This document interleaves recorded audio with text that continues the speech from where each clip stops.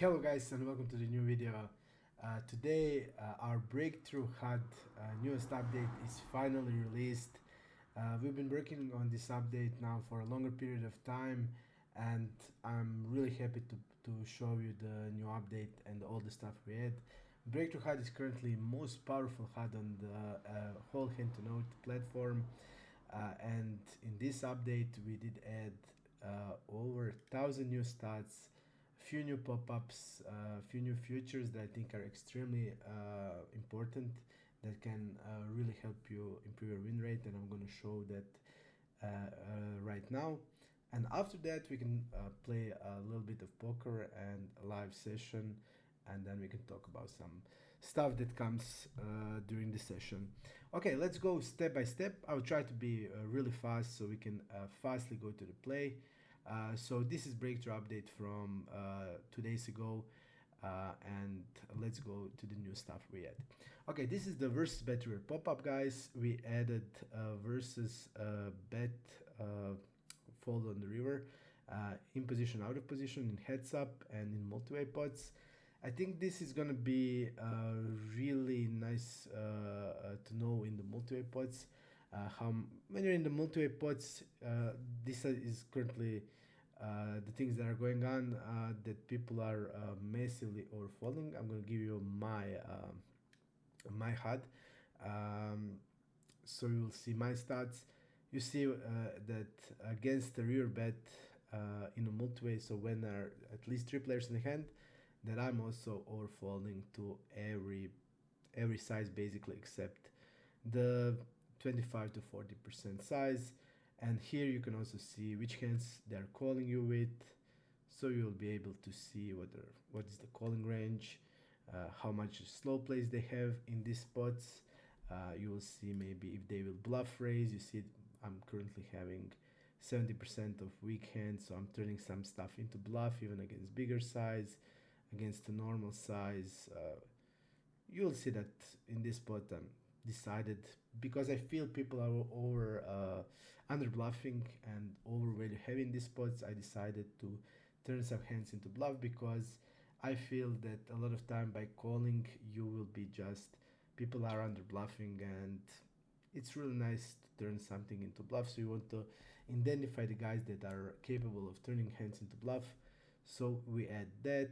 You have also for all possible stack sizes, for small pots, medium pots, big pots, and super big pots. Everything is color coded based on the GTO frequencies and MDA, based on winning regs on Poker Stars. So you have everything there. You have also the lines. You have the general, total, and by sizes, and you also have by lines, after betting, after calling, after checking. So everything is covered. Okay, let's go now to the thing number 2. We corrected the squeeze pop-up. So I will show you now the squeeze pop-up. So this is the new squeeze pop-up. We added fold call versus squeeze with 1 cold caller, 2 cold caller, and you have every possible positions. So this is gonna be fold, this is gonna be call. And then you also have the squeeze ranges against 1 cold caller, 2 cold callers, every possible positions, and of course everything is also color coded. Red means more passive, tighter than GTO or MDA, and red means it is more aggressive, more loose than GTO frequencies, and also the yellow color means it's in the optimal. And you also have the post flop that was also before. So after squeeze, how you play as a squeezer, as a call of the squeeze, in position, out of position, you have everything. Okay, third thing we add, and I really like this. I was asking this for a long time, because let's actually go. It's a multiway pop-up. So how people play multiway, but only when the regs are in the game.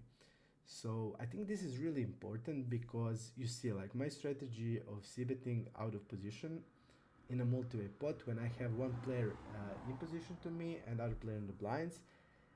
Generally GTO strategy is very high on the checking, so on majority of boards you will be need to check, because You will never have a range advantage in this situation, even if the in position calling range is wider. So you will mostly be checking, but there is around like 20% across all boards civeting. So you see that I'm in the against pool, so fishes included in regs, I'm civeting 16% um, out of position, and that's little less. You see that it's red color, so it's less than the GTO. So let's say I'm probably more value heavy in these situations, but you're gonna see guys that are having here like 40, 50% because people, when the fish is in the game in a multi-way pot, generally people are targeting the fish, so they will play highly exploitative and they will civet the boards they shouldn't be civeting. So to me it's a crucial thing to see, okay, but how do they play when there are only regs in the game? So we are in the multi pots and you have on the button reg and on big blind reg or cut off called as a reg. So you're in the sandwich or in any, you can be also in position to all regs as a caller in position. So in all of these possible situations, but I want to see how they play when the only regs are in the game. People are understudied in multi pots. That's the biggest truth. They are heavily understudied. Even the GT Wizard did make a update before like maybe a few weeks when they add the multi-way pots, but it is still, in my opinion, it's still not that great of the update, and people still lack knowledge how to play these multi-way spots. So it's highly important to identify their strategy. You're gonna see guys that are still playing around like 20, 30% of betting out of position, and against these guys you can immediately see, okay, what is their c betting range and on which kind of boards they are betting. We have here, we have the basically every possible board, we have diagrams, so you're gonna immediately identify their range. Just like even against regs, I'm having a c-bet strategy, even it's only 6% here, across of course all boards. You're gonna still see I'm betting these boards that should be bet, like queen jack 6 here. In this kind of boards you still have a range advantage, at least nuts advantage, because you're gonna have pocket jacks, pocket queens that people will mostly three bet, so they were not gonna have. So you see still, if you would only see a stat, you would see, okay, this guy is heavily um, toward to value. But when you actually see, you're gonna actually see that my around 50% of my range is actually draw or pure bluff. So definitely it's important to have the stats to see how they play against when only regs are in. And then you also have as a caller out of position. That's especially a case because when a fish is in, blinds are going to start donk their strong hands. Even if the board is not donkable, I see guys, I played before a few days and the board was ace king 8 and the small blind donked 2/3 into my UTG open. So I have the aces, kings, and ace king, and he is still donking. He best hand that he can have is pocket eights, and we can have aces, kings, ace king. So best he can have is pocket eight, and he's leading into that UTG range where UTG has all of these strong hands, and he doesn't. So he's playing highly exploitative strategy, targeting the fish in there. So you want to identify their guys. You want to identify which hands they are donking, and here you're gonna have everything. You're gonna see donk. You're gonna have how they play against stab, check raise, and all of that stuff. So to me, one of the best thing is to identify how they play against regs, and my plan is to add more pop-ups only regs like in the future updates. Okay, let's go quickly. We did basically include all of the ideas you gave on the Discord, all of the stuff you wanted to see. We decided to add because it was really a lot of really good ideas. We had this is limp tab where you wanted to have all in one place. I said okay. It was before we had these limp pop-ups based on position and post flop, but you wanted to have all in one place, so we added all in one place. You have limp call out of position, in position, so you're going to see how they play post flop, and then you have all the possible scenarios overall, open plus over limp, open limps, over limps, open limps versus ISO, basically every possible scenario, and you will immediately know here are also all the possible positions, and you're gonna see what they limp, fold to raise, call raise, maybe limp 3 bet. You're gonna identify the range in all of these spots. Um, Okay, then we also added the fifth thing is on the bet river pop-up. We added the one on showdown based on the stake sizes. Let's go into the bet river. Okay, now you see in the bet and river we have this bet and one stats, where you basically see that this is the total number bet and one on the river, but it's quite nice to see bet and one across all stack sizes. So you're gonna have guys that are playing really good in small pots and medium pots, but when the pot gets bigger, they are be playing maybe a lot worse. Maybe they are not studied in deep stack poker. Maybe they will be a lot tighter, and you don't want to definitely identify these players, and you want to compare these two numbers, because general number is not going to tell you the whole thing. Maybe he'll be just playing like that in small pots or medium pots, and maybe he'll play completely different in the bigger pots. And also we add a bet raise. You see, like, this is the river bet pop-up. So whenever you're in the river bet situation, you open the river bet pop-up and you see everything about the river bet. We have the river bet heads up, river bet multi-way. Then you also have this total number, and you have also all of the possible sizes. And again, everything is color coded, so you'll see my river bet is 44. In the heads up scenario in multiway is 27, so I'm a lot loose than I should be. And then you're gonna also see, for example, the hand that I was gonna bet call. So here you're gonna see, do you want to bluff raise this guy? You're gonna see, okay, what with which hands he is bet calling. Is he calling with weak hands? Do I want to bluff him? You see, like, I'm calling a bet call with a lot of like 26% of top pairs, middle pocket, middle pair. So probably not the guy you want to bluff. But then you're gonna also see in today's game one crucial thing happened after the explosion of block bets. You're gonna be a situation when you're block betting generally. You're gonna be using really small size, of course, and you're gonna be putting a range that is gonna be a lot of weak to medium strong hands. But the thing is, you are block betting to put your own price on the bet, and also you're block betting in many cases because imposition is really capped. So when you're block betting and imposition, for example, turn is go check check, and imposition is really capped because all of the strongest hands he will generally, in most cases, bet. And when you're in this situation, it's actually for you, when you know imposition is capped and you block bet and he raises, he will represent still some kind of the capped range. And he, in these cases, if the river is a brick, and you know that he will be maybe mostly having at top of his range is going to be top pair, then the nice spots is coming when you're including really strong hands also in your block betting range, and then you can develop bet raise. So this stat is really good because you want to identify guys that are capable of block betting and raising as a bluff. So you see, this is 25 to 40% on the river bet, and I have bet raise of 11%. So if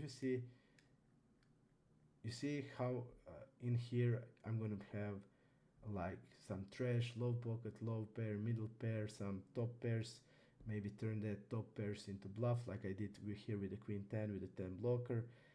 I block bet the river, he raised to 20, and I go jam 225. So turning some pairs into bluff here, I turned a7 into bluff. I block bet with the ace, having ace of diamond. I block bet, he raised, and I just instantly jam. So you definitely want to identify the players that are capable of this. So I really like this new ad we put it. Okay, guys. Versus bet river. Okay. We did explain that versus bet river. Let me get back once more. Yeah, basically this is the spot we added multiway and heads up, with also all these lines that you will be able to figure out their strategy. Then in imposition PFR we added all lines for checking and betting in single raise pot, three bet pot, and as imposition as a raiser. So you're gonna have their like you're gonna identify hand range in any possible scenario. You're gonna see like check check hand range, delay bet river, delay check river, check check check bet, check check check check. So whenever you're in any spot, any broken line, there will be every possible scenario in one place. So you're gonna see. So this is in position PFR. You have button versus big blind, button versus small blind, total, and you're gonna have all of these lines with the hand range. We added that also in the in position 3 better, out of position PFR. Look at the out of position PFR. So this is checking range, delay bet river, delay check river, delay check fold river, delay check call river, delay check raise river. So definitely every possible spot you're gonna know, and identify their strategy, and that's gonna be really good because you're gonna have on one place all possible lines. So it's gonna be delay line, checking range, double checking range, check raise range. Everything will be here. Okay, then we go to the out of position 3 better. We also add in out of position 3 better all of this stuff, also in the limp pots.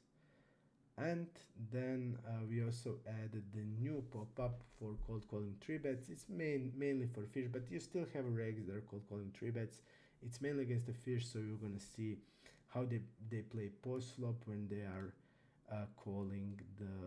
when they're cold calling a 3 bet. So you're gonna go in cold 3 bet, and you're gonna have also this how the 3 better play against somebody that is cold calling a 3 bet.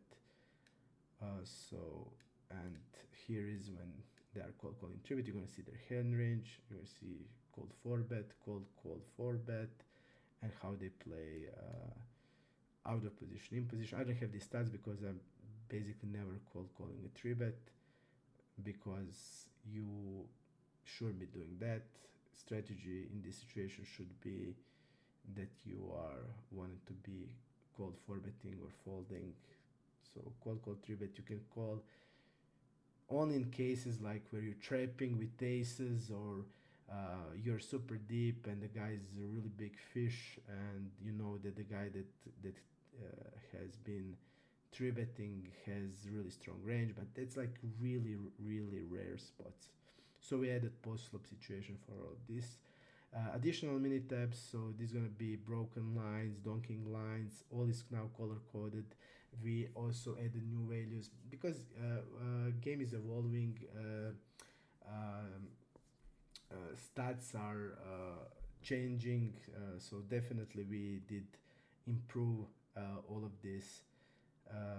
All of these stats, all of these values are basically newest possible, so we did correct all of this. And you see also donking, stabbing ranges, so everything is color coded and based on GTO frequencies and new MDA also. Then we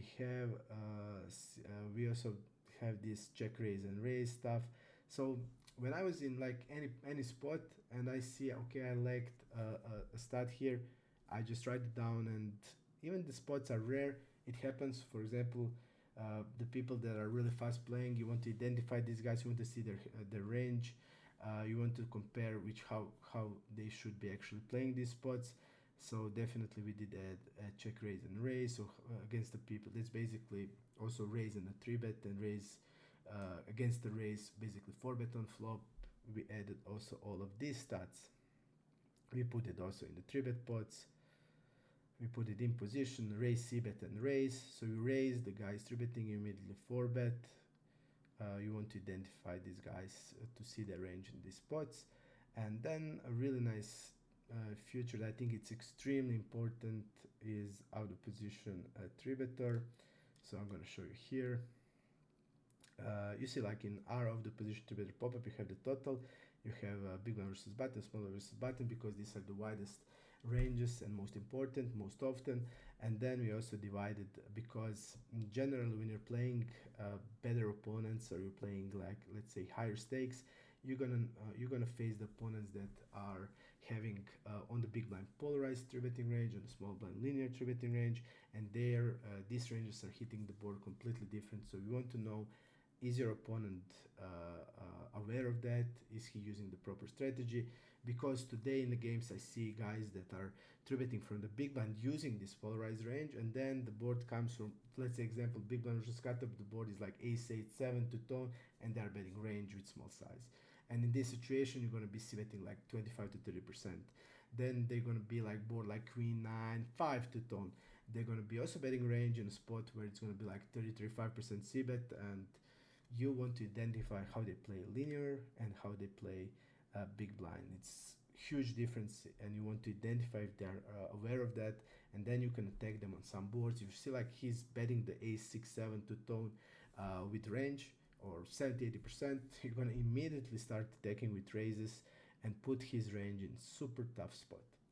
Okay, and basically we had over 1,000 new stats and lines, and all is color coded in the HUD, in the pop-ups. We also added the new HUDs that gonna be from simple to advanced, and basically even for the new players that never use the breakthrough HUD, they can start simply with the most important stats across. We also removed the boards from there and textures, so it's going to be super easy for you to use. And we are also now implementing the HUD on the in game. You're going to have the simple HUD that's going to be super easy to use with most important pop-ups, and also just most important pop-ups. And then as you get more used to HUD, you can just start using the more complex versions. And I think that's going to be really good, because now it's going to be making transition to breakthrough HUD a lot easier, guys. And that's it. 20 minutes, I'm done. I told you everything I need to tell you. I'm not sure if I will just put this video, cut it down, and just put this part as a separate video, and immediately after I'm gonna put this in-game video. It doesn't matter. Now we're just gonna start playing, and then we will see what I will do. And thank you for your attention. I really like this update, and I'm really pumped to play. I really want to play now even more. I'm really happy because I had all of the stuff I wanted, and I really feel great on tables. So let's immediately want to play. So I also want to just give you a live session. So let's start. I did prepare everything. Okay, let's quickly go. I'm gonna turn off this notification. Okay, like this. Like this. We're gonna quickly go into the tables with this add table option from the iPoker, and let's get into the action, guys. I promise now I'm gonna be a lot more active, because now we did all of this job I needed to done with the update and stuff. So I'm only, guys, my only concentration now from now till Christmas is to play. So yeah, we can now check raise or bet. We rolled 65, so I'm just gonna go with the call. I started also using the RNG with the iPoker tools.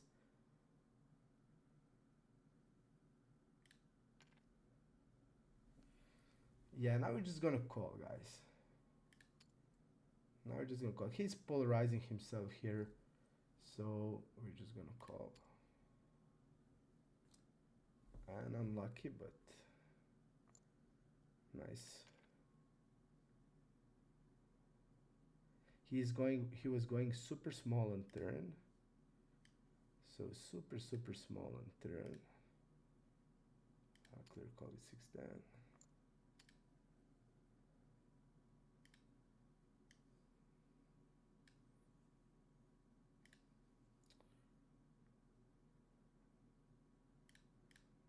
Okay, just gonna check on table number 3.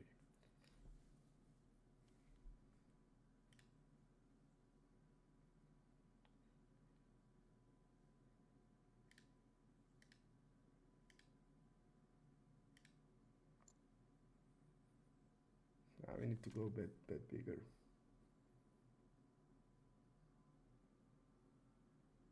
Let's check.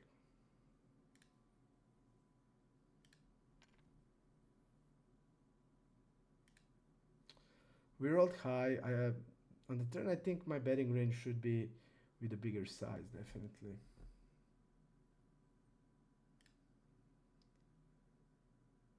And let's go like this here.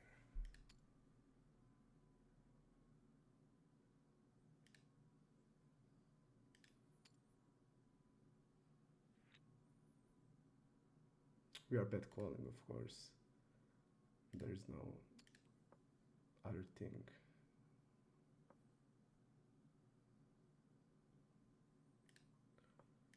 Let's add another table.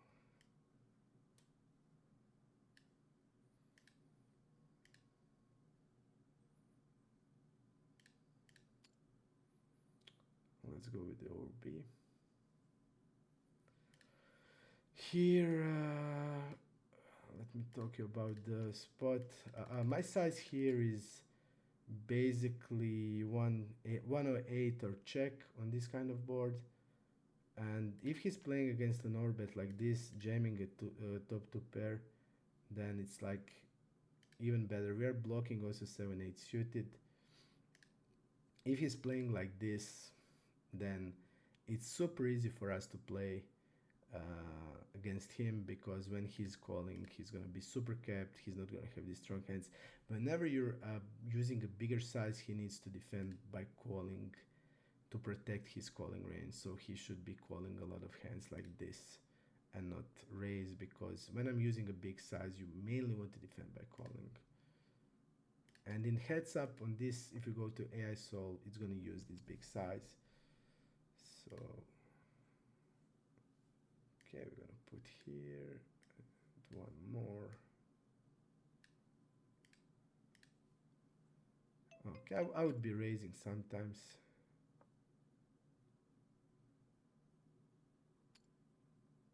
And pocket trees are just gonna fall. And one more.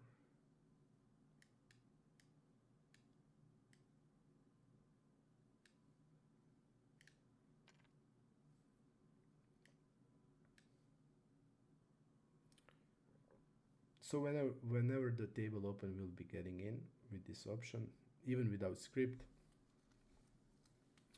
So it's kind of nice.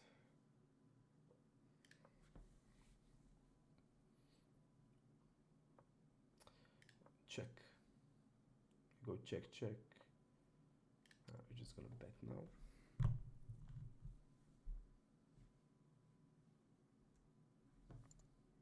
Great. This is good.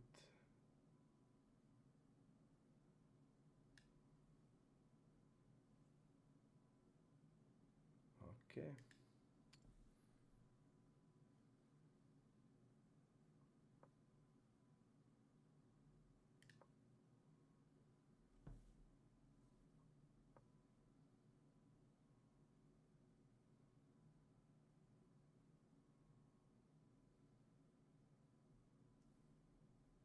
Let's go bet against the double check. We can start betting like a 10 now. We're gonna have some queen X at the check back range, so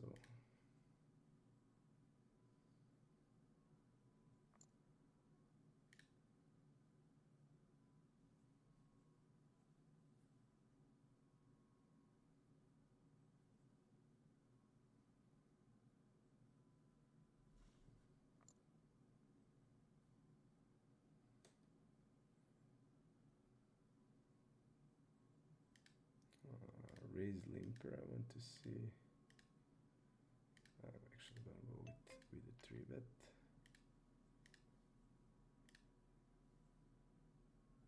And we have the new table.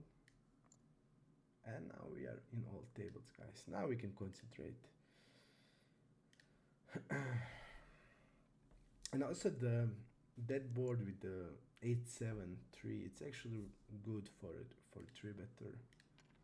So we can also use 66 But generally on the lower connected board I'm using this semi-connected, let's say. It's not like 897 or but like 874, 873, like 97 deuce 973 on this kind of boards. I'm using only a big size or a check. So, and people really play poorly against 108 in heads up. Like you see, like the guy's immediately jamming to our bet, and he's jamming two pairs. So if he's fast playing that, we have a super easy decision. Let's check with high roll. So let's check this.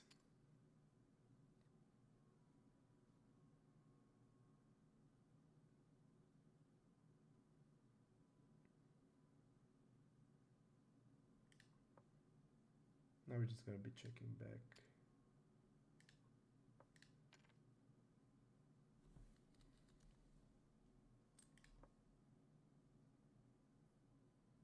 Ace 4, checking. I'm 4-betting around 25% of ace 10 off. I'm using GTO wizard ranges. I think that's the best. I really think the GTO wizard is currently the best tool. So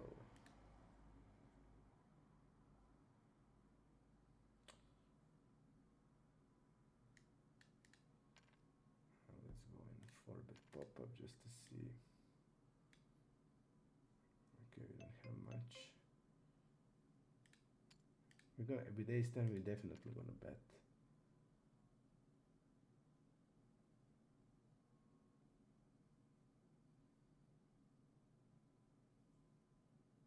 It's nice to block the pocket tens.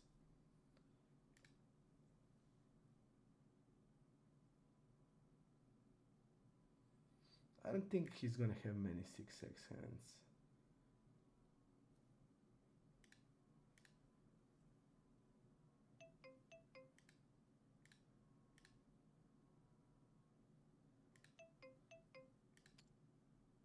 So if I'm having like jacks, queens, kings, I'm probably just continuing betting.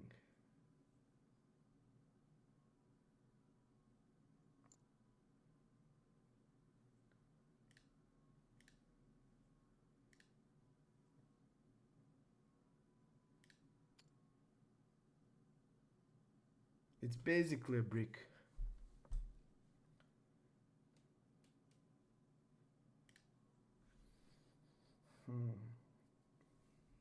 He checks. Let's go with the bet. We rolled low. So let's bet.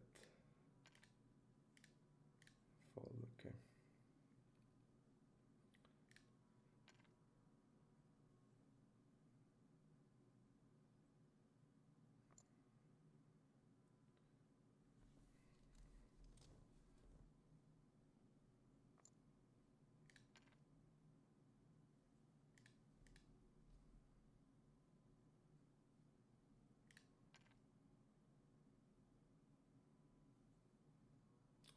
Are we gonna bet deuce 5-9?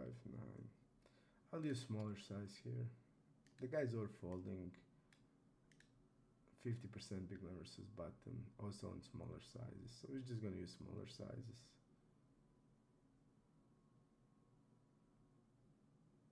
This is calling range in spots.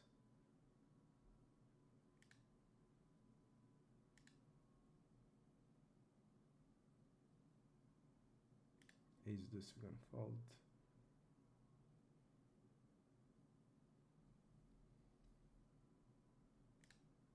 Let's go like this. 5-6.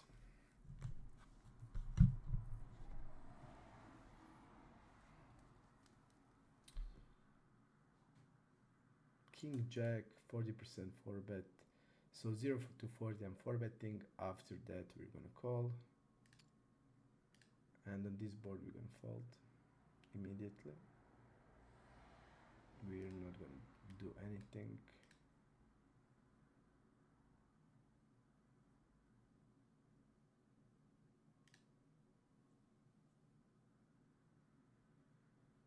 He's gonna bet 1/3, I think, majority of range. When he's checking back, it's quite weird. He did bet 3 out of 3 times, so really weird. Like hands. I doubt that he's checking here like something like ace 10 and give upping. So his checking range is gonna probably like traps or hand like, I don't know, pocket 9s, 10s, jacks. They didn't want to bet for whatever reason. And now he's actually saying he has at least queen, we're blocking jacks. So now it smells like he is... Now it smells like he did trap that on the flop.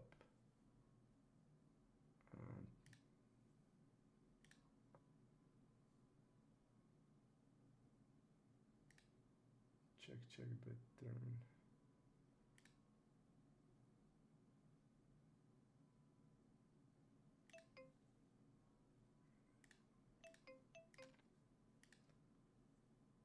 Okay. We'll have. It's really weird that the guy that is betting basically range would check queen xx.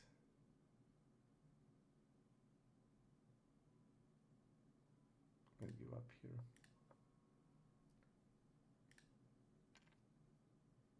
Yeah. And now on the turn in the delay line he goes. This type of guy will be like betting hand like ace 10, ace king, king 10. So this smells trappy to me. Smells trappy. 5-7. Let's see if flop. We're gonna just check table number 6.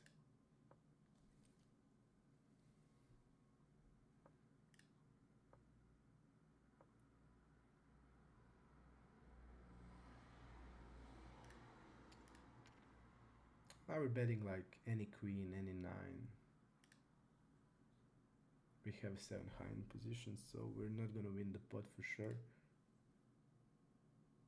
And against triple check we can basically bet any pair.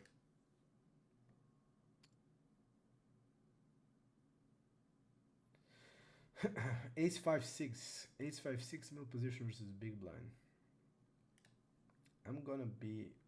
We can roll 39. I would be betting this around 30%. So...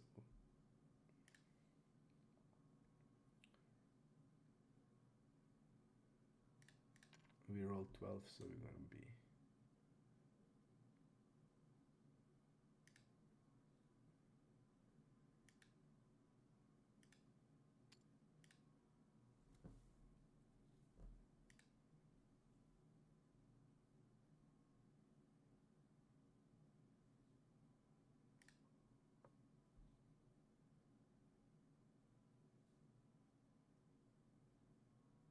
I'm gonna fold here.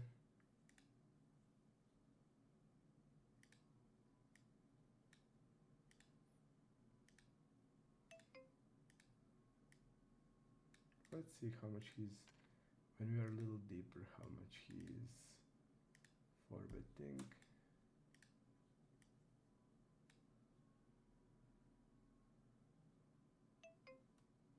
For bet. He's actually, I'm gonna actually call.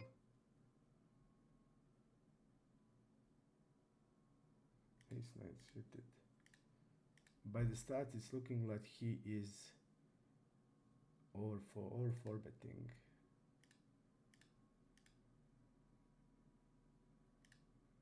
It looks like he is. I'm gonna call.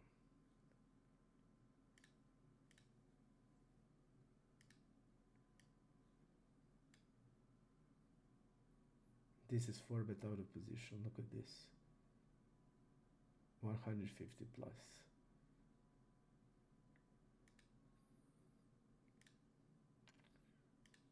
We're gonna call him, but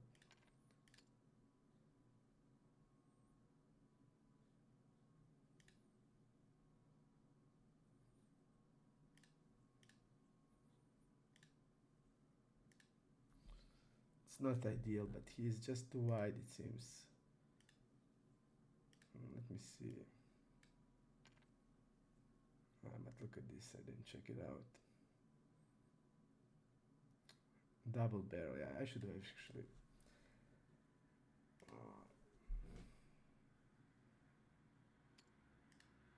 Looks like that his post flop really, just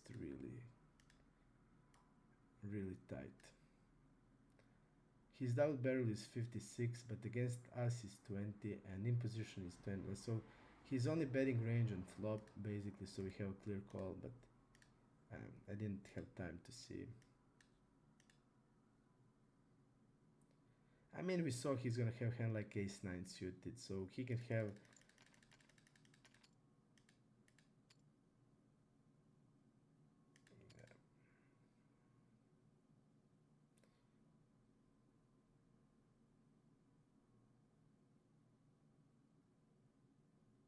Yeah, if I saw, like, if we see that he is aggressive on turns in this, but look at this, aggression against me is 32. So in this kind of spot, he will not be aggressive. Actually, I should have folded there.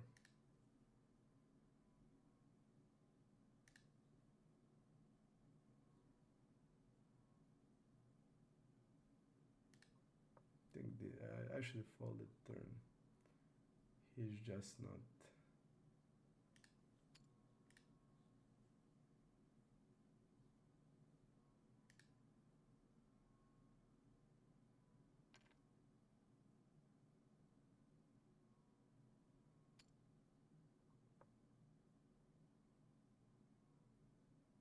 Okay, I'm just seeing my reads on him.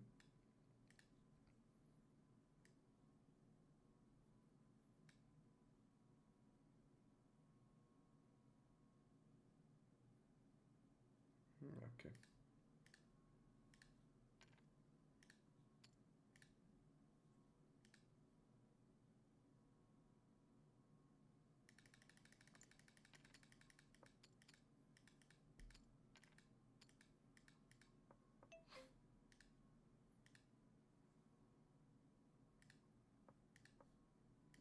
Really sick check back.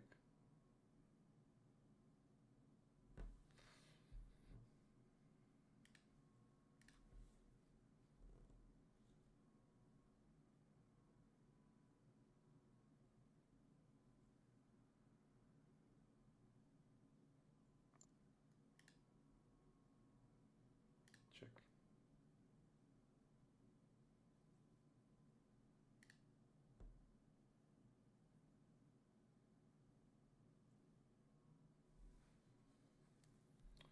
Let me see something.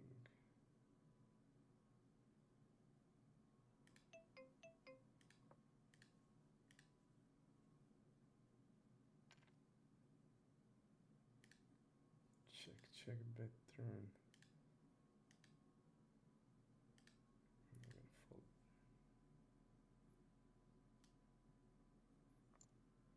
Accidentally pulled this here. Okay.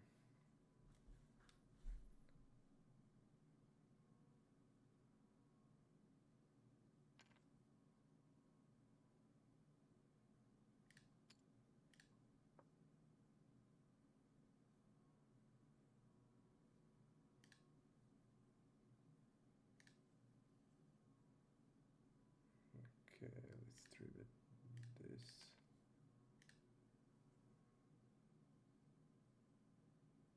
Let's immediately see him.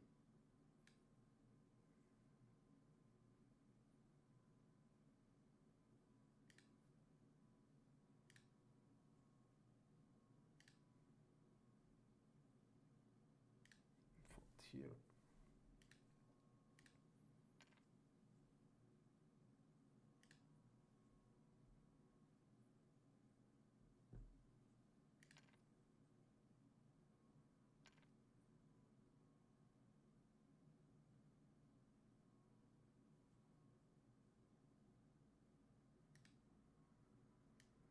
Against us, 20%.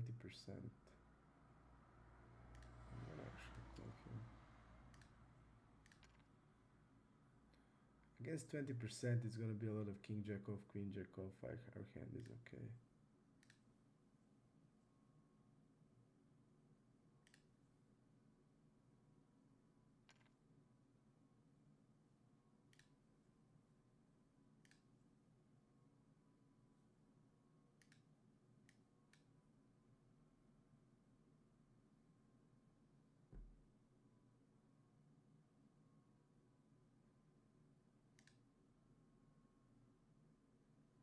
Now we're just gonna see his small line strategy with big size. He actually never use this 75 on the flop, especially on the ace XX.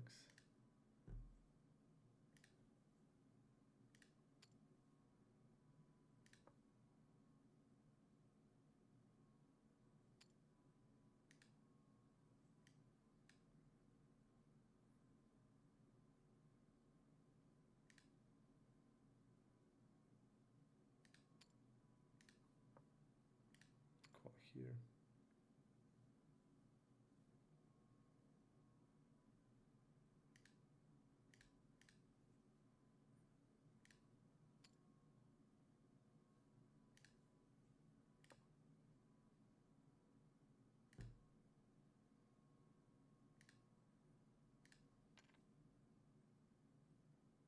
We're gonna mainly call with king 9.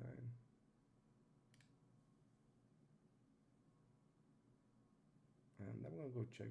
We roll 11. Okay, let's go 66. With 66 I can also bet like pocket 4s, pocket 5s, pocket 6s.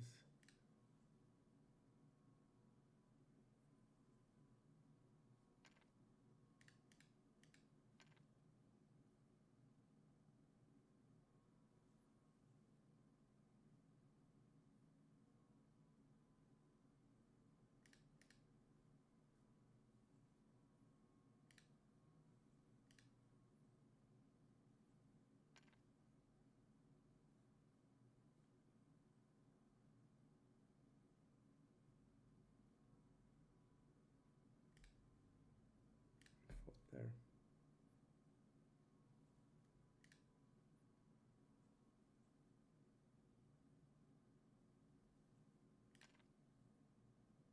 King 6, we're gonna open.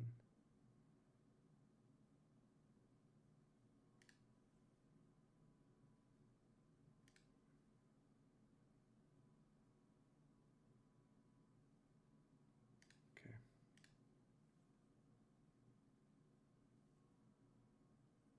King 6 is calling a 3-bet very often. We're gonna go small. Big man versus button, 15%.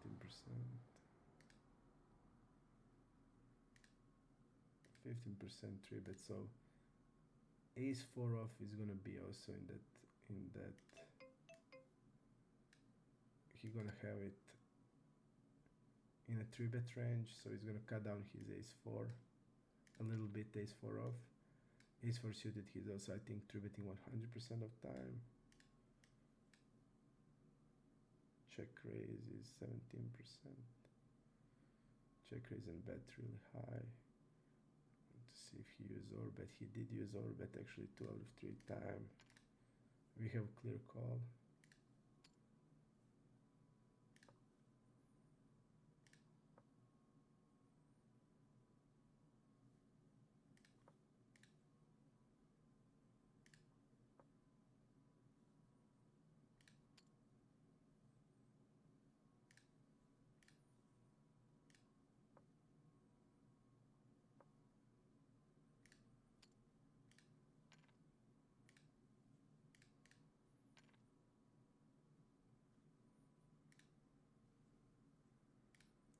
think the call on the river is.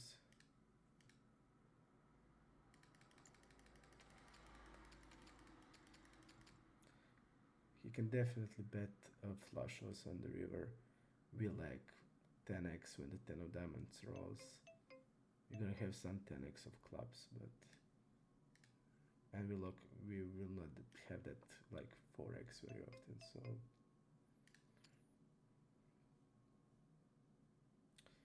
a lot of king queen suited is 4-bet in these positions. So we're just gonna bet. It's a bet range on the flop, so. On the river, it's a clear call against that size. I don't like having that 6 of diamonds very much. That 6 of diamonds is gonna be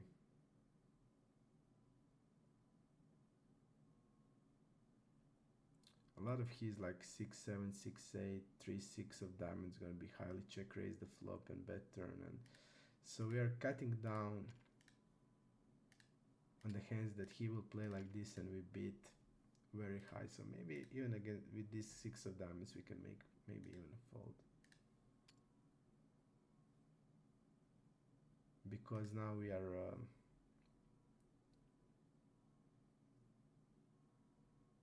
I'll go check.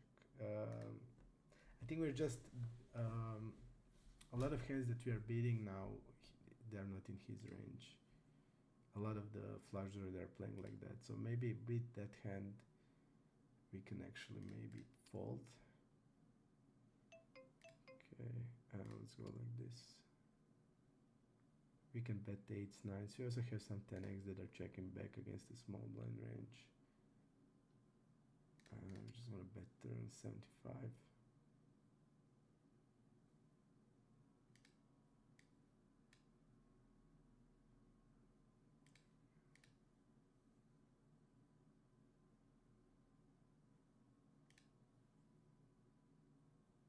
We're just gonna have to bet it on the river. We're gonna have a lot of bluffs, but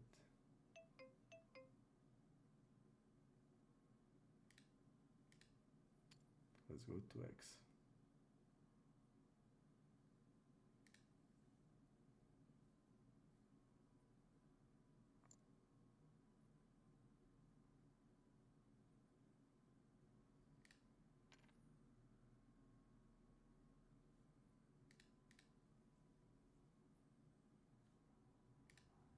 We're gonna bet around 30% of we're gonna 3-bet, so we get 10. I should have 3-bet this. RNG was a little bit later. 3-bet here.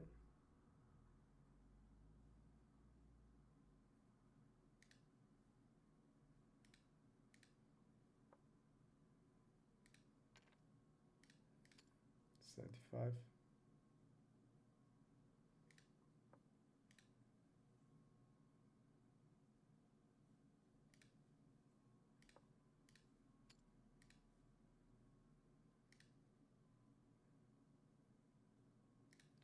Let's go 3.5.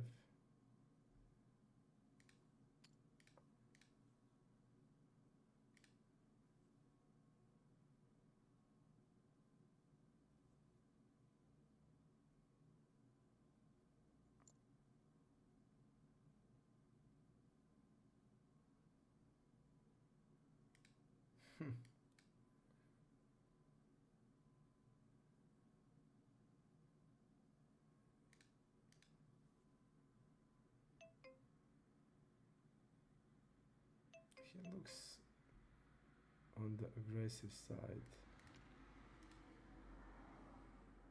We're blocking king 10, so jack 10, queen 10 he's betting some random, a lot of just naked 10 I think will stab the flop.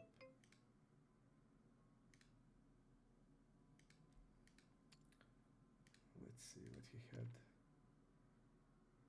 Here we're gonna call.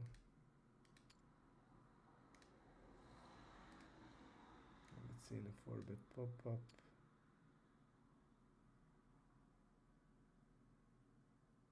Cutoff versus button 23%. I'll call it 6.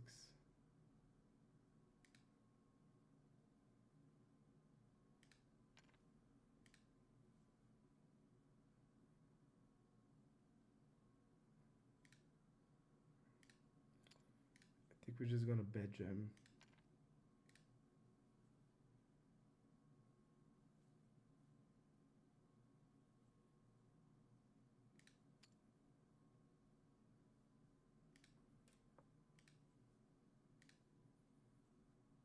Jack 3-3.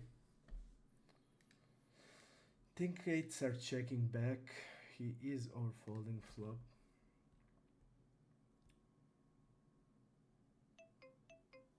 I think this guy would be forfeiting some pocket 10s here, some pocket jacks, so like ace jack suited, king jack suited type of hand based on his frequencies.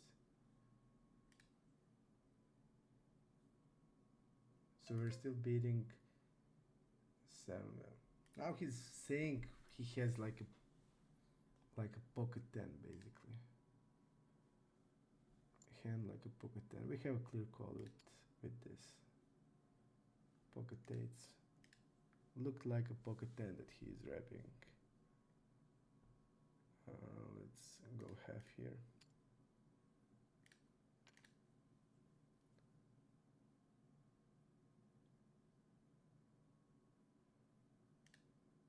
Let's go 2/3.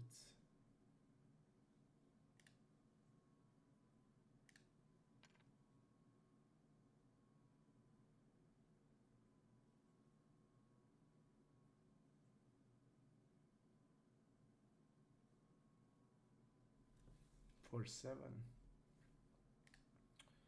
For 7 we're gonna play. Call. I would check raise maybe like we're gonna put like 20%. It's not over 20.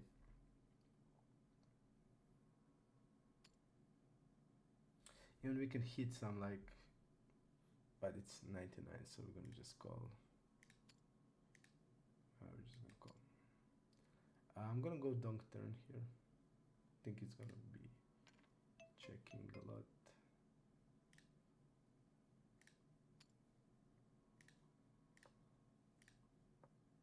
He's gonna check back, I think, a lot on the turn.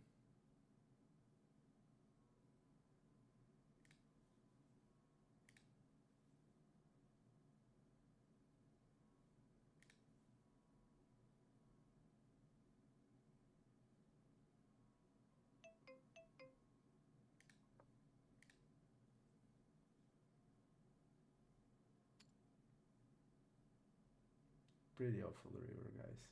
So you see, like, he would be checking back aces there, and but this river is gross.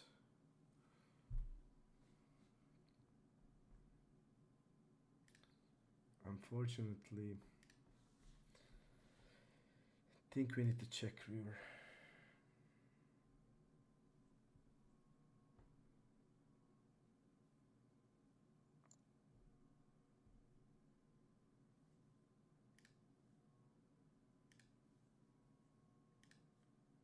King 7, we're gonna fold.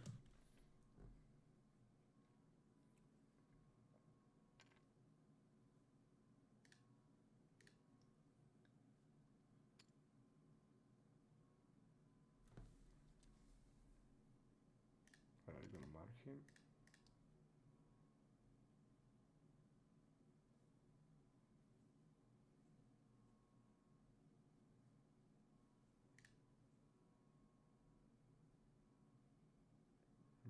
Okay.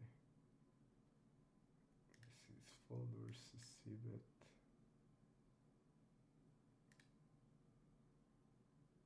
Okay, I'm gonna go 1/3.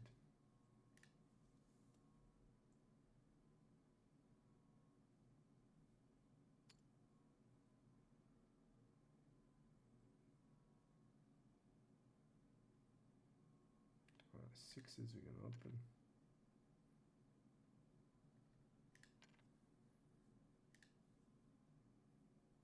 We're We're gonna ISO table number 1, queen 8, table number 2. We got 6s,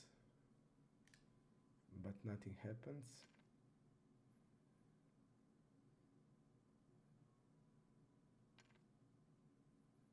Gonna go half.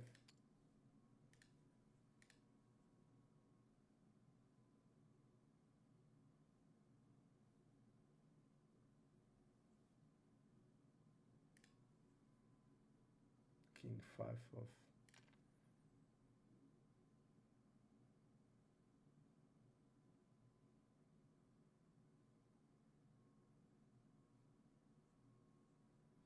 King Jack 5 6 there. Queen 8. Let's see. We need to see what they're doing. Another table, queen 8. He calls. Steps. Give up. Okay.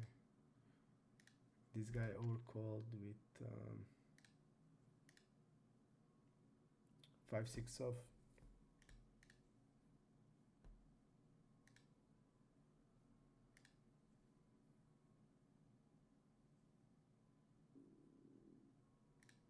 So calling with 5 6 off in the multiway there. Even with the fish against UTGs. I want to see in the multiway his. Yeah, we see his overcall is a lot of trash hands.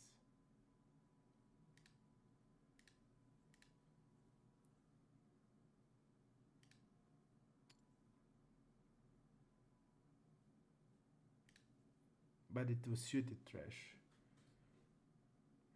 We didn't see off-suited trash until now.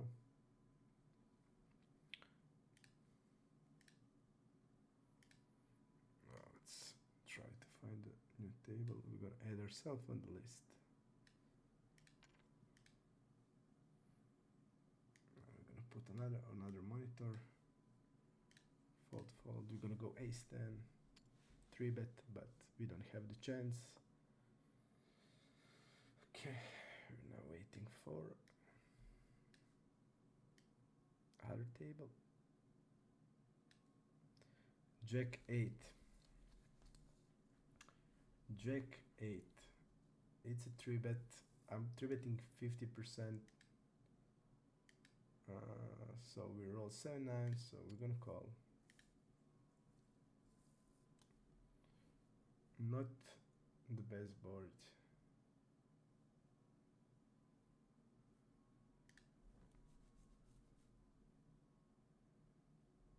Let's see what happened with 9s. Jack 10.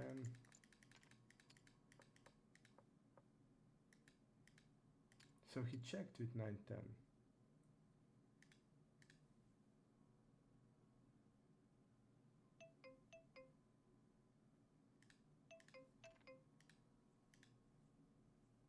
Let's 3-bet. Even he's tight from middle position, so maybe not the best 3-bet. Maybe not the best 3-bet.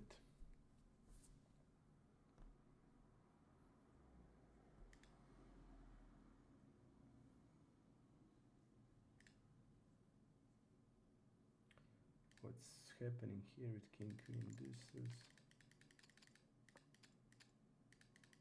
So he stepped for protection. This guy bet when he hit it queen, he's checking to really passive player.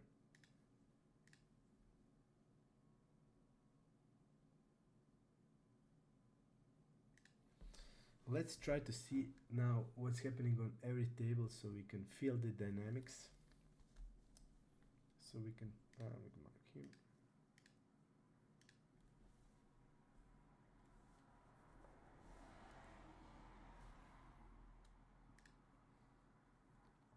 Ace queen off. 50% 3-bet, 50% call. We roll 62, we can call.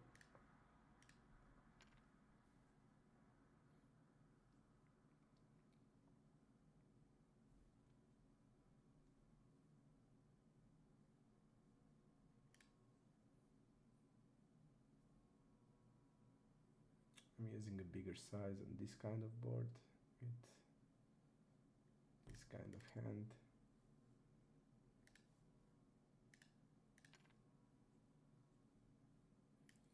we get another table.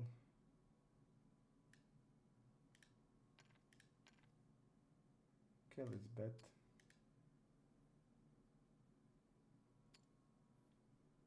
Here folds the flop. I'm gonna go check.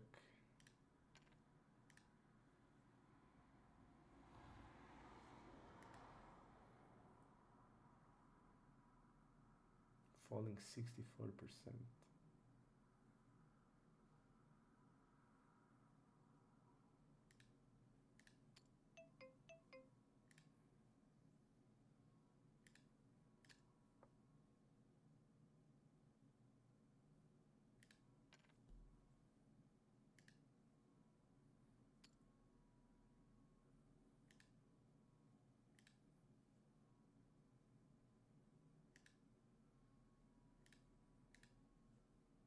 I'm gonna fold.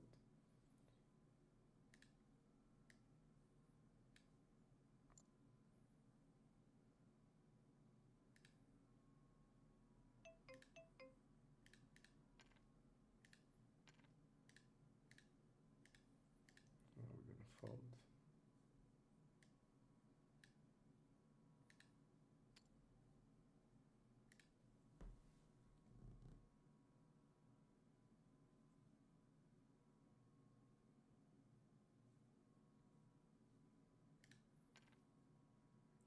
Really nice flop, and he should be folding a lot of fours and fives.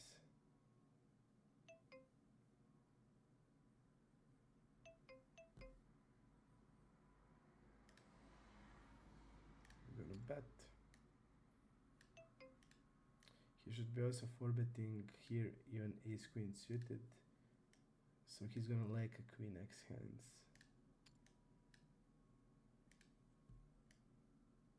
We can three bet immediately. I actually will.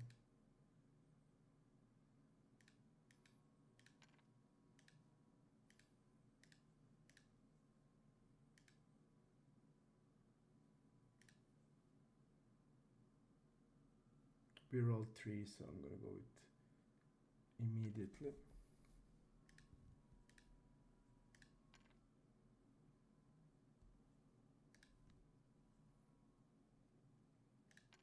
His range is struggling there because like deuces through fives are only 20% of call, and you are now with sixes, sevens. You're mixing folds, so, and you're four betting like ace queen suited, king queen suited is half four bet, so you're lacking strong. You fold ace queen off, so you're lacking strong queen x hands. So you shouldn't be check raising that board very often because you're lacking strong hands. And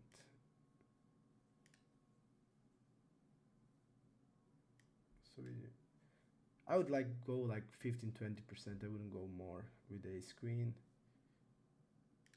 And it's better for you to not have a diamond because you want him to have a diamond. So I would do this maybe 10%. We roll three, so I decided let's do it. He will probably over check raise as a bluff there. He's lacking strong hands, and his check raise is 21% out of position.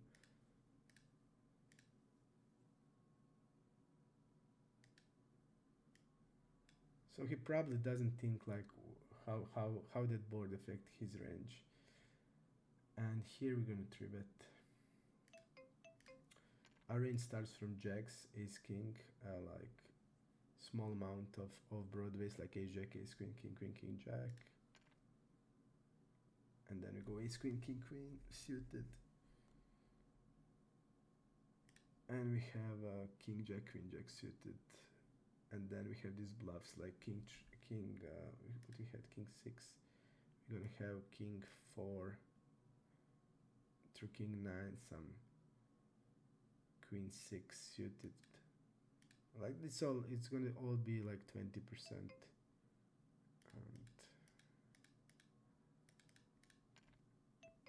against this size, I'm not gonna have a call range, so I'm gonna only four bet or fold.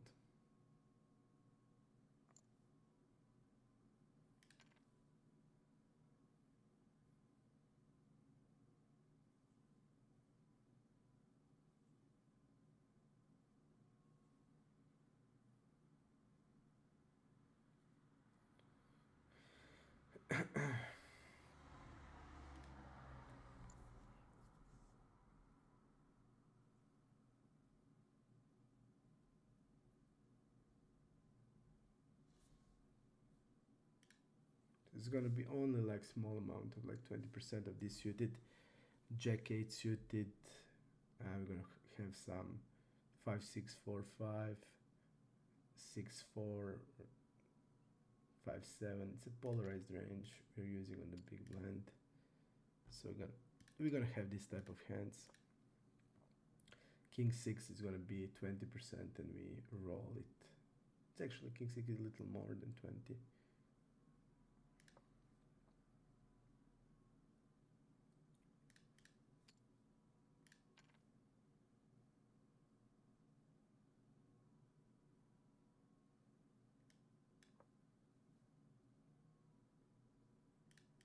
I don't like bluffing in this line. I think it's gonna be hugely overcalled.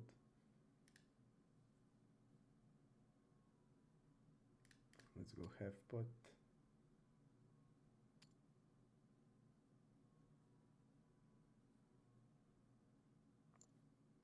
So he's opening like 28%, so we really a little more. Okay, this was middle position 18.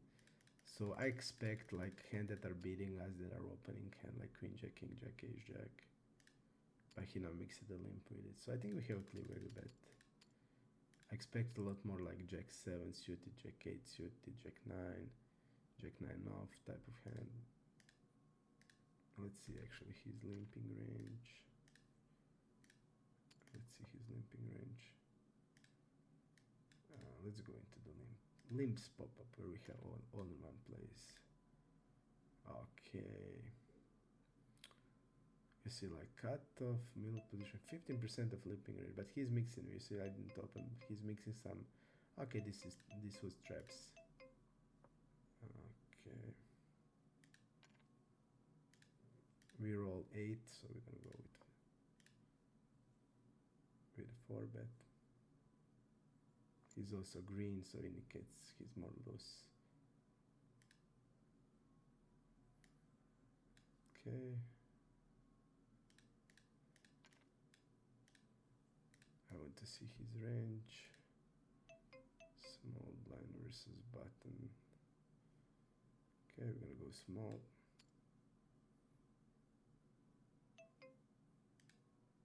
I'm gonna go small here.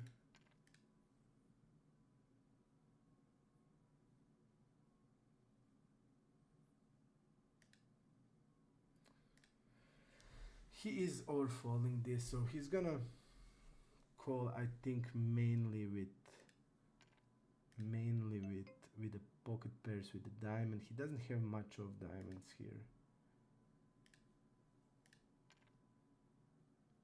This is nice hand for us to turn into bluff. Okay, I'm gonna go half.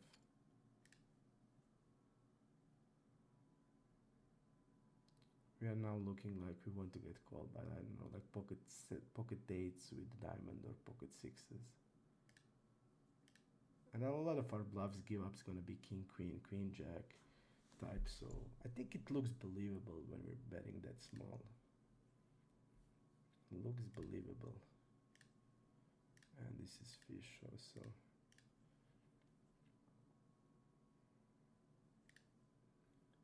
We're gonna fold everything else.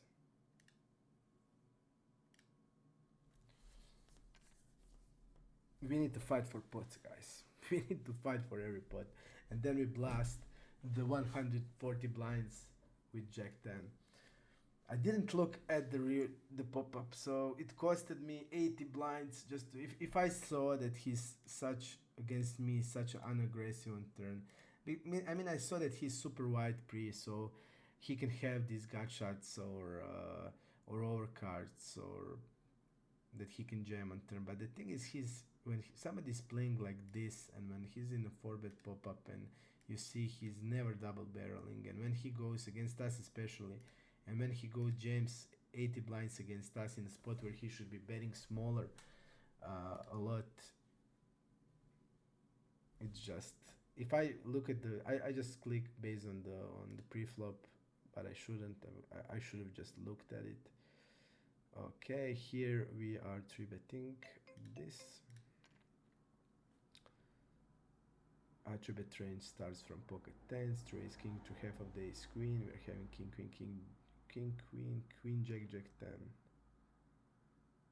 King, jack, and ace, jack are like 30% 3-bet only.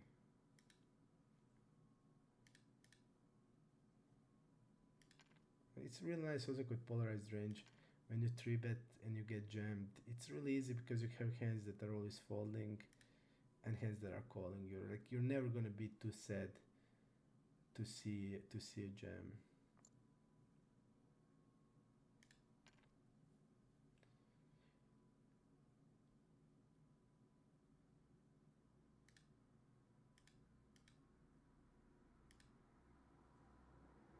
I would still bet. I would still bet tens like 50%, 50 check, and check more of the queens, kings, and aces. So let's play it like that. I would bet 50. We run 37. I started to use RNG. I had my own method, but when I installed the iPoker tool, it's so much easier with RNG when you immediately hit it that you don't need to think. Especially pre-flop. I think pre-flop it's crucial to use it. I think pre-flop it's crucial to use it because I think a lot of hands are going to be mixed strategy, and it's hard to play this mixed strategy hands as a pure pure. So I think it's much better it's much better when you need to have like 20% of 4-bet with ace queen. If you want to have 50% call with pocket sixes, it's just much better to use this RNG. Okay, let's immediately go to identify the range, early, middle versus cut the button. This guy is huge lower folding. I don't like this spot very much. And I don't remember about him. He likes to go with a cold 4-bet with a big size with a strong hand. So let's go like aces. Let me go here. From what I remember, I don't like it, but jacks are still called. Called 4-bet. You see premium. Actually, he didn't go.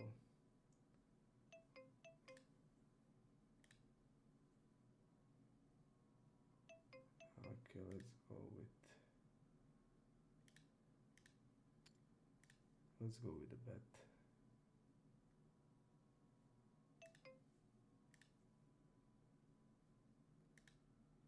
This board is too good for us, so I would be stabbing a lot. So I'll not protect anything. Even like hand like pocket tens, we're just gonna bet. Actually, I was wrong, guys. As you see, call 4-bet here. As you see, call 4-bet. This is against still situations. We see that he is also wider, but he never did it. He just did with ace king a little more size. So probably now he had ace king with premiums. He's like kings and queens. He did lower down the size. Unfortunately, he didn't have anything like checking back there. We have pocket nines. You have basically in this spot we're gonna have nines plus, and nines is gonna be like 50% because we are calling also pocket nines, pocket tens. So we're not gonna have very often pocket tens and pocket nines. You're gonna have pocket jacks. You're gonna have pocket queens. You're gonna have aces as a trap. You're gonna have some kings. So I don't see like much hands that we're gonna have king queen, queen jack. We're folding. We're gonna have king jack, ace jack suited, ace queen suited. We're gonna have ace king off. So all of these hands to me look like they want to step. So maybe just step range on this board. Like ace 5 suited is also there.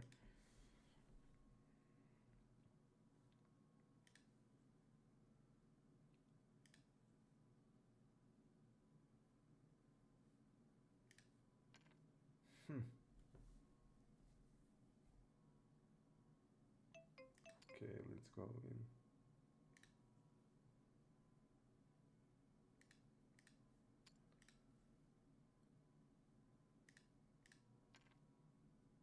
Usually it's a fold.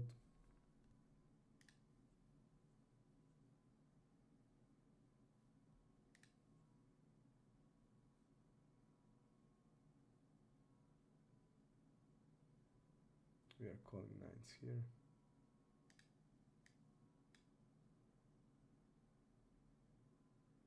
This guy forwarded only premiums in position.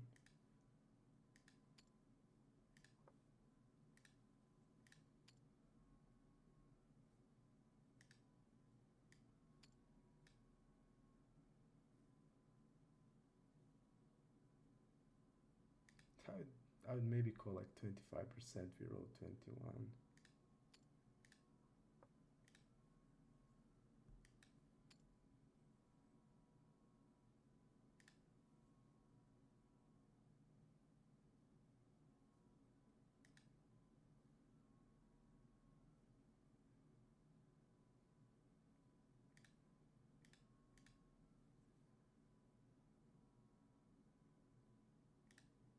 Let's bet.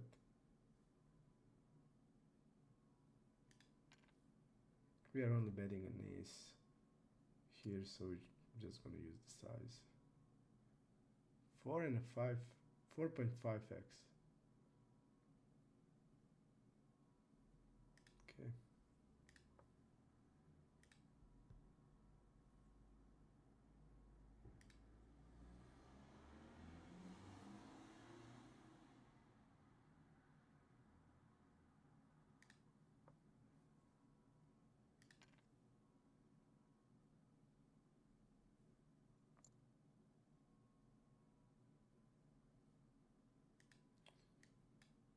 Here versus Bet River Multiway. So this guy, oh, we don't.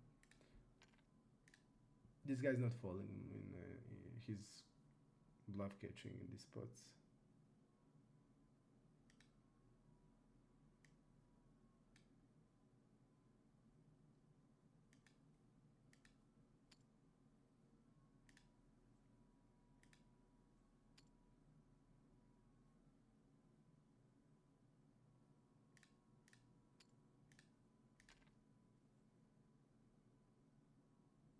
Ace 10, 20%.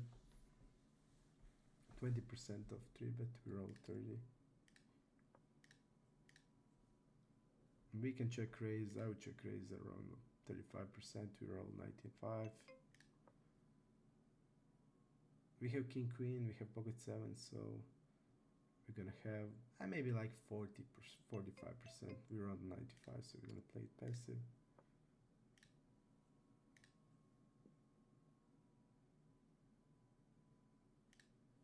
And our hand is never ever a bluff.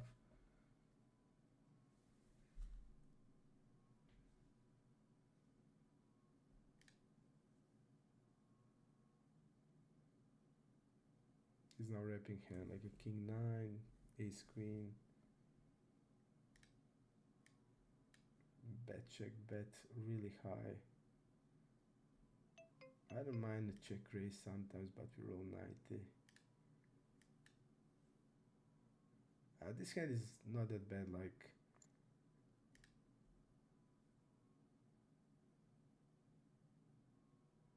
my value range would be like king jack plus 4 value that I check to go with the check raise.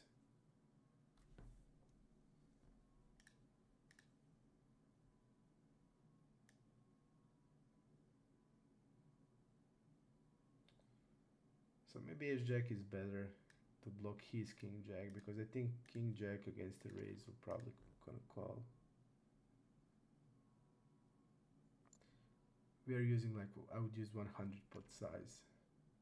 So pot size raise, 100% of pot raise.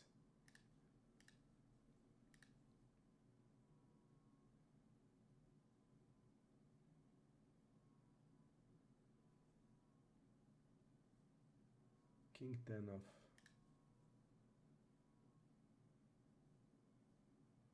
I would 3-bet it around 30%. So 63, it's gonna be calling in call range.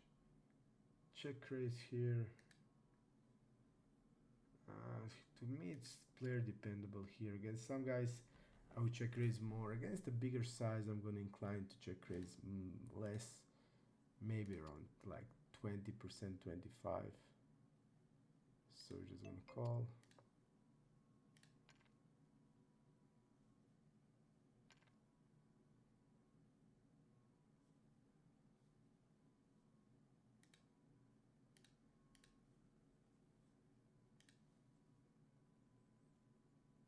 just calling, three betting here.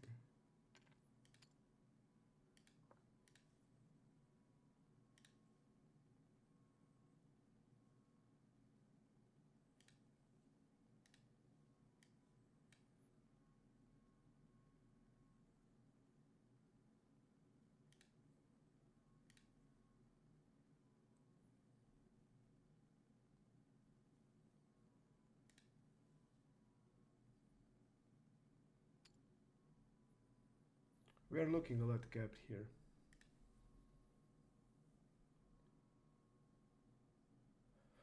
I don't like a tank and jam. Don't like tank jam.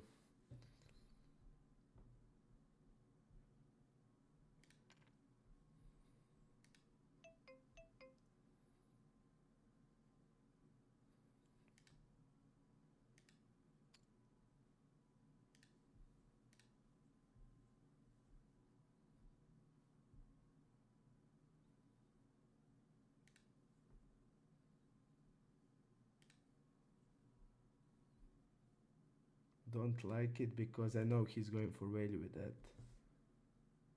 Nobody's tanking, and then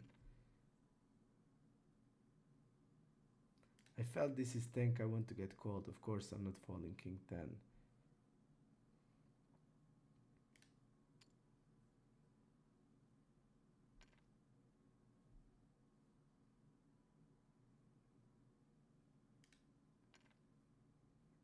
Clear call.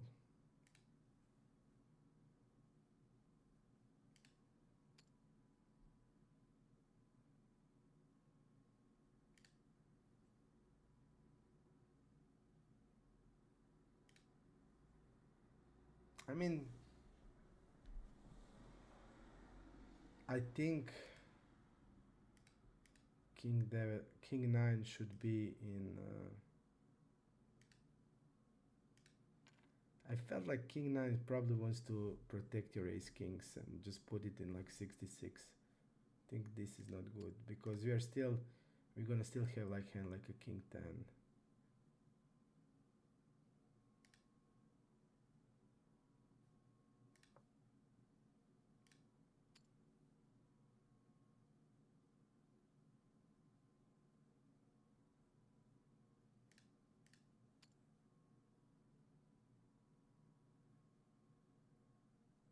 We're gonna bet here.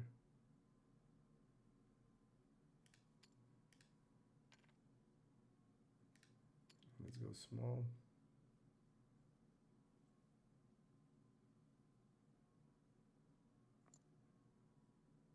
I'm gonna go check turn.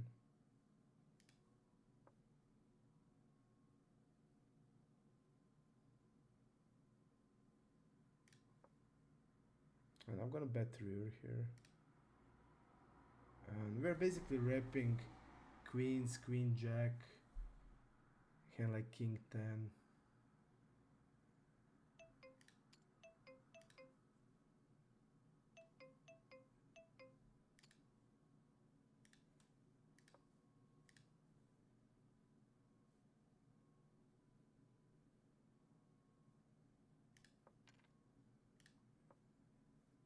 We're gonna check.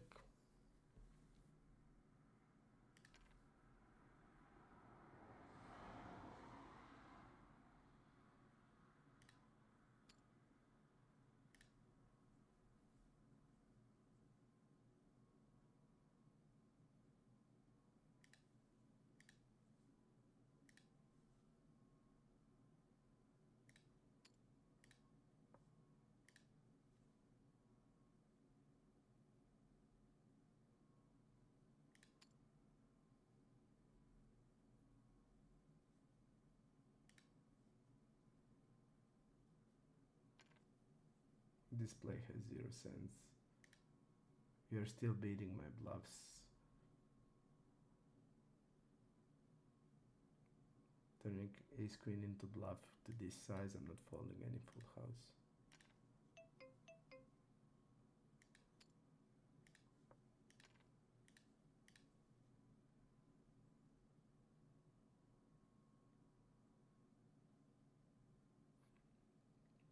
Let's bet small.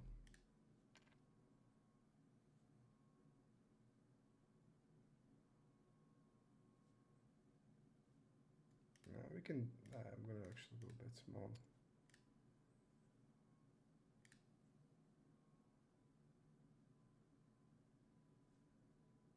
And I'm gonna go like this. You can go 66 or 75. I think both is okay.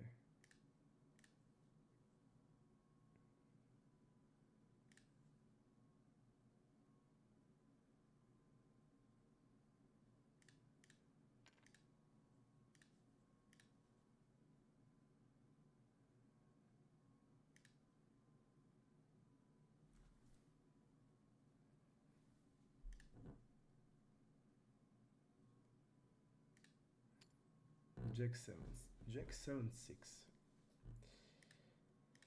And we need a new table also.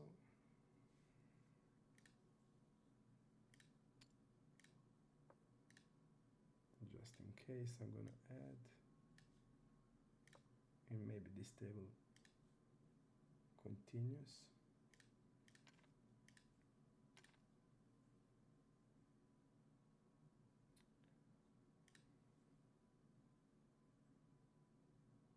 I'll bet around like 50.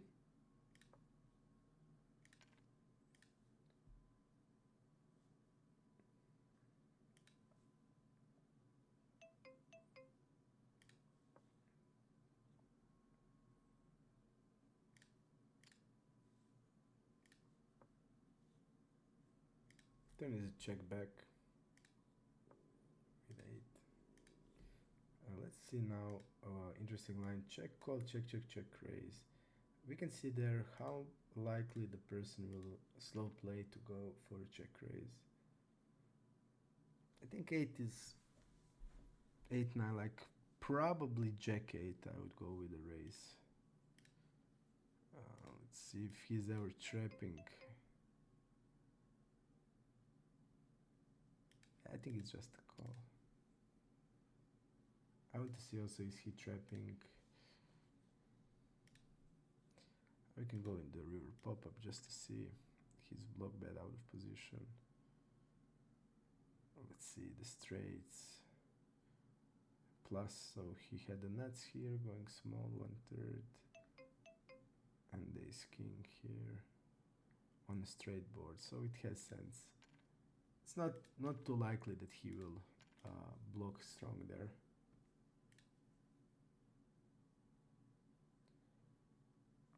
It doesn't have much sense because when queen is here we check. It's rarely gonna happen that we're gonna bluff raise him there.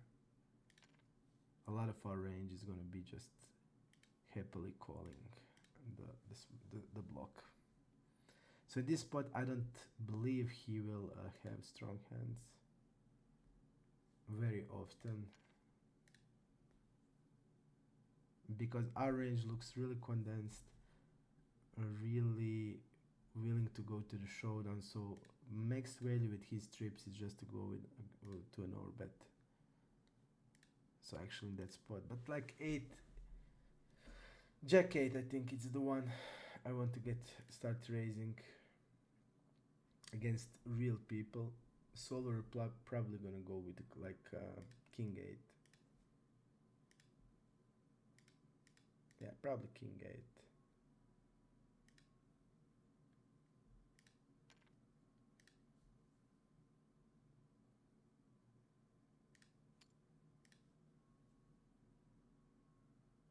We're gonna bet.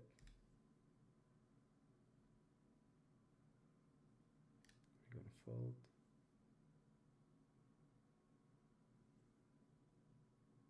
Fold here against unknown guy. 80-20 at the moment looks suspicious.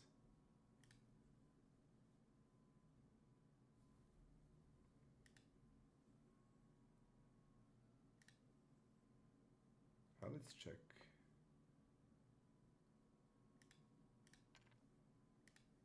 Around 25% to 38 jack off is a bluff.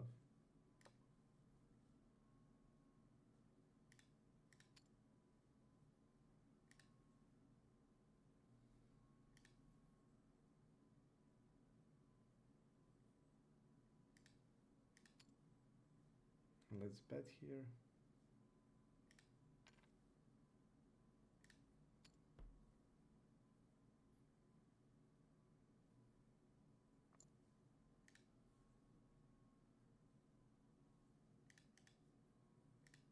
King 9.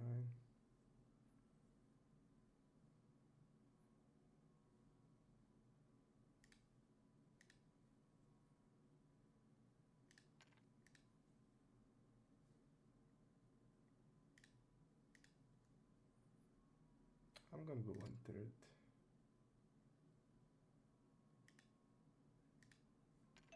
Here. Gonna check back King 9.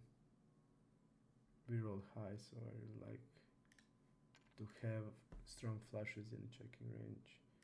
Going really small here. Okay.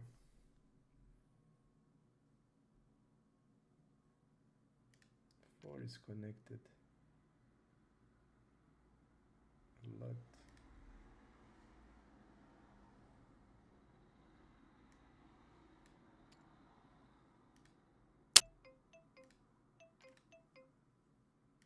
I'm gonna actually start to folding.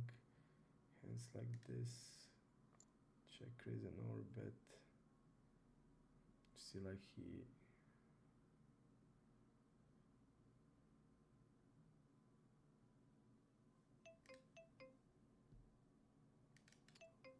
let's go 1/3.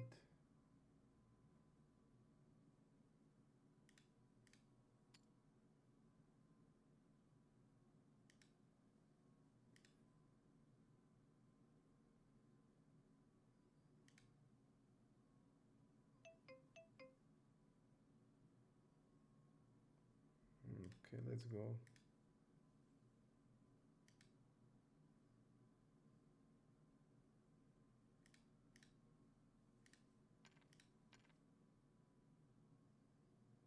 We are checking the river.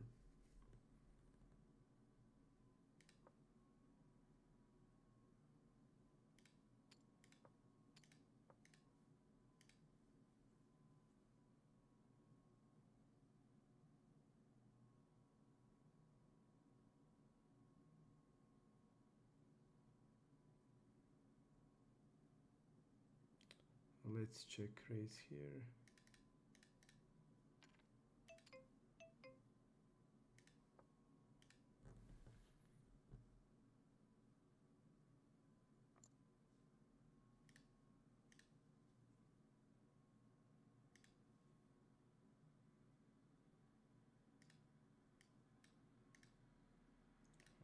Fold 10.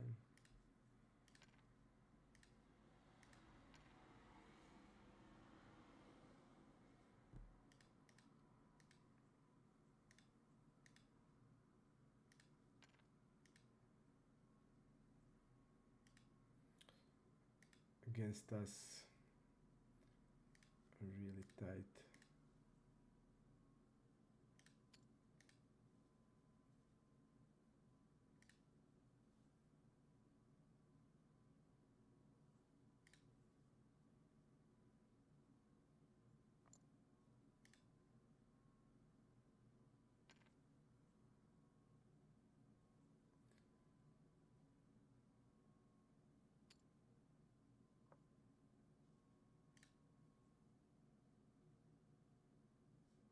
Fold here.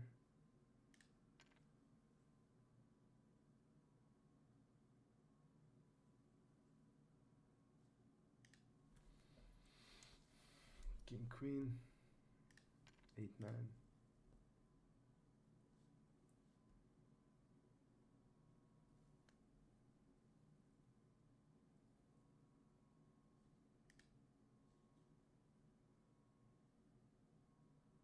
This guy is looking really weird.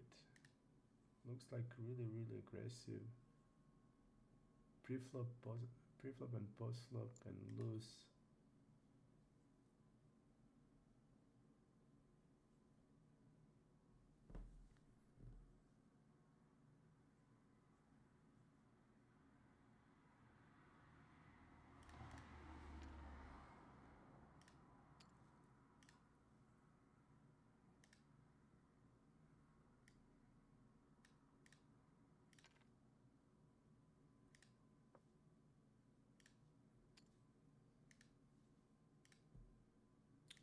see here.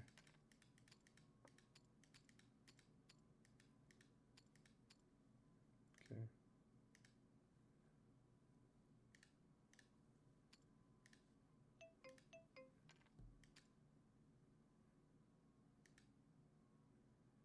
Delay c-bet.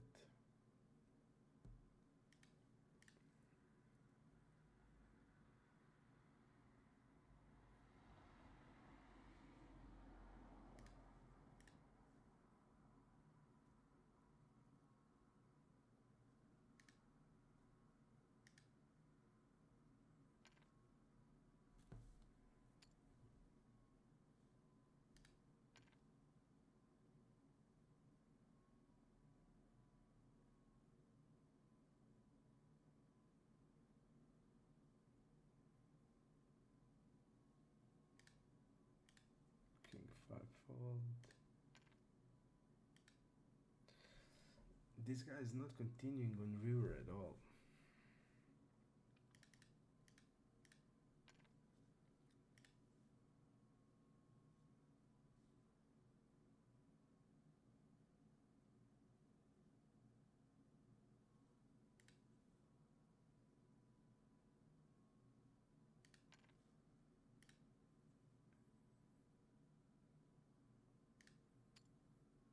Let's go like this.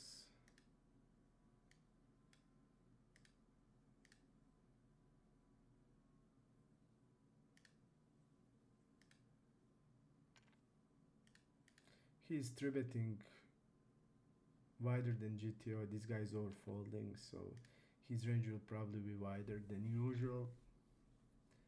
Tens are looking okay. In that situation, if our assumptions are correct, I think they're okay to go for it. I think it's mostly fold generally, but in these spots where you have guy that is overfolding to three bet and you have the guy that is three betting more than he should. Generally, so against the guy that is overfolding, he will three bet even more as a bluff. So pocket jacks are okay. We're gonna go 50% for bet with this hand. We run 4, so we're gonna go with the 4 bet.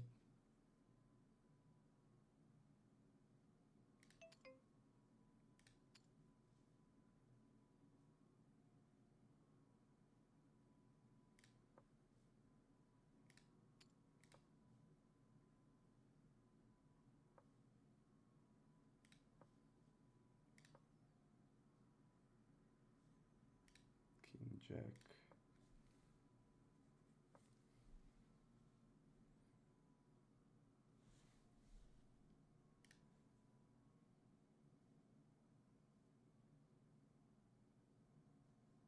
Nothing. Folding everything.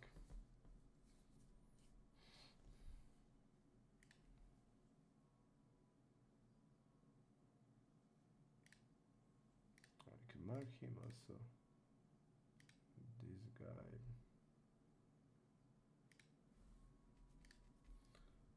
His aggression against me 11% on river.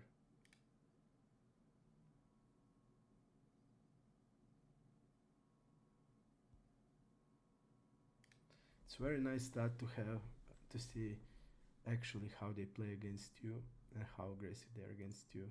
And also really useful stat is this. You see when one was soft, when one went soft flop, and then you have a one went soft flop in a big pots. Because you're gonna have guys that's gonna have like 49, 15 generally, but in big pots you're gonna go 45.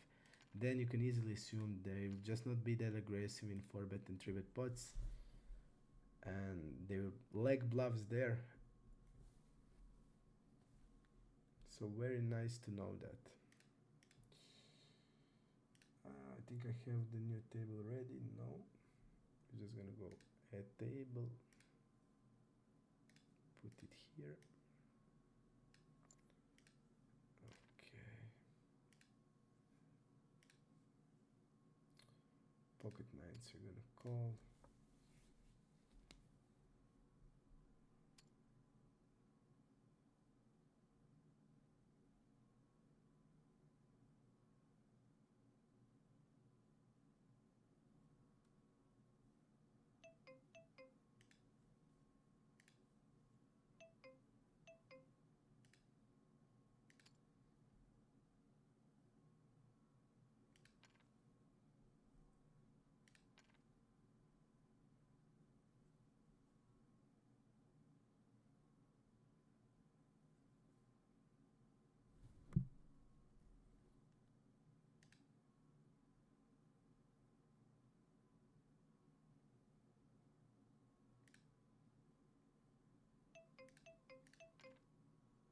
Let's check back here.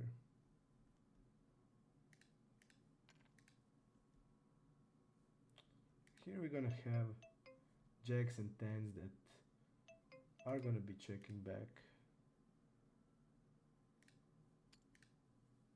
Clear call now.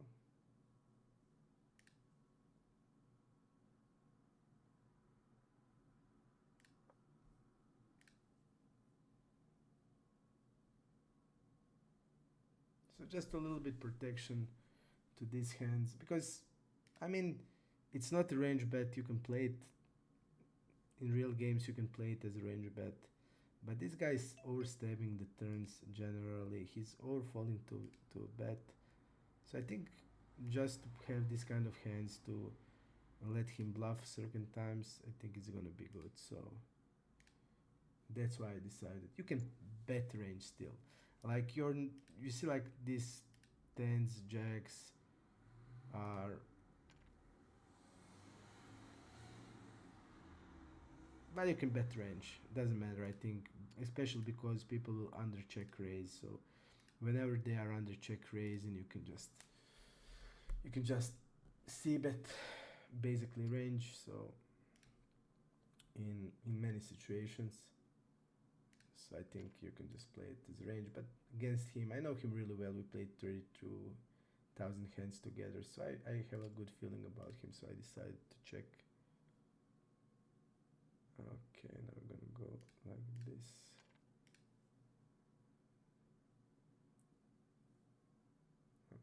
Check here. Queen 10 will be fold.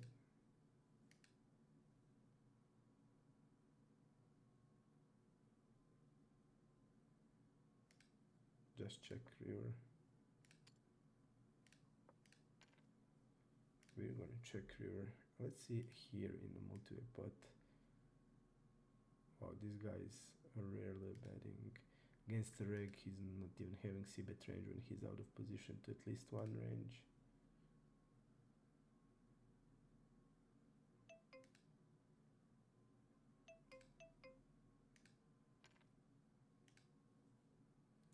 Just gonna fold. Don't like it. In multi-way pot, he goes that big. We're not gonna do anything.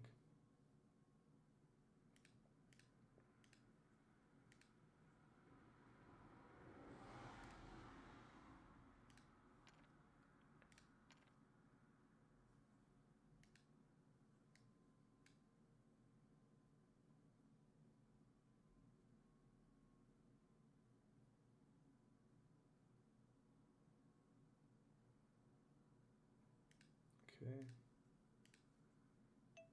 Watching the reads.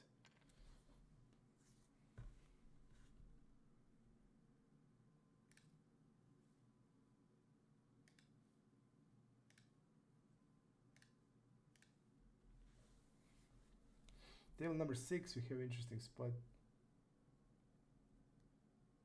Check jam. This guy opens against us. He opened 4.5. I'm like 3-betting around like 70%. We're around 100. We're gonna call on the button. We have a fish on the big blind, so it's gonna be okay. Maybe I would like to have 50-50 when we have fish in the big blind.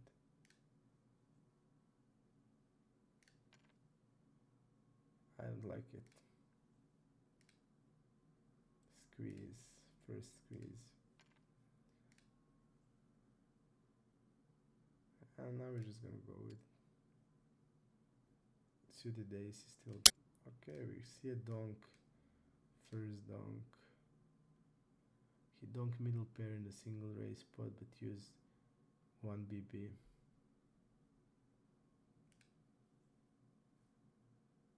I'm just gonna go raise, not gonna give him cheap for hands like queen 9, and we have free showdown.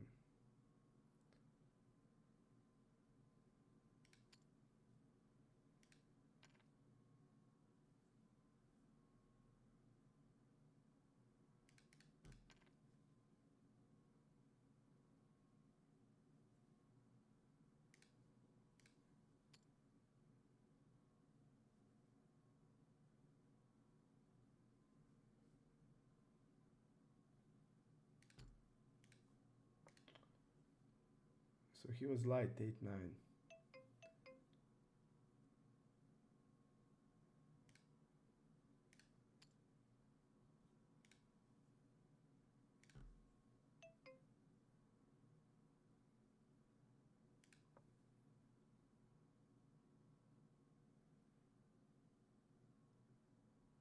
We're gonna go a lot of small sizes here.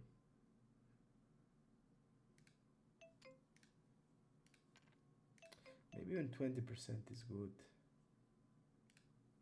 Maybe even 20% is good. He's really overfolding the flop. Like, we're still making him call like this 8-7 stance with a club. Queen X without a club. I think we have a clear call. Really weird that he's raising the turn.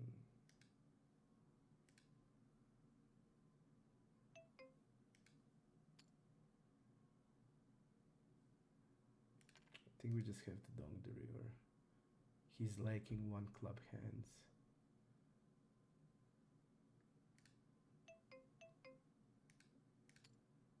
Let's go like this.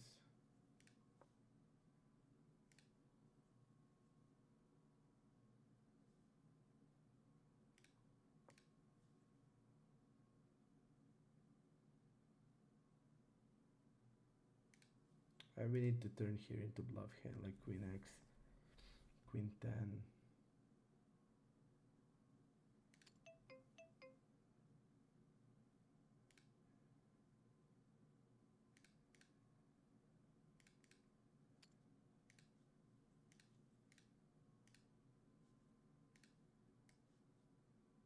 Ace Queen without it.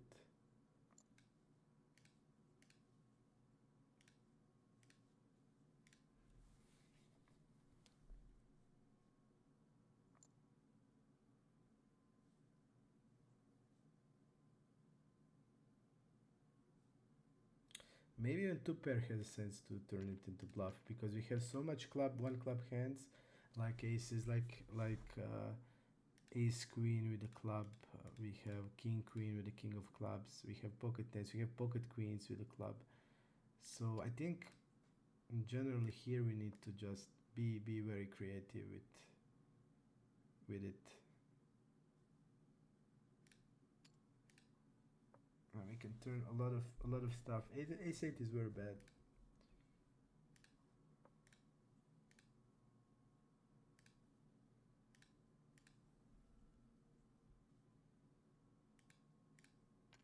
Ten can call here on this board.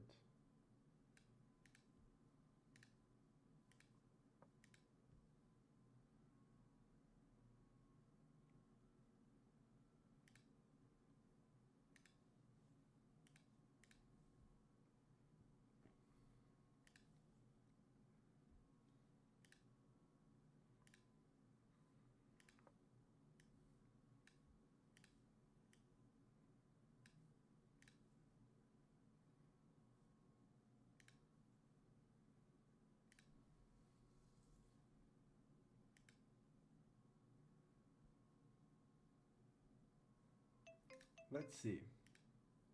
Call, check, bet. Call, check, bet 50%. I want to see check back range on turn. Check behind range on turn. Okay. I mean, he can value bet a king very easily.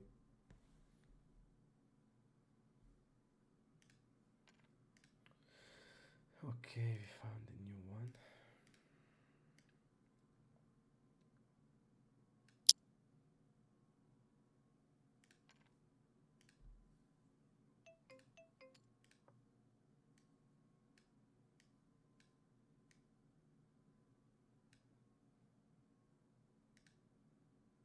Okay, we found a new one.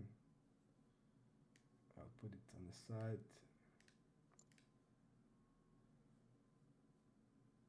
Just check. Ace 5 can open.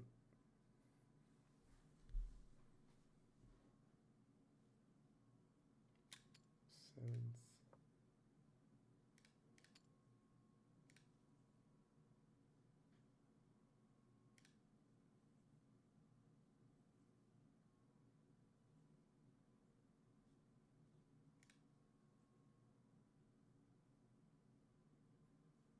let's see ace king.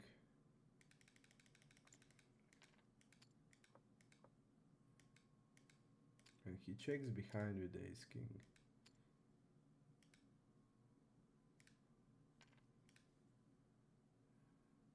Okay. Checks behind with the ace king.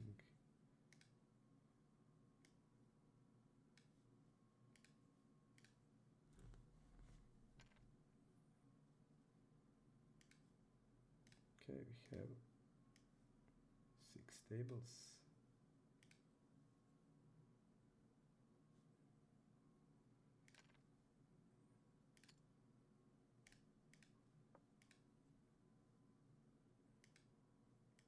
He's all folding. I'm gonna check raise sometimes.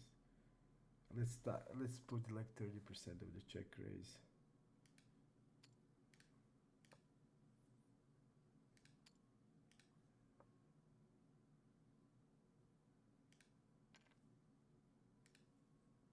He's really continuing. Let's put button versus big blind. 7-5 he bet, but this is like bring the king, so scary card.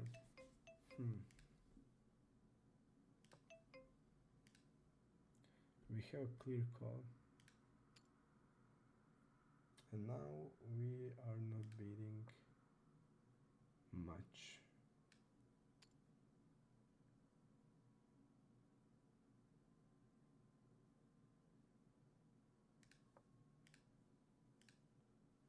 The river is pretty bad.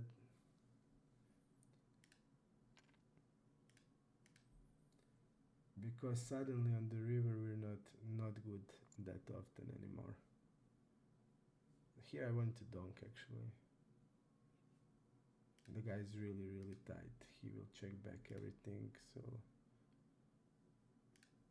really small bet, block bet on the river. Feels really good.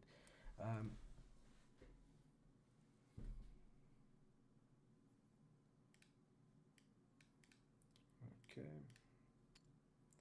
We roll 17. I wouldn't bet much of this combo, but with the ace of spade, but around 12 to around 20-25% I think it's okay. And this guy calls.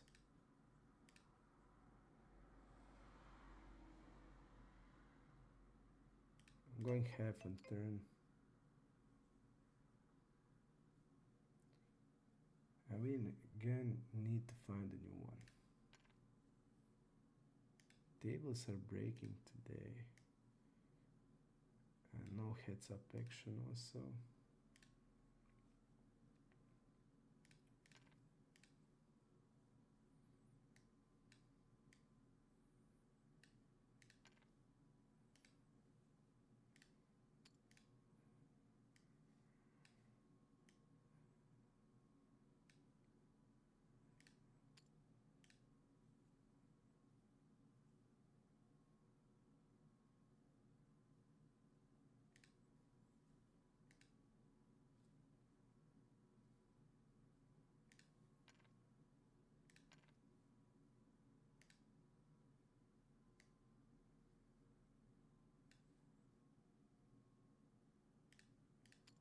Let's bet with this.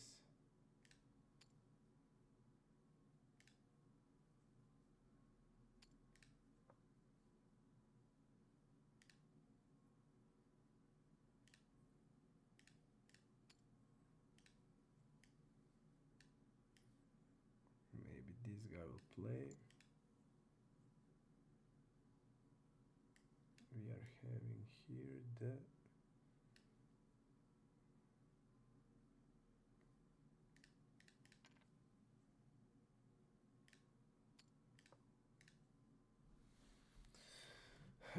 fold ace jack 8.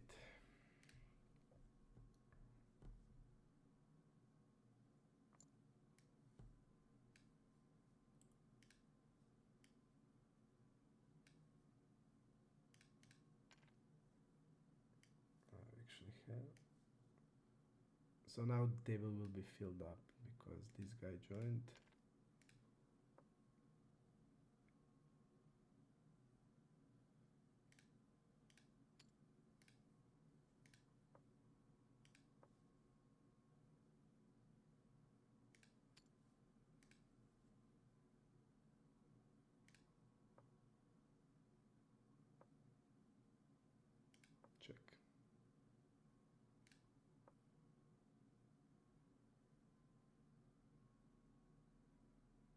tanked with king 6 with the diamond.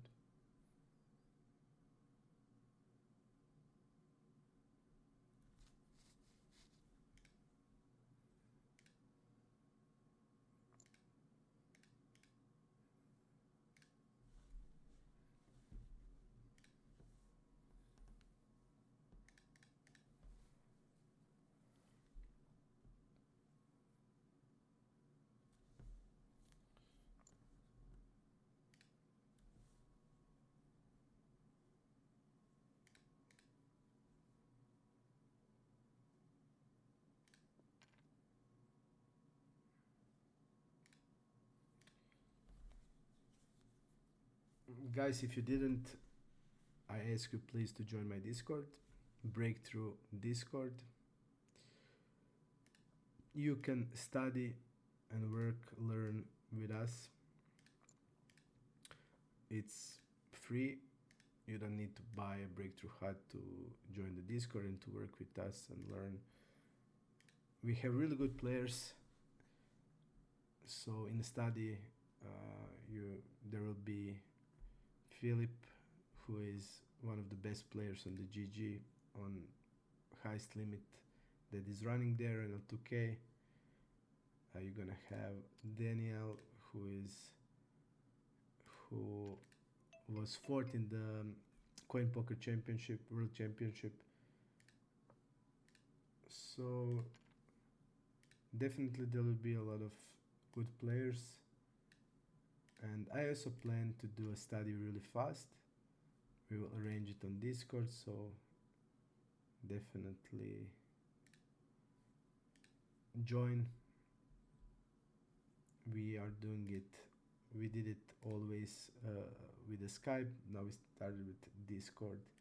Teams is not that great, but we also tried the Teams. It wasn't great, but Skype was much better. So definitely you can study and learn with us.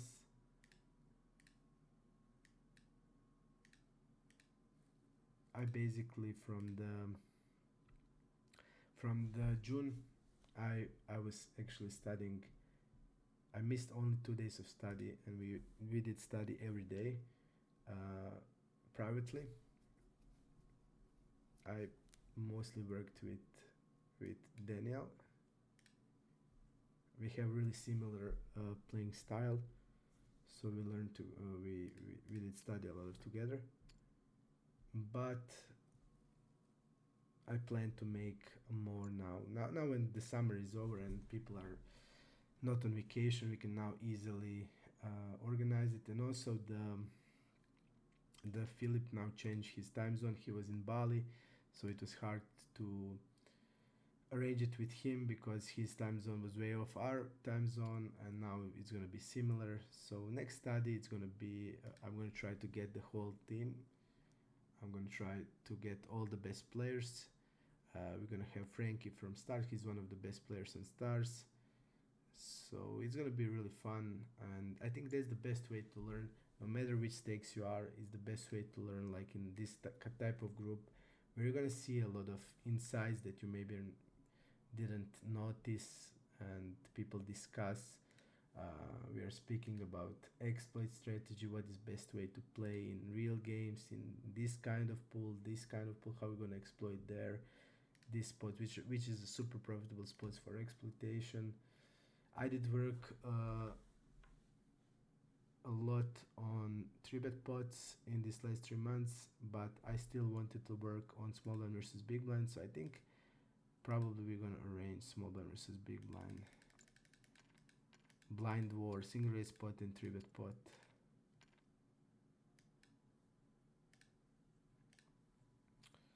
So you are definitely welcome to join.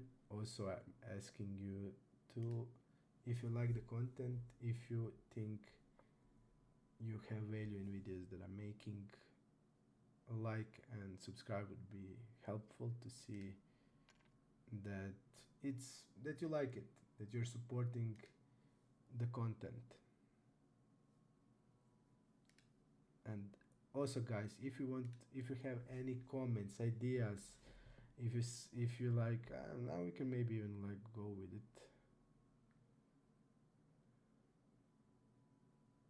Yeah, I think he's tilted. Let's go actually going with it.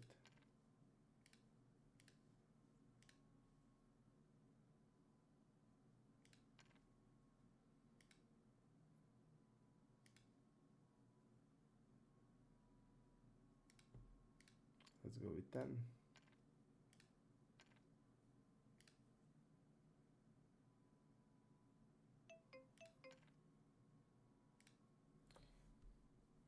Okay, let's go bigger size here. So if you think that some hand should be played on this way or other way, or maybe your insights, maybe you notice something that I missed, definitely be free to tell me. Just call here. Not sure what he's wrapping with that size. I don't like calling with 9s here. Okay, I'm just gonna go with check.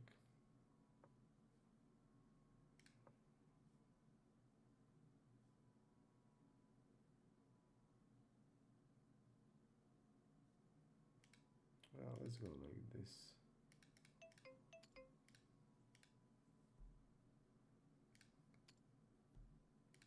So I definitely want to see your comments. I want to see your thoughts. And here is interesting. I went to showdown. Let's actually check this back. And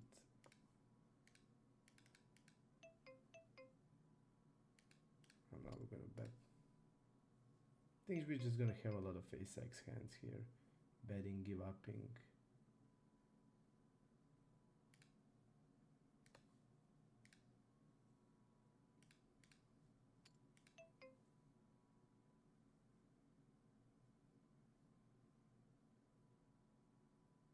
Maybe 20 is better size.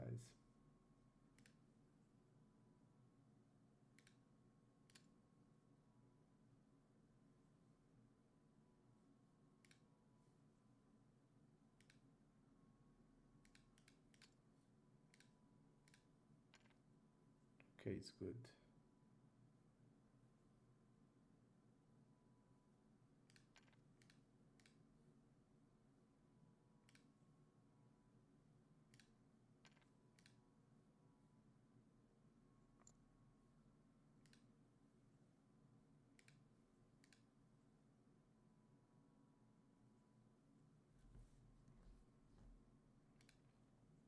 I have one table on the monitor because I was afraid we will run out of tables, and I have interesting spot there on the river. I think we just have to bet. I'm just gonna go like this. They're gonna have a lot of pair, like queen 10, queen jack type of hands. He jams queen 9. Okay, it was set up.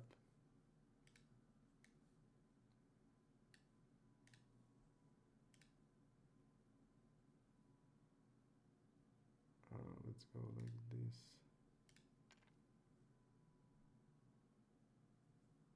Yeah, now it's good.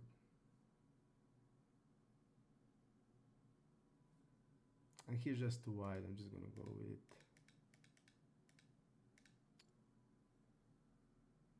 He's just gonna be based how he's playing every hand. We just want to do. He's gonna have like king 10 off, queen 10 off, queen jack off. We just want to basically put it in, and that's it. If he's gonna have an ace, he's got an ace. He's gonna donk jam sometimes with the ace. Okay, I'm gonna put this. This table will be broken, I think. So, okay.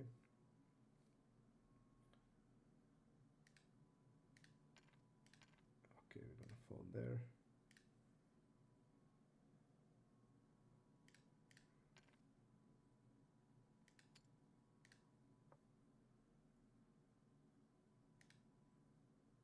This guy is tighter than normal.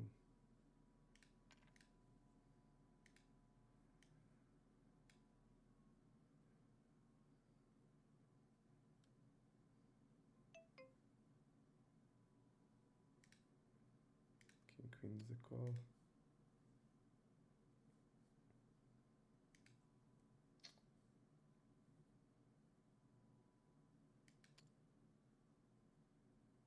Let's go in a 4-bet pop-up just to see how he plays. Okay.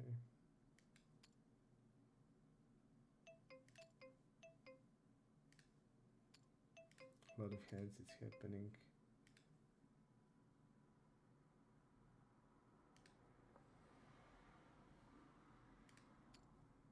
Really bad play by him, like super bad in my opinion.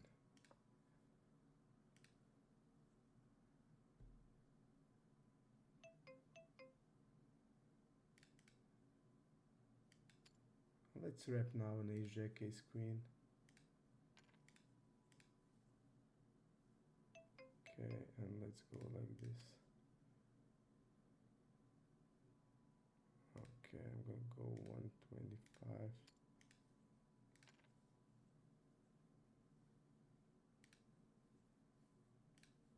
Okay, a lot of hands will be happening in the same time, and I had also one monitor on the side. This hand, I think it's played really terrible. Like our call for bet range of calling a 4-bet here, it's gonna be centered around like 9s, 10s, jacks, king, queen, and like it's hitting us super great. And you're jamming, and basically we can now having like just think about how much of like 9-10 suited, jack 10 suited, king queen, 9s, 10 jacks has such an easy game. So he's not putting our range in tough spot, because queen's gonna be raising the flop very often. Or we can also call with queens, doesn't matter that much. But basically we're not folding queens, of course, but and I mean he's not that happy when he jams, like he's not that happy. And we can start folding hand like ace jack now. You know, if he's jamming here, like we can start folding hand like ace jack. We also don't have the hand like so like ace 10, ace jack can be really easy fold. Ace queen. I just think it's such an easy decision for us, but I think he needs to start checking a lot on this turn, because he's probably betting range on the flop. So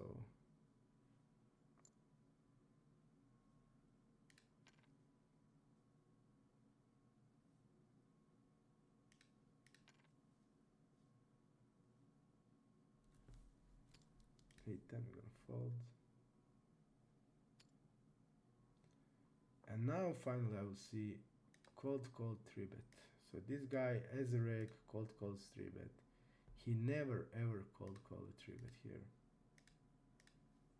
So I doubt that he's gonna have pocket jacks,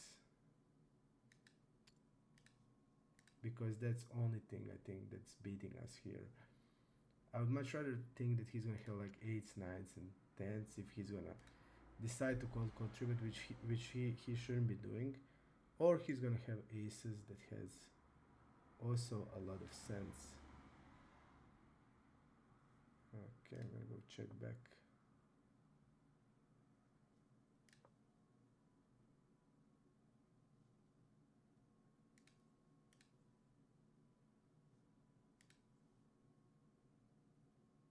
We're just gonna call here. It smelled to me like he never called 3-bet. Smells like aces to me.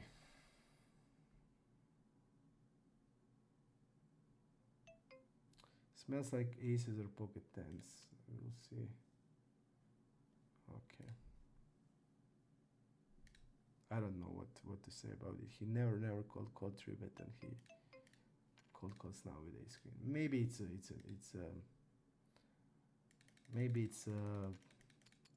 mistake. Maybe maybe it's just a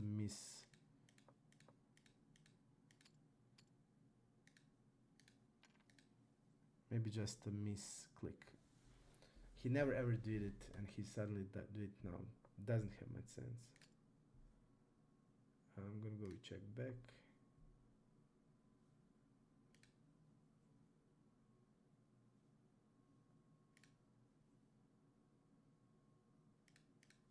Well, let's go small. He's all falling to delay C, but by really a lot.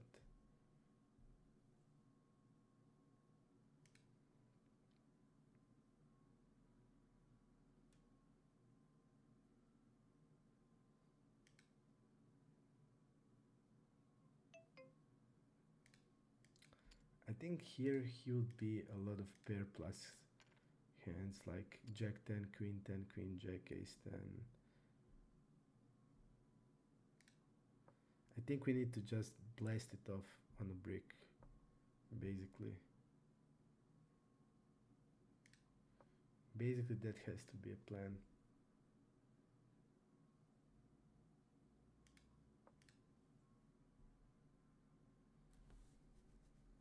If we are double barreling, I think it's gonna rarely work.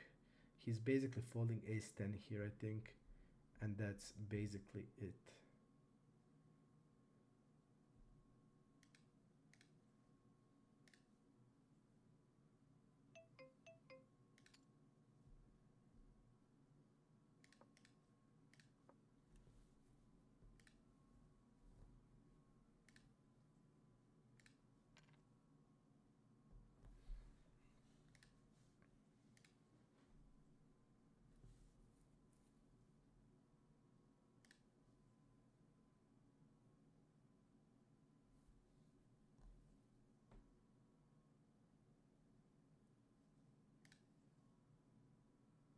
So guys, I expect a lot of your comments.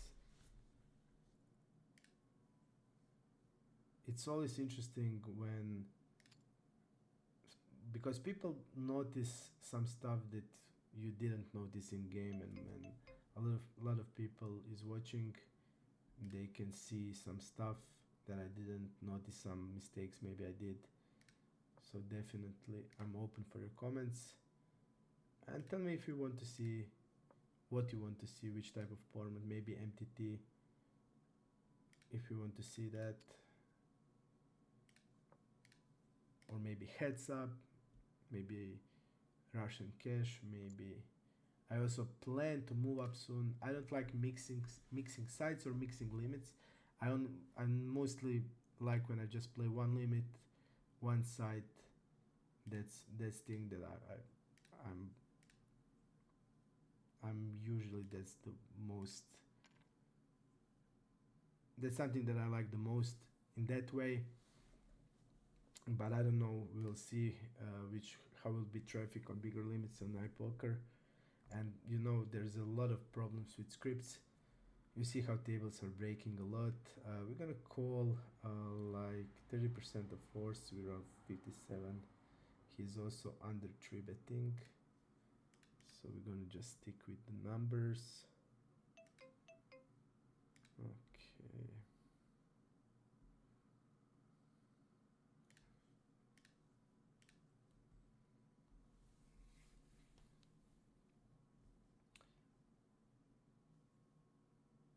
Usually people like to mix limits, so they mix like 200, 500 together. People like to play like 200 to 600 a lot. On iPoker you have 200, 400, 600, and on stars people play 200, 500 together. I only like to play one limit, then everything is in one place, everything is the same. So for me that's the best, but I will not use script, so it's gonna be tough to get tables. I use the add table option, but the regs notice that I use that option and that I can get into tables even if they have a script. So they started to griming me. That means they are starting to get into tables, and they're only playing one hand, and they are only playing if they get button.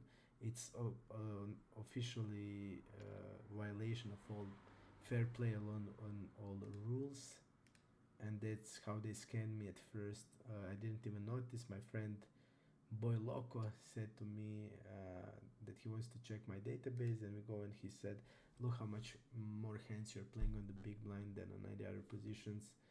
And I noticed why, because they're coming in tables and leaving, and immediately coming, leaving, coming, leaving, playing only one hand when they're in position. And of course you're losing on a big blind, and that's the problem. And then I actually made video on the red star. When I play on red star, I made a video and show them that whether they're doing. The guys are immediately coming and leaving, and if they're not dealt button, they just sit out and leave. And that was super annoying, and iPoker didn't even answer to my email. They didn't say anything. So yeah, it's gonna be, I'm not sure if I will play on iPoker. I'm gonna see. If I will not play on iPoker, I will see where to play. Maybe ACR. I will see. If I would have HUD on GG, I would only play on GG. Even I know that people are using the HUD on GG, but officially it's not allowed. Okay, let's try the table number 1.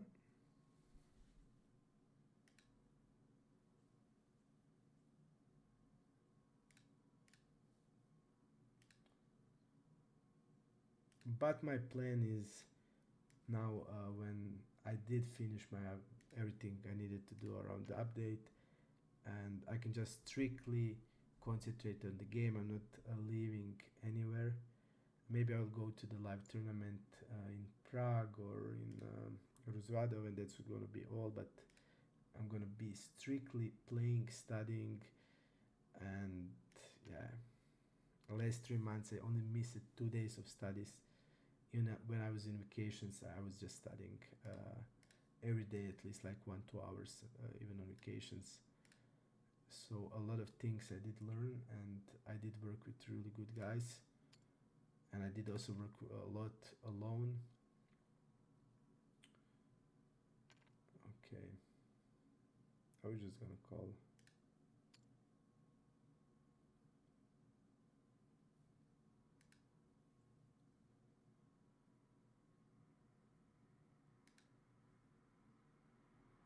Don't turn bet river.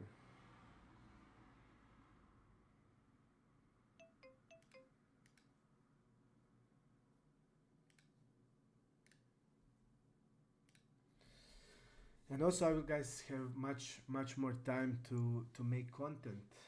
I also remember I was having an idea about uh, that series about basically hands that I played totally on GTO, and based on HUD exploits why I did it, and to show the logic why I did it and how to exploit. So in that way, I was thinking about one video at one hand, and deeply go into it, into Solar, into the AI Soul, into the HUD stats relating to it.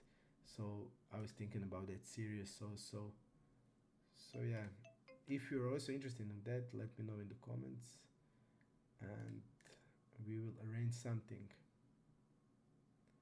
We're gonna go 4-bet table number 1. Guy is on tighter side, 11%, but against us he's 22. Okay.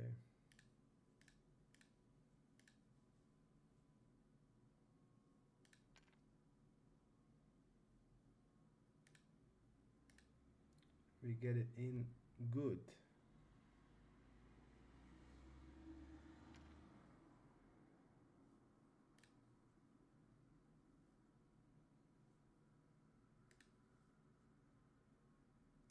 I also started working on some parts of my game where I feel that they are the weakest, and that's playing against fish. My results against fish are not good.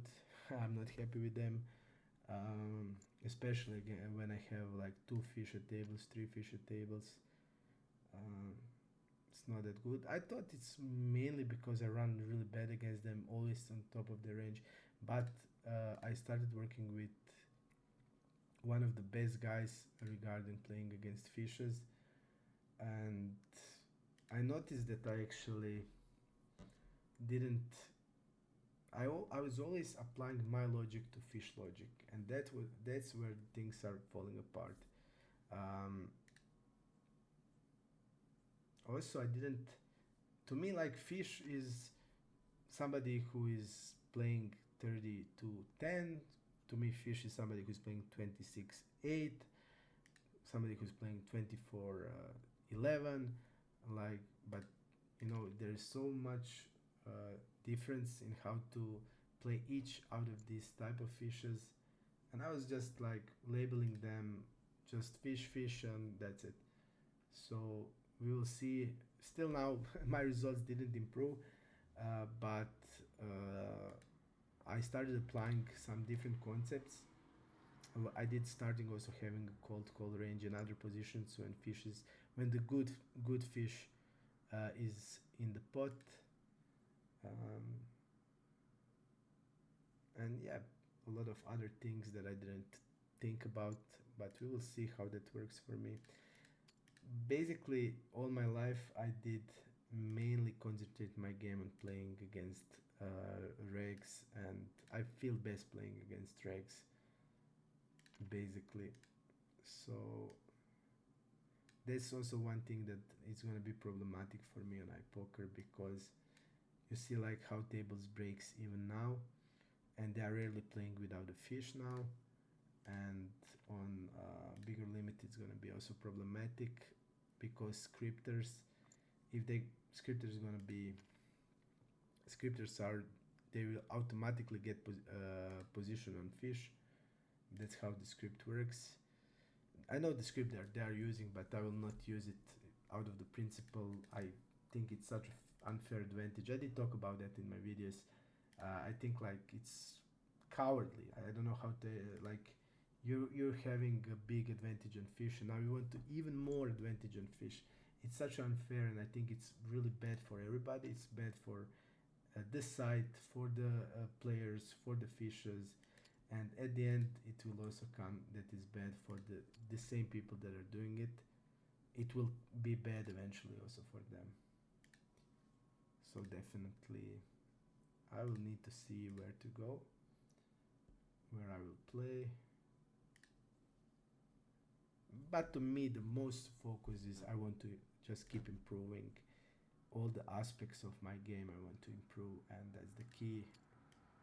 And this size is like giving us easy call every time, so he's not putting our range in trouble. We can see if he's bluffing with that size. His bet versus misdistributor is lower than GTO, and we see that he did bluff with the block on the river, so he will probably bluff, but we will call. This guy is yeah, for example, this spot, like this guy is calling three bets. Like I would always before three bet him every single time, but he's not folding post flop anything, and he's not folding like he's gonna call three bet with ace nine off, ace eight off, ace ten off. So we're gonna be dominated. So it's much better to three bet like ace nine than ace five or an ace four. So I'm gonna actually start calling against him, and we'll see what will happen. He's checking. We're gonna just check and go to the showdown. This guy I played yesterday with him. It's super sticky actually. Went to showdown and big pots 50. He didn't fold much, but we see actually now that he's actually overfolding to over bets. I didn't notice that yesterday, but I noticed now. So actually against him, we want to be applying pressure with orbits. A7, I'm gonna 3-bet like 50% of time. A7 we roll 75. Okay.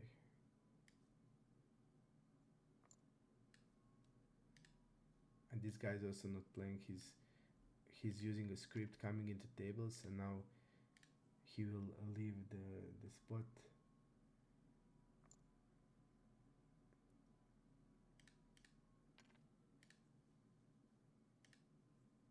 So this is the scripters.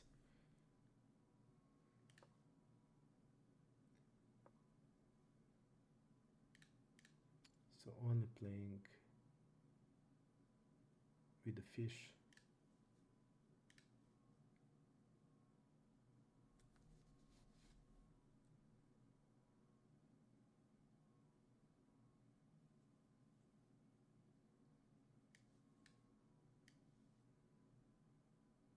So guys, if you have maybe suggestions, where are you playing?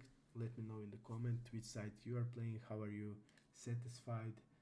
How is the traffic? How is the like? Also, there was a bot problem on iPoker. To me, actually the bots were playing weird, but if you would range research them, you would see a lot of leaks.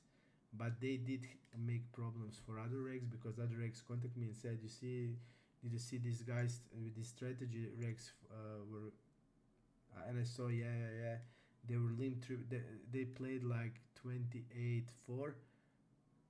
Then they would change like to 28-8-9. So they were basically acting like a fish. They were limping, but they were limp 3-betting like 85% or from across all positions, and they actually played this limping range really good from what I saw, but they had leaks. But that was it was now over like 3 weeks. I didn't notice one of them, so maybe iPoker did ban them. So, but yeah, they were problematic for actually for I saw like I have in the limps. I immediately see their limping range, their limping and call. Actually, it's here. I see their limps. I see their fold for limp 3-bet, limp call. I see how they play post flop in heads up pots against the small blind and the big blind if it's limped. So I did see everything about their strategy, but the regs were still like isolating them really wide, and then they would basically face a limp 3-bet almost every single time, and I did see that they didn't adjust to it. Then I started to also I was starting to basically do a lot of just overcalling or basically over limping, and then started to this is weird. Okay, the guys like he's repping at least like ace 8 now. Let me see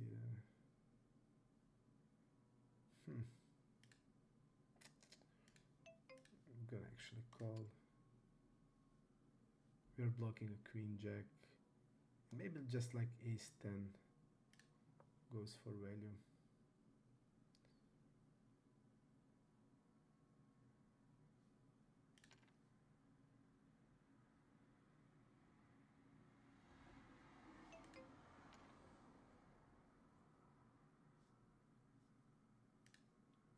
So the Rex did hard time to get used to it, and they didn't adjust in the right way.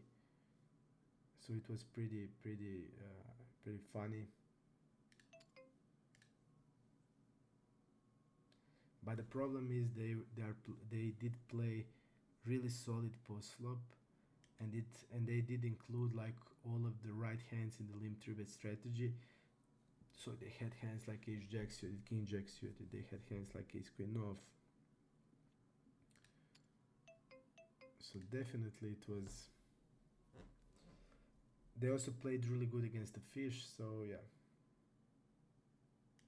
Check raise, really low check raise. I think we have clear check back. And we're gonna see. I doubt that he's checking back in like 5, 6 or 9, 10 ever. So I think we are good basically. Okay, he had a flush draw and give up. So there were a bot problem a little bit on iPoker. I think now it's better situation, but the script problem they didn't even scratch the surface of it, and it's huge problem with scripts. And basically that magic script, everybody's using that magic script. Okay, we're gonna go have pot here.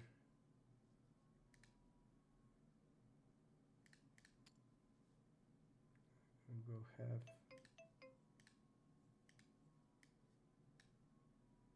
With eights. Okay. He is all fun a little bit on tribute, but here he needs to have like sixes plus. Deuces through five around 30% of time. But when we are deeper, he can have a little more of these lower pocket pairs also. So definitely, I don't like to be cheated, so I would say, I know one thing, I will not use script, whatever happens. But I know that on ACR, basically it's similar to stars. You have this waiting list, which I think it's more fair. And on stars, I was never grimed. Never, because they would instantly give a warning, and if somebody do it again, they would immediately ban him, and you also would get the money you were basically stolen from you. They would get it back. But stars have left Croatia, and I can't play on stars anymore. They left Croatia market. They deleted our accounts. So I'm stick with basically iPoker and other sites that are smaller. We're gonna call, I would call around 30%. We're a little deep. Okay, I'm gonna call, but not that great. Small blind versus early middle.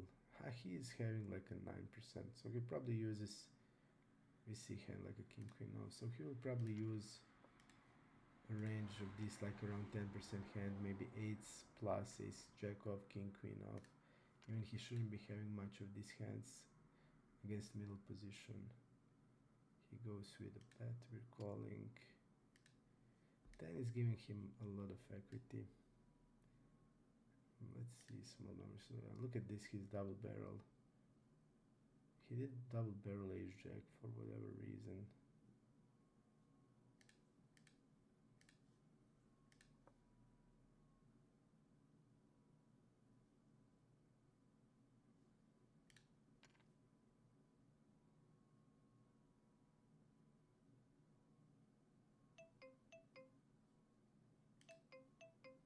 Let me see his flop size.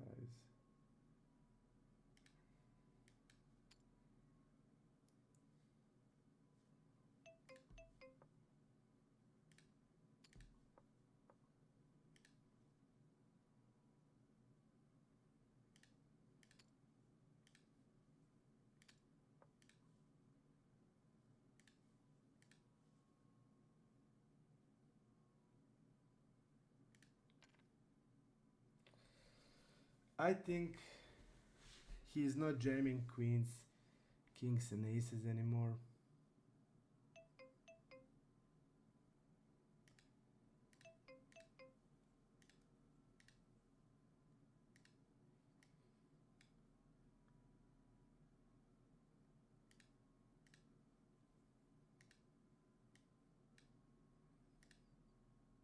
Yeah.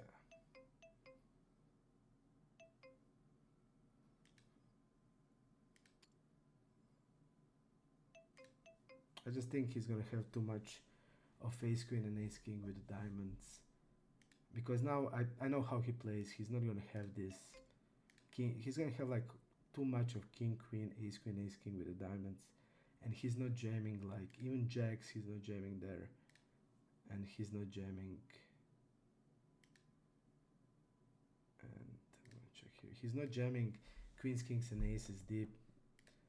So he's only saying he has a flush, basically, and I just think he's just, hand like a jack X of diamond, like a queen jack, king jack. He's just a guy that is so pot controlly in this situation. So he would pot control everything, and he's just, you see, like his double barrel is 38%.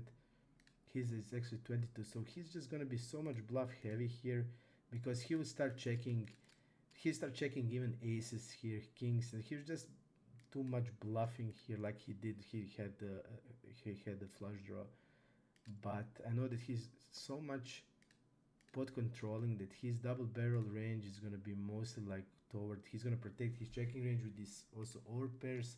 He's gonna check a lot of jack X, and even jack X with diamond he would be slow, like king jack queen jack of diamond he would be checking on turn. From what I see him playing, he would not play it aggressively, so to me it looks that he would be super high on the like ace queen king queen ace king. And then when he jams through, he's saying he's a flush, and I think his flush combos are going to be king queen of diamonds, ace queen of diamonds, ace king of diamonds, and he's going to have just too much bluffs there. Unfortunately that he had this, because he just doesn't have a lot value there. So I decided to call. Okay, we're gonna check here. We're gonna check a lot here. I like my call because his value range is 3 combos. He's gonna over bluff for sure there. And I'm gonna go check river. Check river.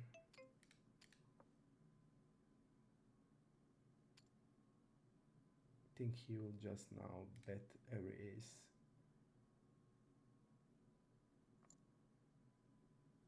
I will just be check jamming it.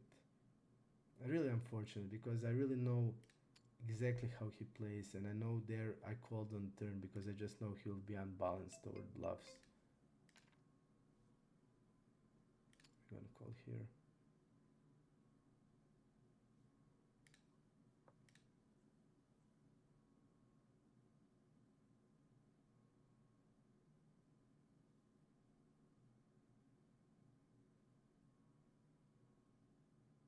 And whenever you have like three combos of I'm just gonna follow the trees. And whenever you have like 3 combos of value and you're double barreling so much of these ace king king queen hands, I think we have just a fist pump call that based how he plays. You saw that he's like double barreling almost nothing.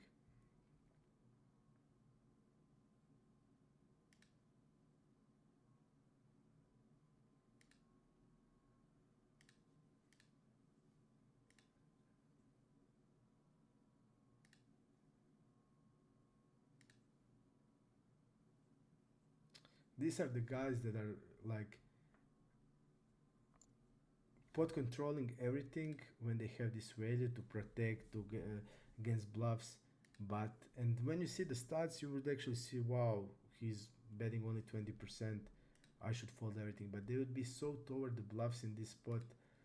And he had now ace queen of diamonds, but like ace queen king queen of diamonds and ace king of diamonds are only 3 combos.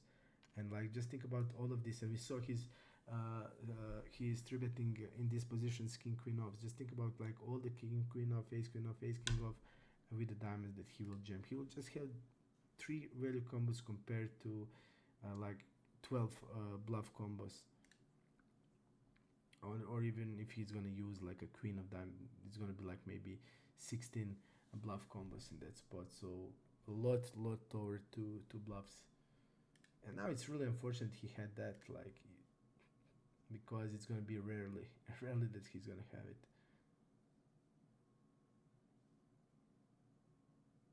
And also I know how he play when he gets tilted, then he starts to bluff. But so here now in the river he's usually not bluffing very much, but now he lost at that hand tens against aces against us, tens against kings before like couple of minutes he lost against us.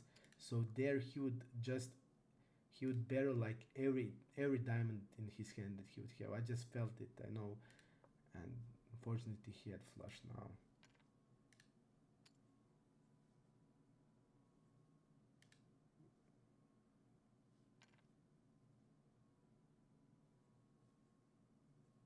Let's see what happened there.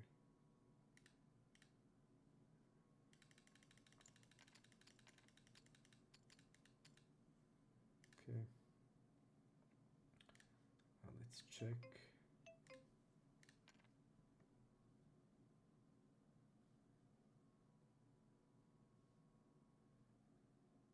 I'm not thinking which size I want to use and what I want to rep. actually want to go small with 9-10, and let's see him on the river. Yeah, he's actually folding a lot, even smaller.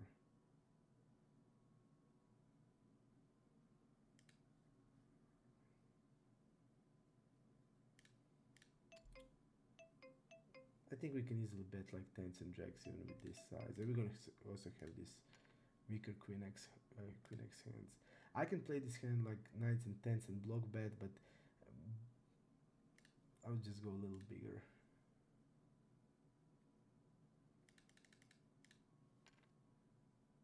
Okay, table number 3, deuce 3 8.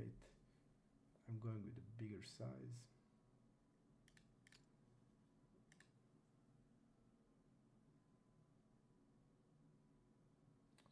Let's see how this guy's playing against the squeeze. He's massively overfolding.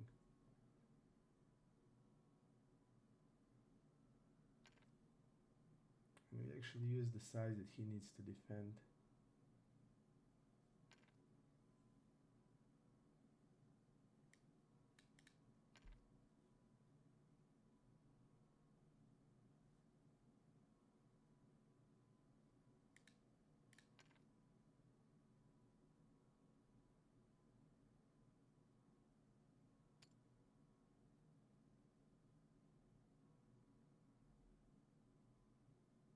I'm going half here.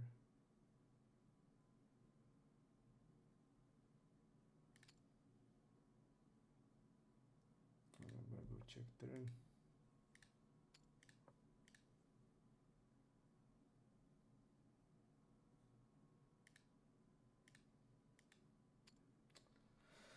Don't like the jack on the river. Don't like the jack on the river here. This is his bet versus missed on turn, but I didn't see that he always had a hand. Let's go like this. We're gonna 4-bet. I'm 4-betting around like 30% of this.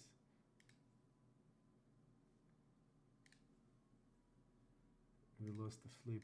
What is he thinking? Like if you're 4-betting jacks,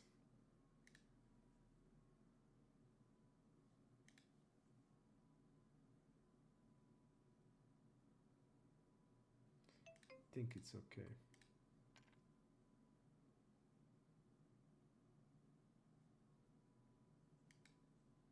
But I don't see why would you tank. I don't understand the tank. Do 6-7.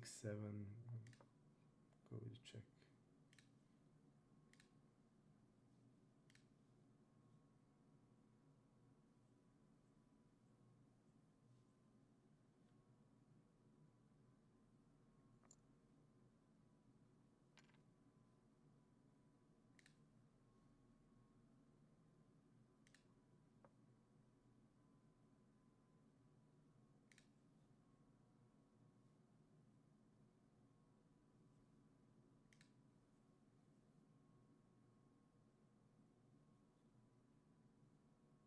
See his triple check.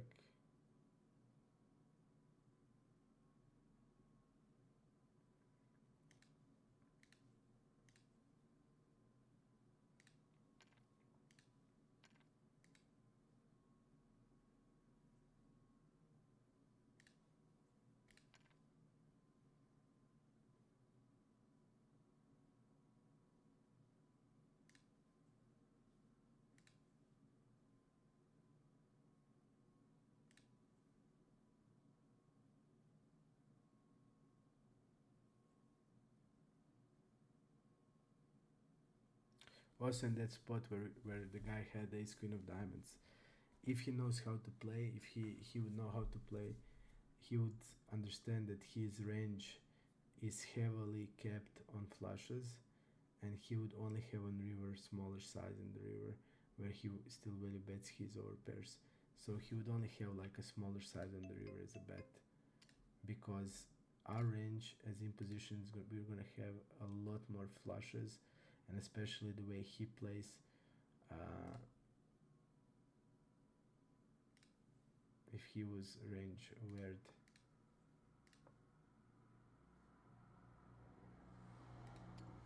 he would only have one size on that river. He still wants to value bet his sets, his overpairs, so only one size has sense, in my opinion. This is weird. Delay and bet river.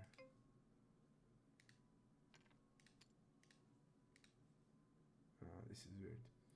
Delay and orbit river, like he's pretty much saying he has like an king 10 ace 10 or aces kings that check back.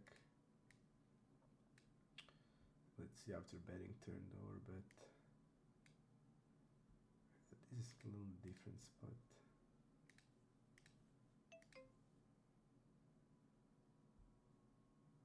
Okay, I'm gonna call against him.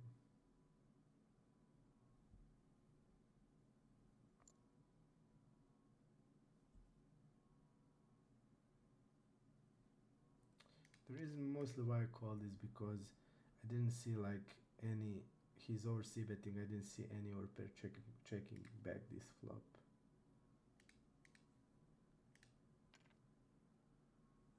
So that's just the first thing. Then I'm not sure he's like he even going with hand like king 10 or ace 10 with 150. So to me it looks more polar. To me it looks like ace 10 or aces kings.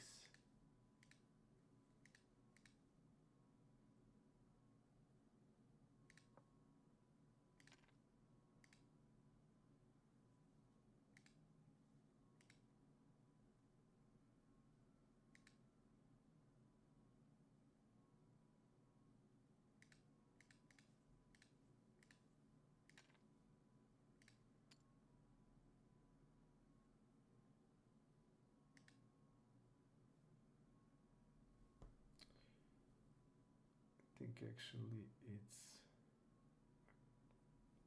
against him.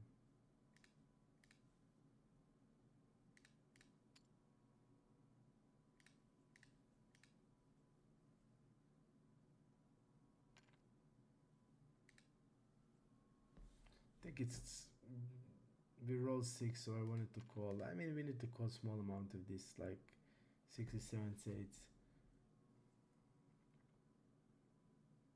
because the guy is also tighter than UTG. I'm gonna check back this flop.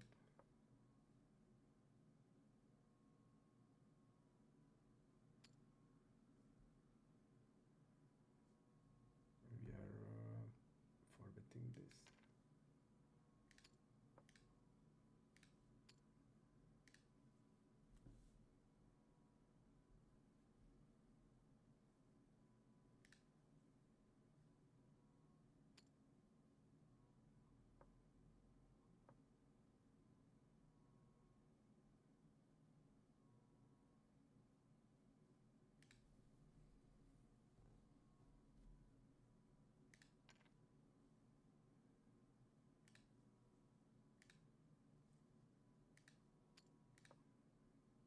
I think this is his first 4x.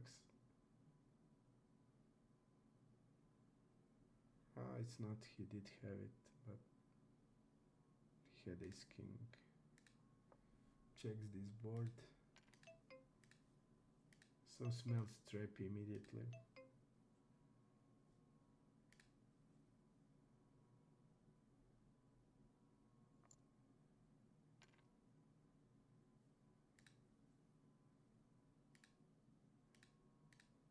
Let's go with bigger size.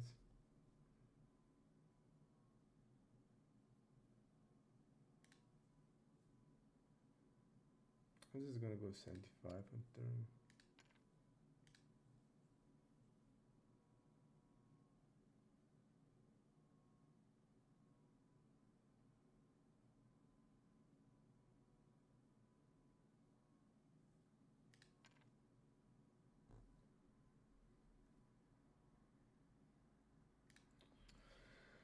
I'm 50-50 with ace 5. Half three betting, half calling.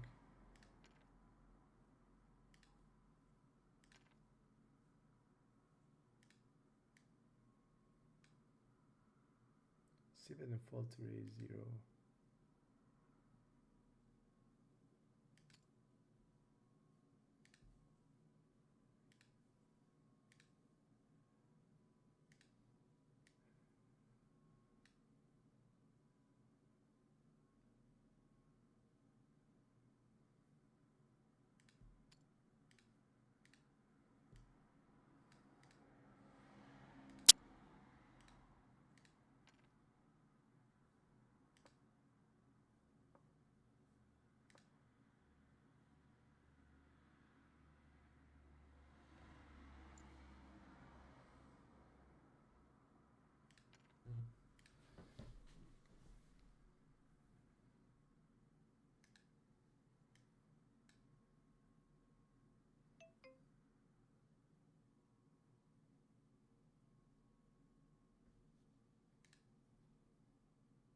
Let me see something. It's really weird size on the flop. This is a bigger size.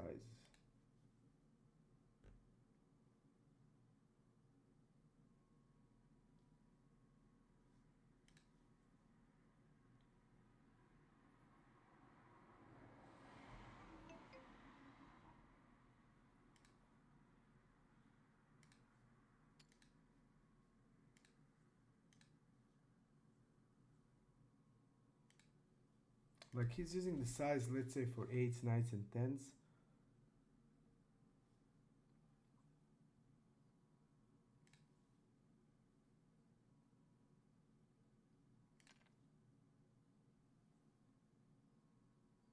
We're gonna call off now.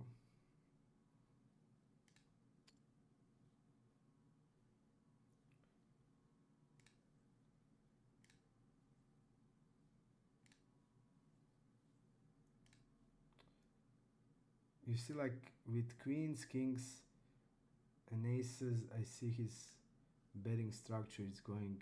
He's going with the bigger size. So like hands like this is gonna go into bigger size. So I'm mostly afraid, basically, mostly against like tens and jack 10, basically. And that's what was I worried about. He's triple barreling 93% out of 14. So 13 out of 14 occasions here. We see some bluffs there, but turning pairs into bluff.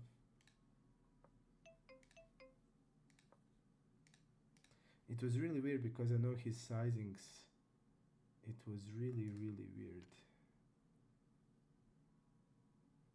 This guy's really tight. It was really weird. And the thing is, I also think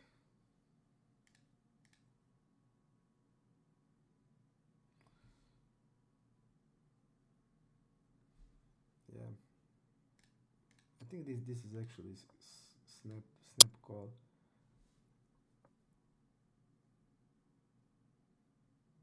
Because like if we discount these kings, queens, and aces there,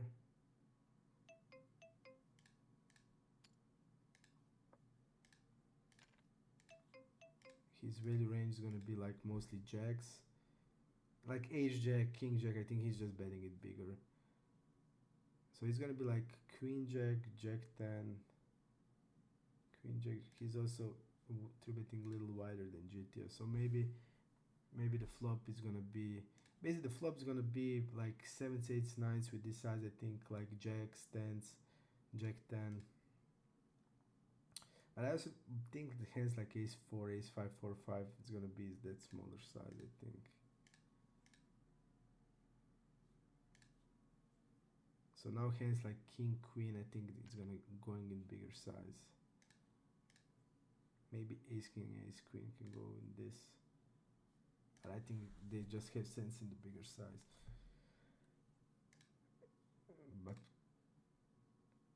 The thing is, there shouldn't be this size on this type of flop ever.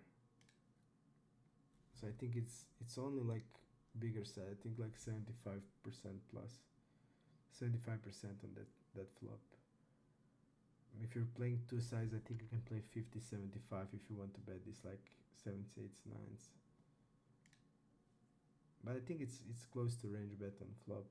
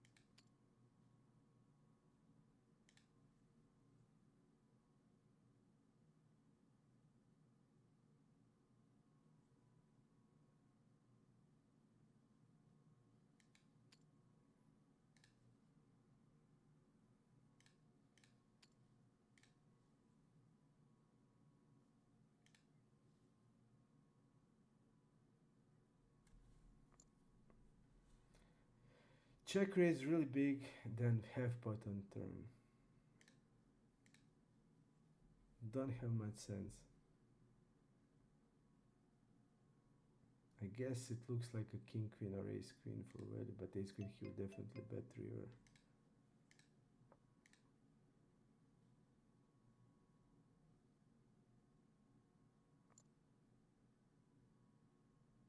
He has tens, which has 0 cents. In my opinion, 0 cents.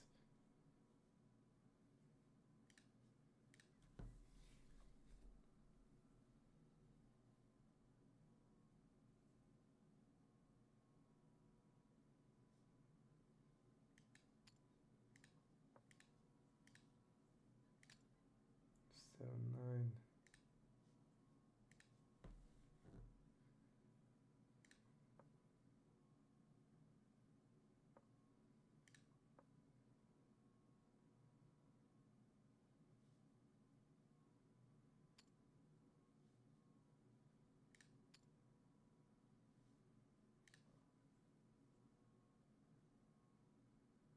Actually, I want. We have such a nice hand to jam. Blocking 7, 8, 8, 9.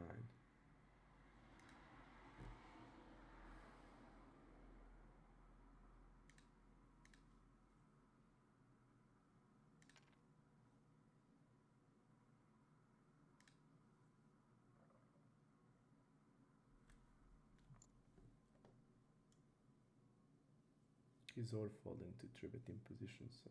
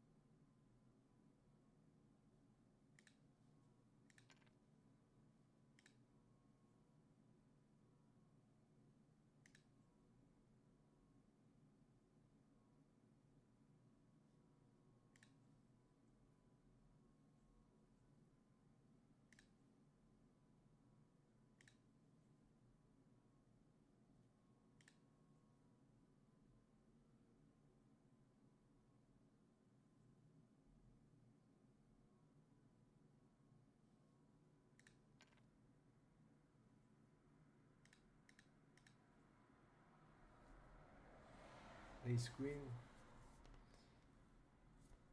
Let's see, cutovers.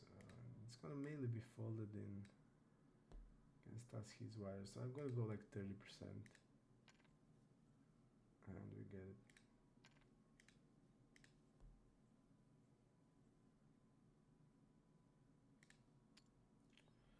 queen 6 against that guy that check raise stands. Big check raise without much reason.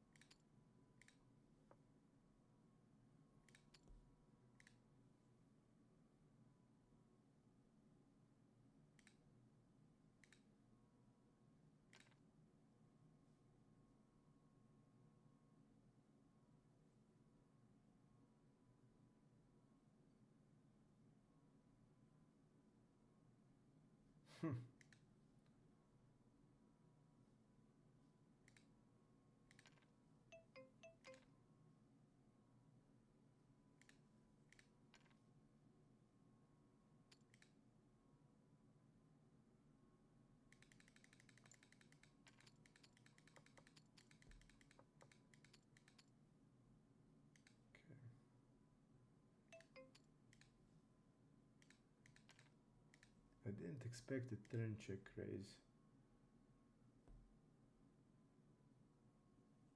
SPR is too low for us to call or anything.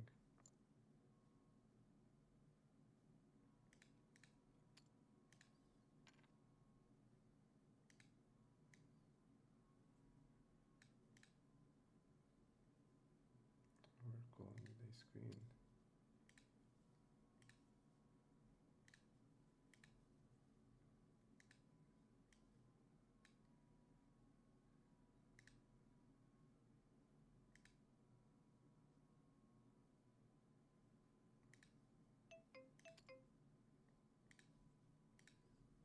I expect him to be checking turn quite often on his double barrel. I don't like this.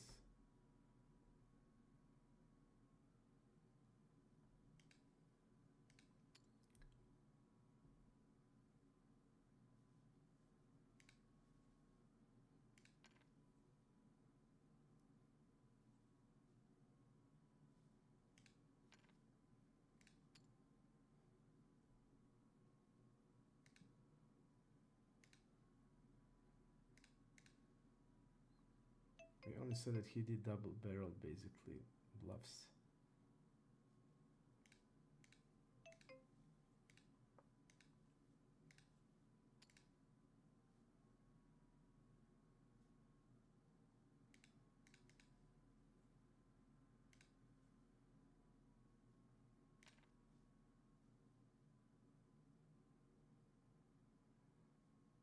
I think we're just gonna get it in with this SPR.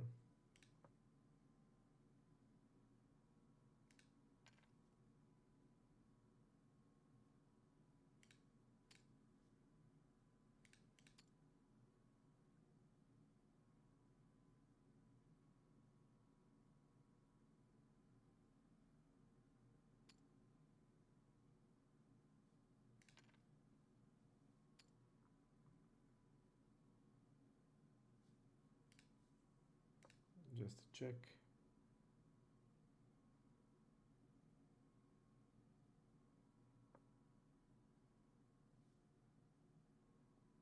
I don't see it.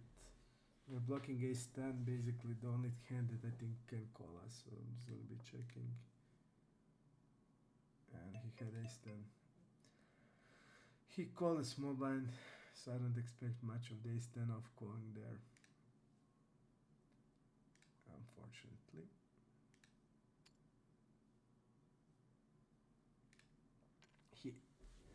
He actually had the hand that we can get something out of.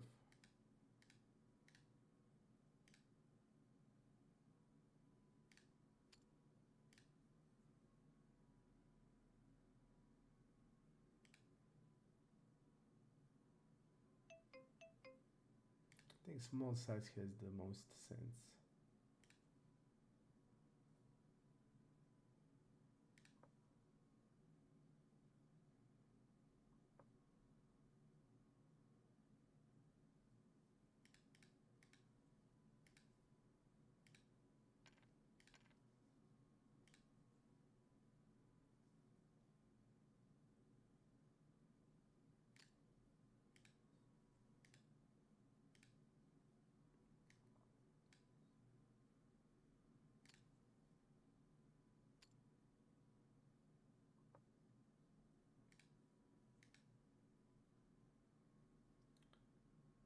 fold river equity is insanely low. He never folded the river after call turn. So I just think he will be toward to like ace x and king x of diamond hands.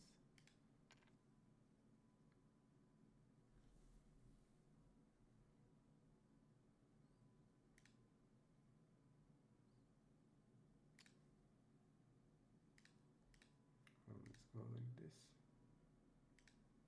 We get immediately in the table, that's great.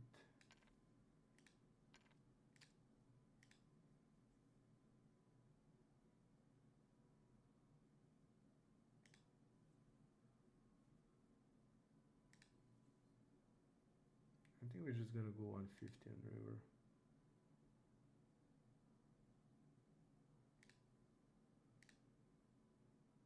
Or maybe like this.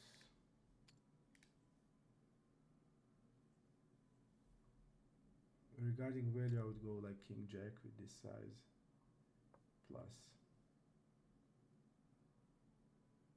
against this profile.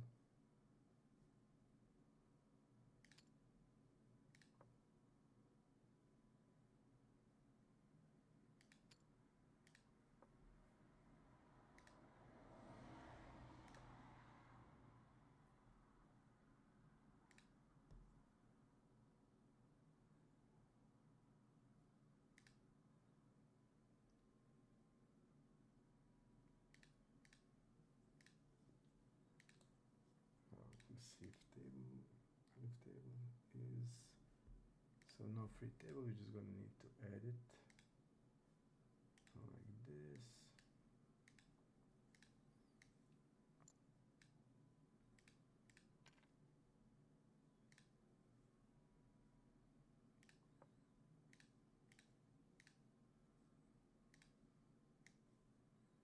Check.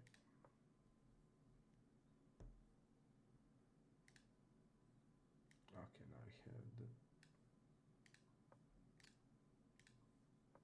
now we have the table ready. Next table will be ours.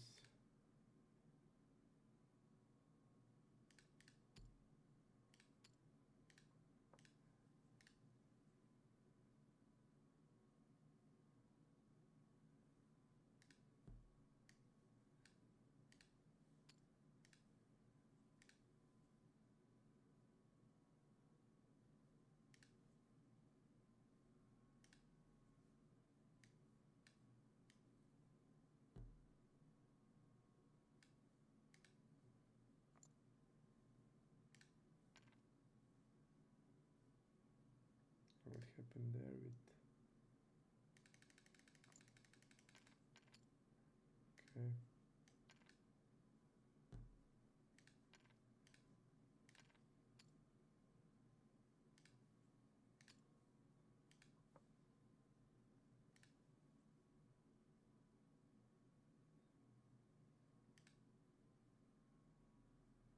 Okay, this is call. Against us, he's especially wide.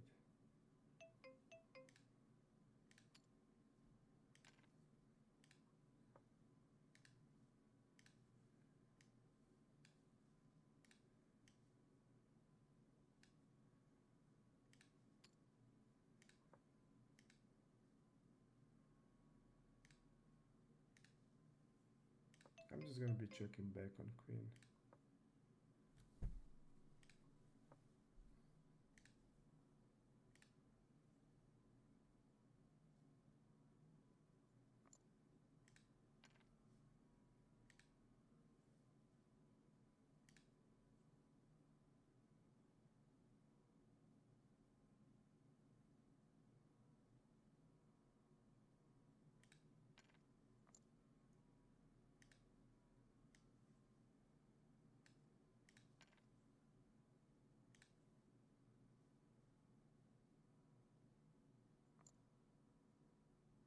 I expected like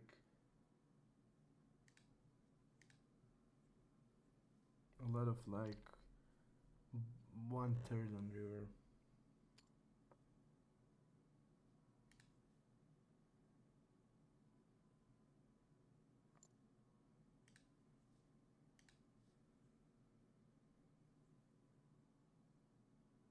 Okay, he's gonna have a 9. Because when you're checking there, like on a queen, he's gonna have like probably like 10s, jacks, 9x. Some queen x that didn't want to double barrel, like low queen x, like I know, queen 6 suited, queen 7 suited. So to me all of these hands like can block river.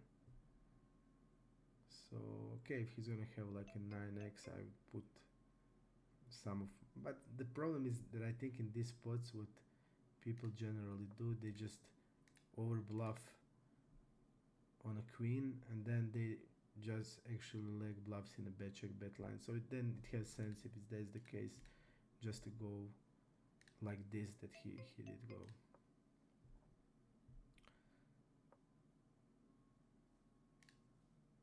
But maybe like hand like king 5 suited or 7-10 suited. Hands like that just complete give ups, then you put it in a bet check bluff line because you're gonna have like 9, you're gonna have 10 jacks, lower queen x. But if you're over barreling a queen with all of these bluffs, that is possible that people are doing. Okay, maybe not this guy. His double barrel is really low. Okay.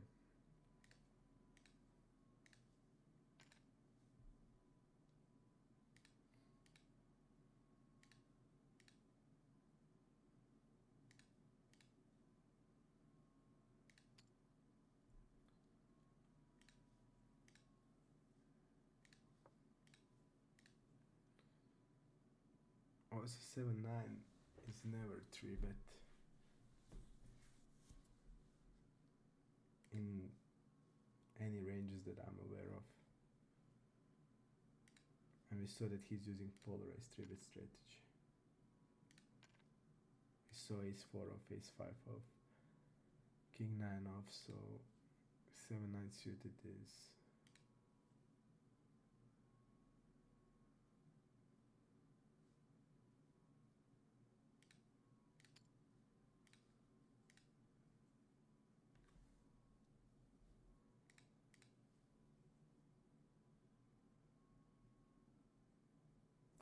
if I were in that spot on the river, I would have a block and probably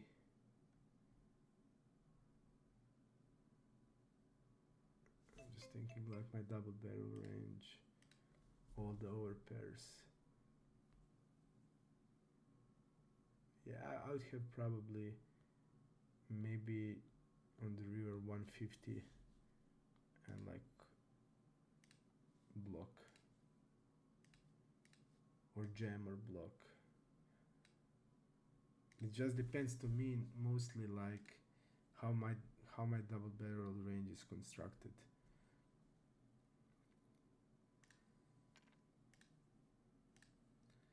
And if you're 3-betting big blind versus button, you're starting with 9s, so you're gonna have 9s, 10s, jacks plus. So yeah, on the turn we're gonna have clearly a lot of checks. Our range, our polarized 3-bet range is also full of air, so we're gonna have some give ups. We're gonna protect our 10s and jacks a lot with lower queen x hands, with pocket queens. So on the river you're gonna get there with a lot of 9x hands. You're gonna have a hand like ace 9 off, for example, in the range. That can also double barrel.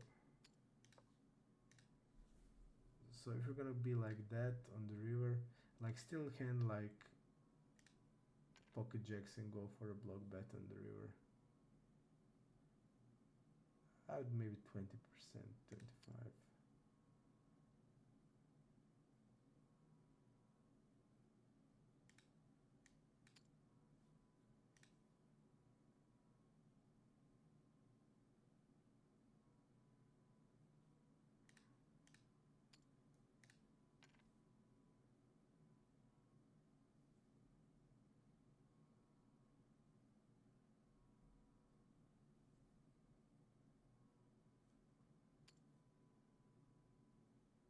But interesting spot. Because we have a lot of 9x off hands. That's was to me it's really interesting. We have all of this like ace 9 off, king 9 off, even queen 9 off is there. Even some jack 9 off is in there. So that's the reason why it's that interesting.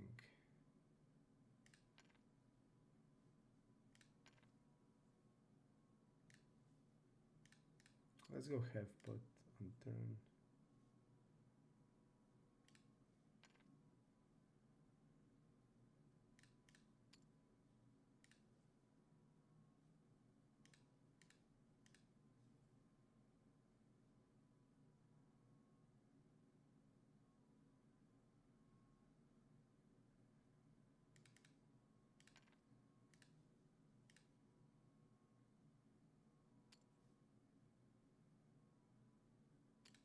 Let's go on fourth.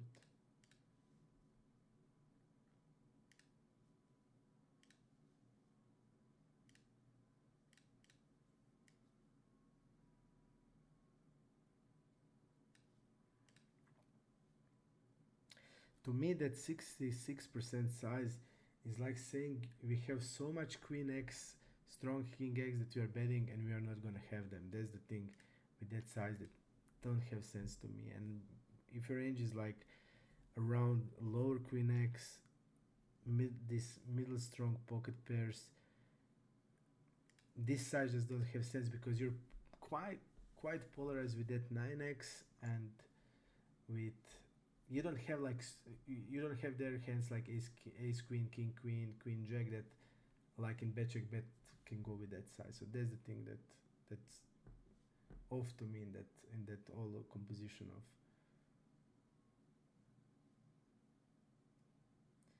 And just because you have that much of the 9x also you want to have bluffs in my opinion and you want to go bigger with it. I would go like at least pot in that spot.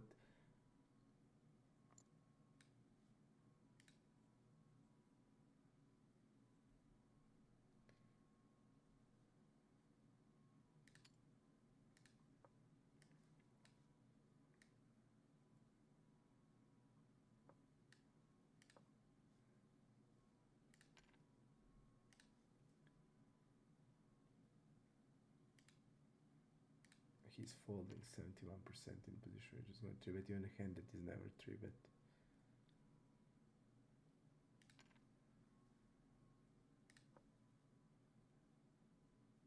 Let's go immediately in 4 bet pop up, 4 bet caller. He never called a 4 bet, okay.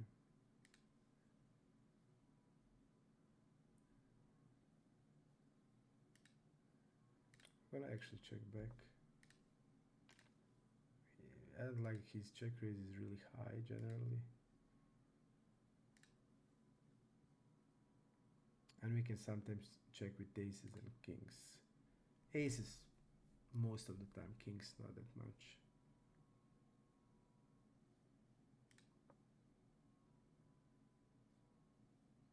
We are calling, of course, river. In this line, check against. Looks. I didn't see this. Okay. I didn't see this. I should have seen this. If I did. So he's all betting with trash.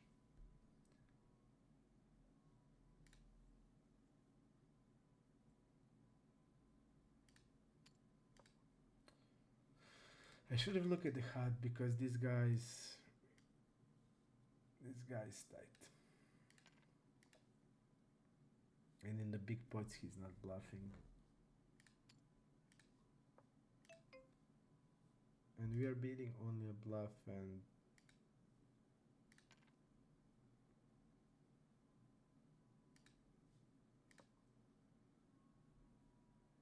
if we bet the flop we would face a check raise probably for sure. This guy, I'm not sure what he is. Maybe he's...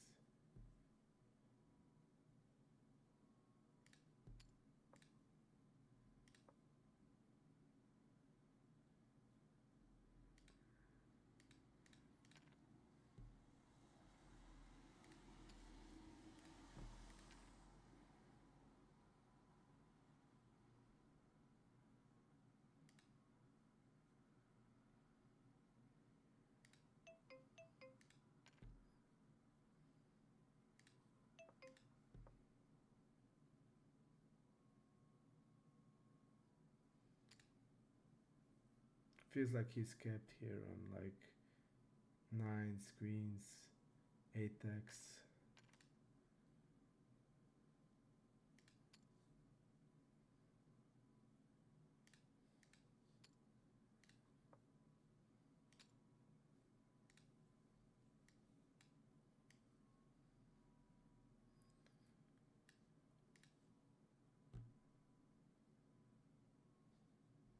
And now it's quite nice to know this stat. Let's do it still.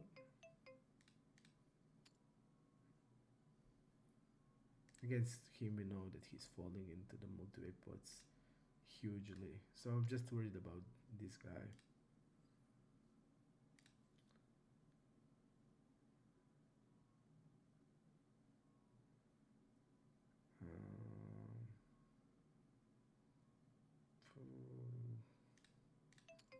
Let's go have. So we're wrapping like an ace 7, ace 8, ace 9. Okay, he has a clear call. He's beating even what we are wrapping. He's over folding turn, so maybe just best to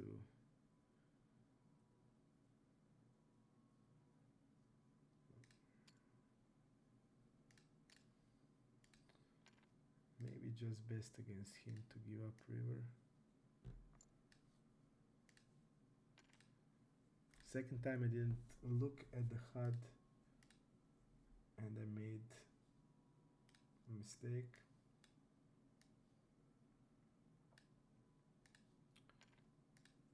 In this hand, I think I saw this and I just assumed he's just gonna be overfolding a lot, and he will, but to bigger sizes, so definitely I misplayed the hand. In my opinion, I should have just more polarizing, going bigger turn and bigger river, just to put pressure a lot on even on his ace-x hands that this guy can fold. So I completely off hand. I just saw like his fold versus out of position, and I just put that this gonna be making job done, but in reality with our type of hand it's not that good. So I just should have go bigger immediately, putting more pressure. I mean, he had a nice bluff catcher if we would go super big turn, but I would go like turn 125 river 75 or 150. I would be deciding. That's,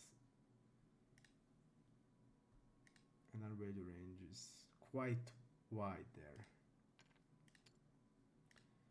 Our value range is quite wide, and then whenever that's kind of spot where our value range is super wide, we can have a lot of bluffs also.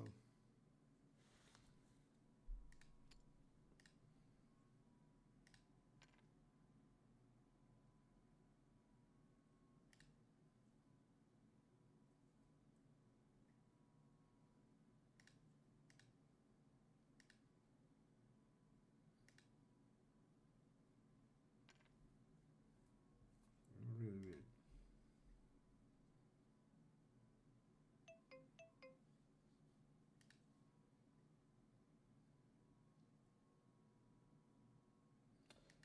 Is 3-betting. Really weird. I felt that a lot of 2x is just gonna be betting the flop.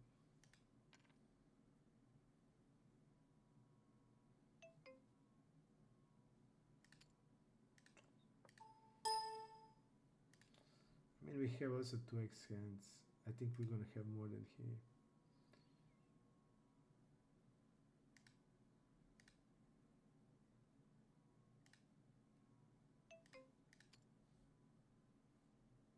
We're gonna wrap 10x.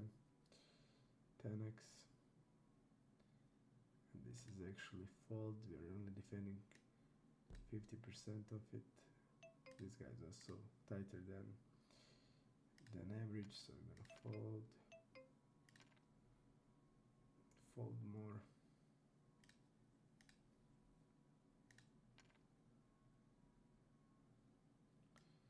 correct size in the heads up is 24 to 4 bet.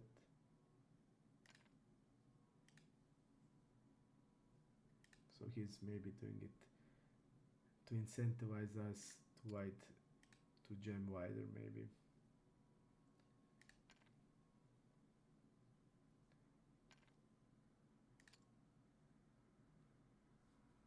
Pretty unlucky that you get it in the heads up. Queens versus kings.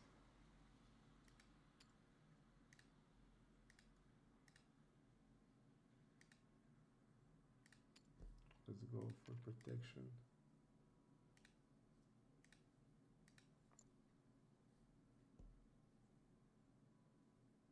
I'm gonna go like this. 75. I'm gonna go 125.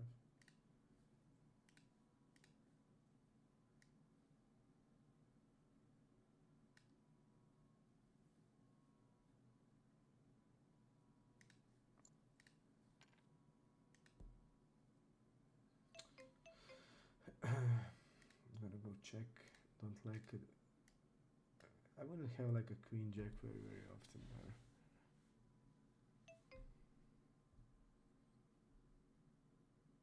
We're gonna have jack 9, we're gonna have some give ups. I'm gonna actually go like this.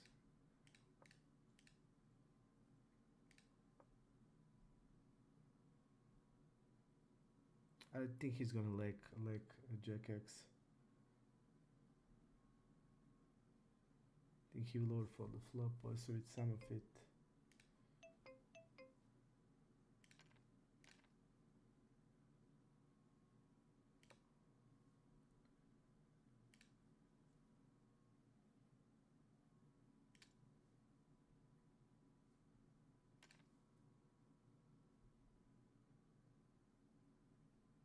Yeah, we are wrapping in reality basically jack 9 and some jack X of hearts. Basically that's it.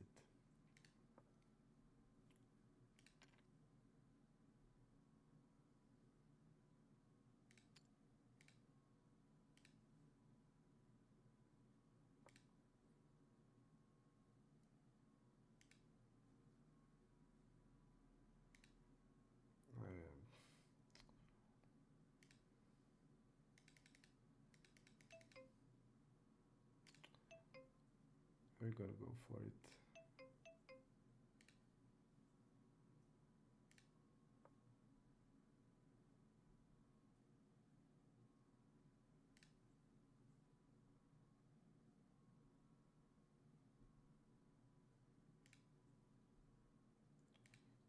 I think we just have to, he's just gonna have too much hand like king 10, clubs,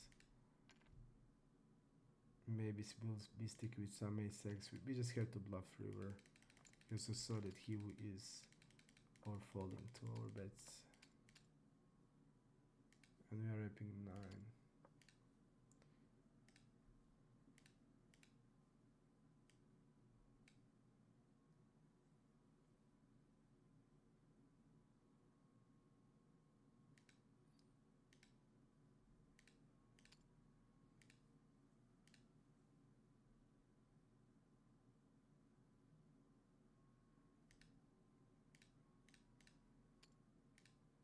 We gotta play exploitatively against him.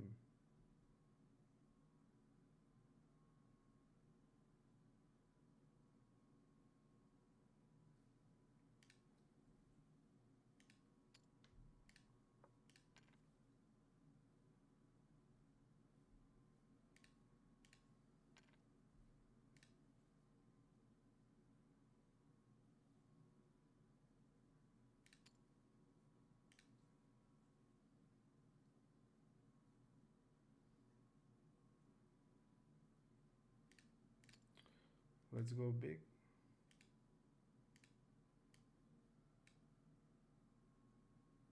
And this is not the great guy for it, guys. We have a nice hand to do it, but not the best guy to do it against.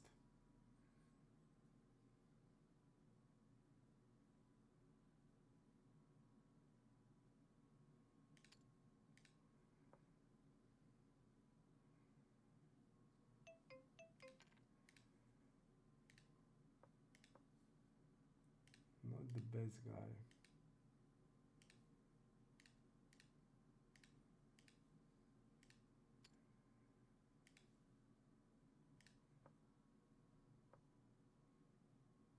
Queen 6.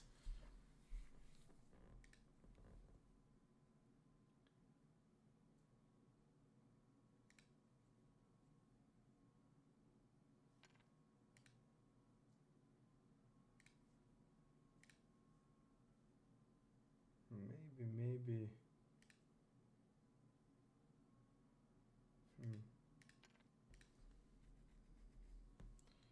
I'm still thinking about this hand with king 6. I think I need to go actually to big overbet.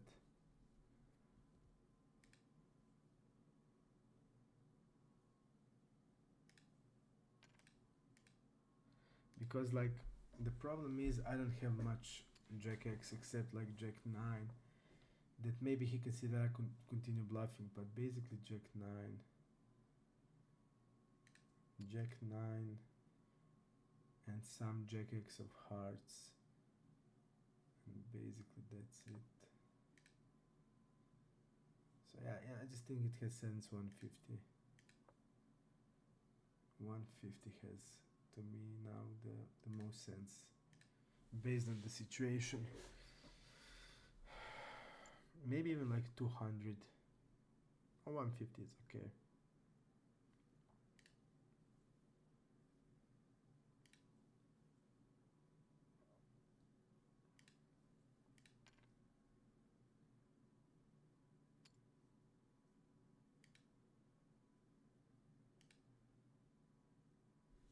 I would bet like 30% of tens on.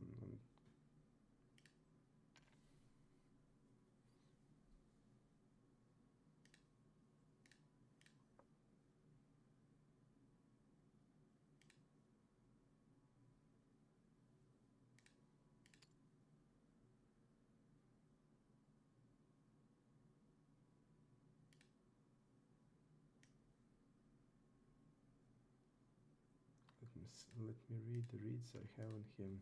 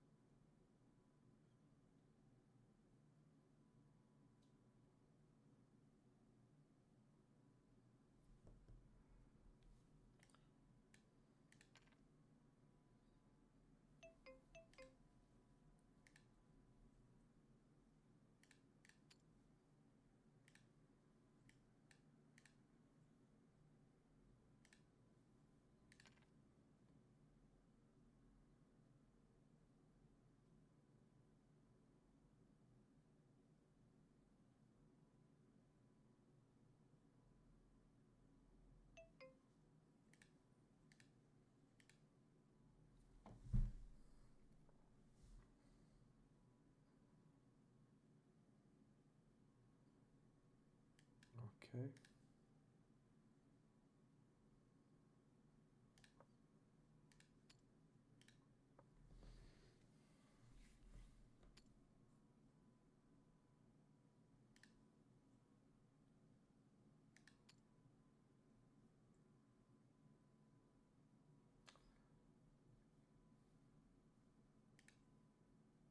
I think he needs to step bigger on turn. He needs to be more polar.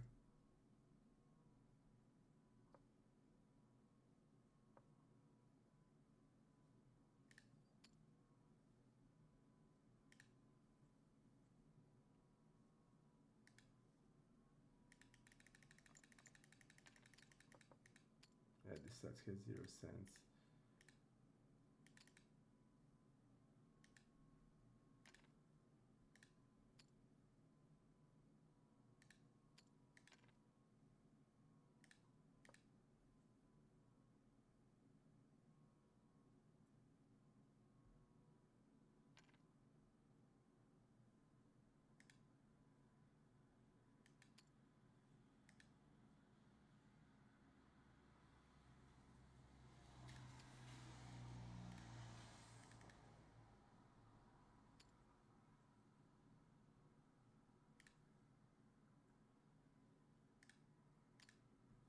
bet turn.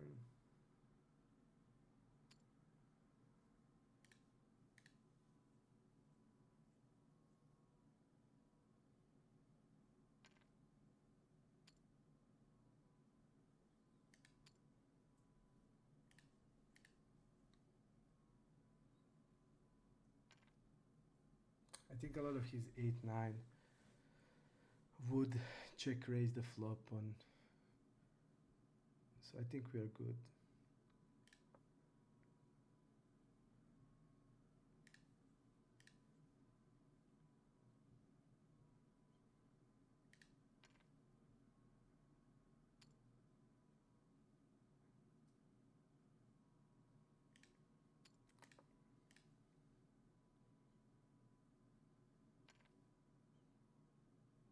Hmm.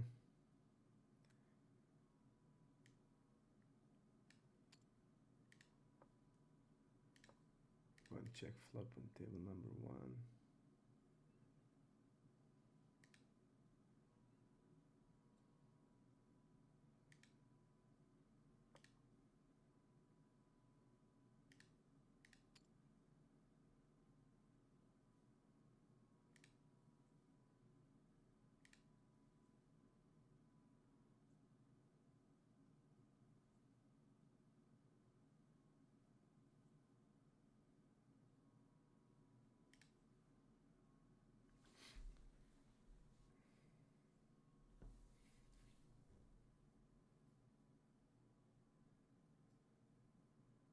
What is this? 12x.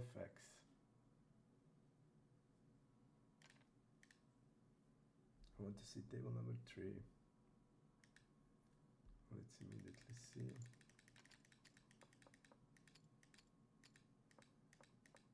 Okay. Has sense. Here we have clear call. Here. Call here. Let's see how he looks like.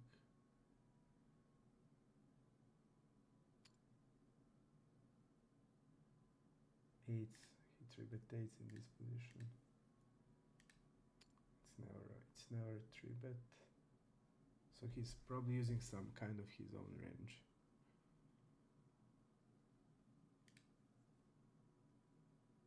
He double barrels here.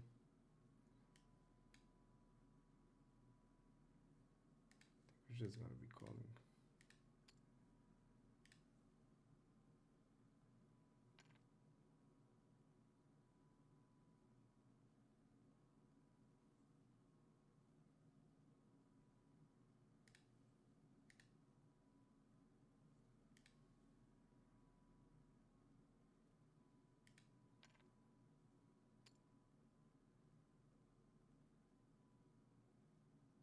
Ah, this was nasty.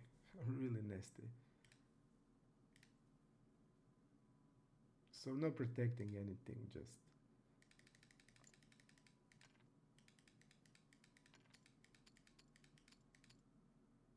turn is an 8, he doesn't care. Okay.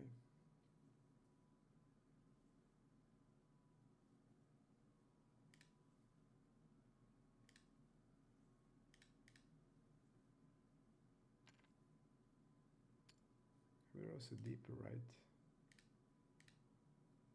Not that much, okay.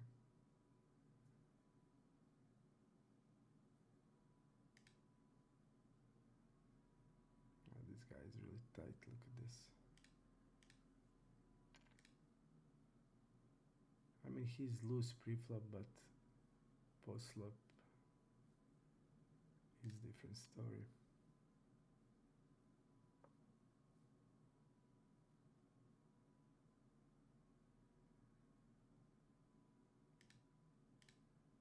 I want to see here. Okay, let's check.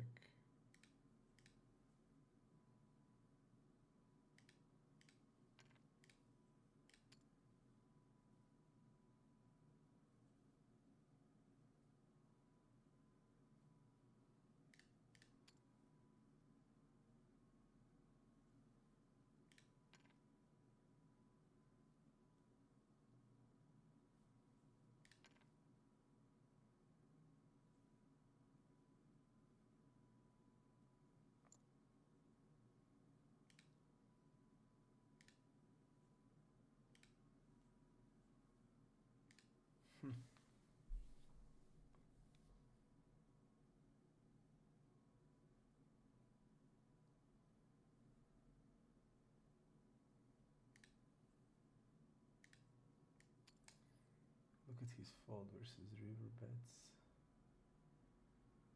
So this guy is on the tighter side, his range where the three betting here.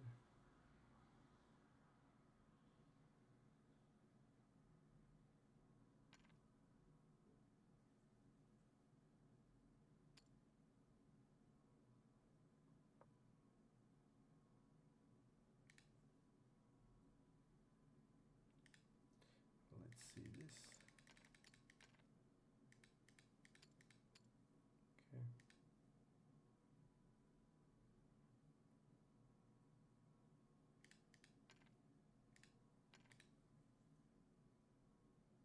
Call it queen nine. I like a check raise on turn here. Even if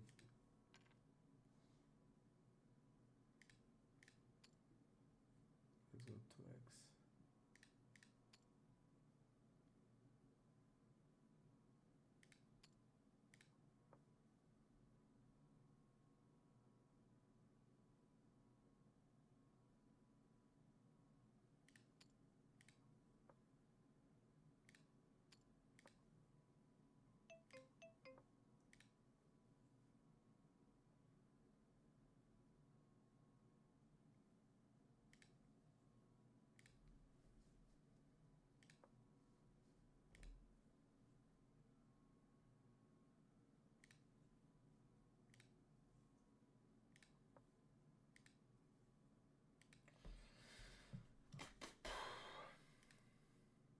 And yet bull took our stack, and he is now sitting out, waiting for other fish to join.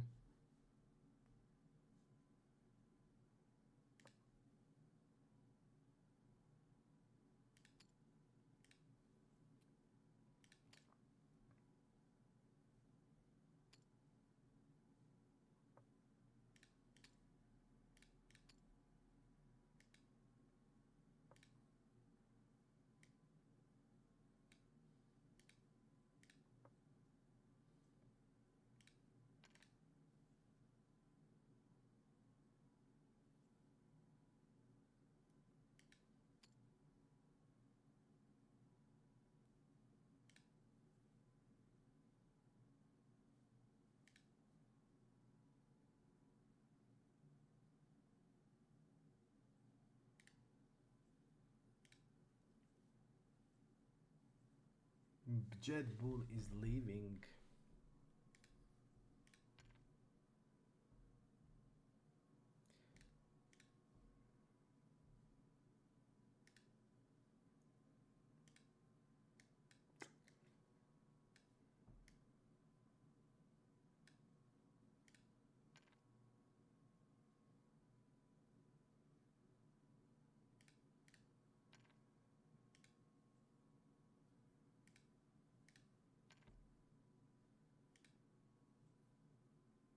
Diamond lazy.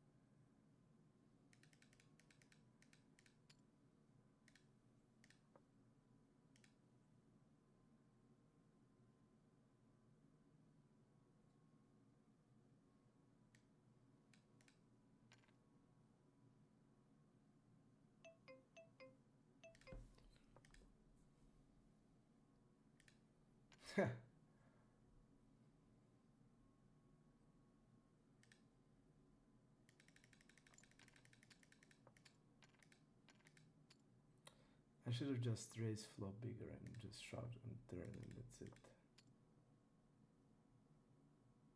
With this SBR, I think I have to just play it like this.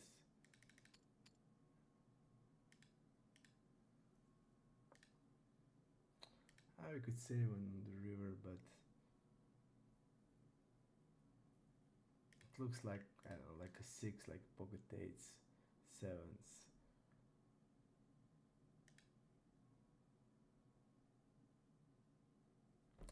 But I just should have just bigger on the flop and that's it. Especially he's falling 60, just just bigger size and that's it. Just bigger size to jam on the turn. That was the mistake.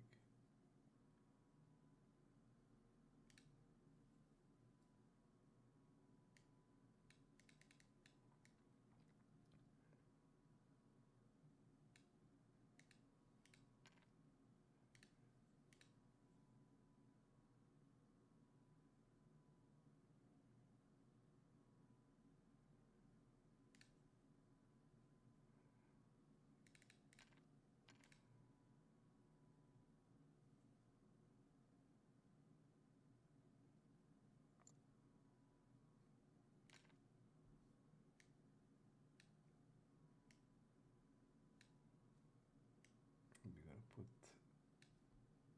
a new table. Just this is fold, I think.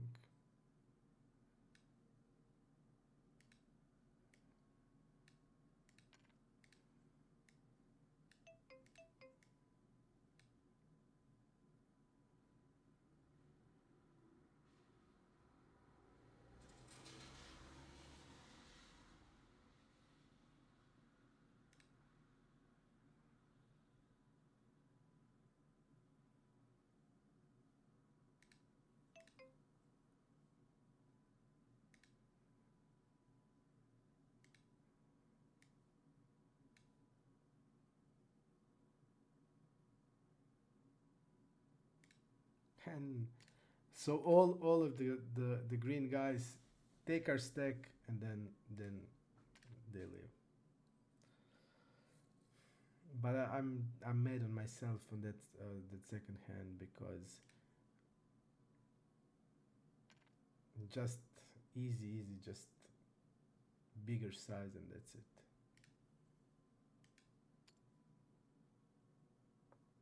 I deserved how I play. I deserved that this exactly thing that happened that happens.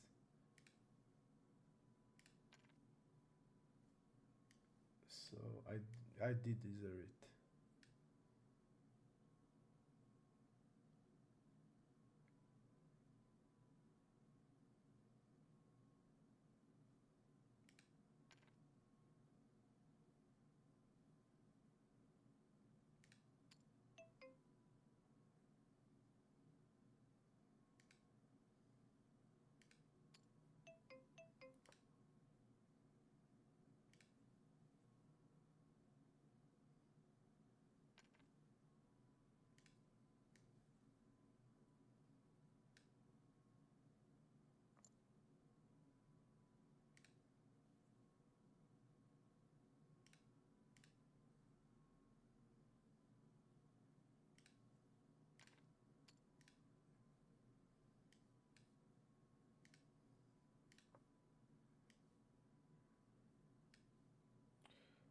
Okay, let's three bet here.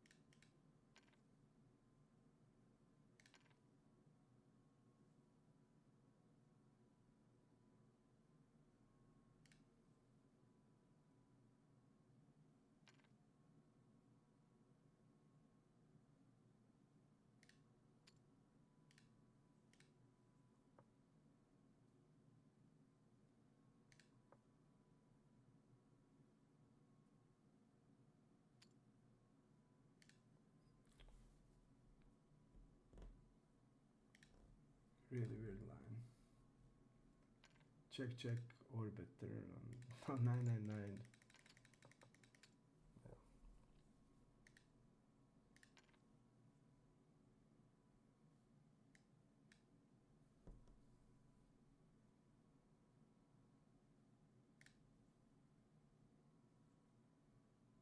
Okay, Jet Bull is back.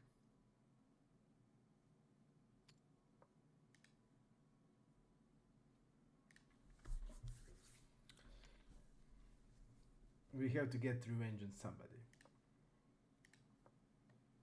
Jet Bull, Corey is nice. We don't want to mess with Corey, but Jet Bull is the one we are targeting.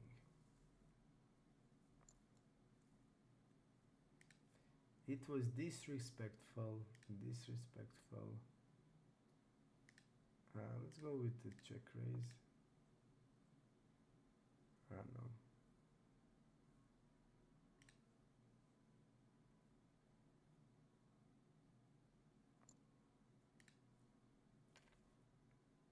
I think that queens that Jet Bull played, it's a little disrespectful.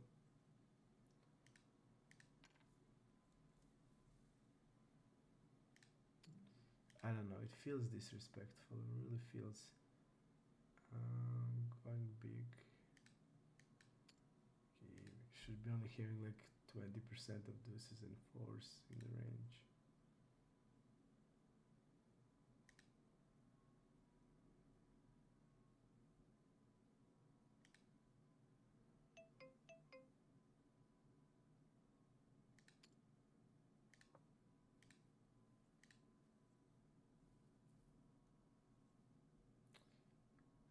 Not the best river.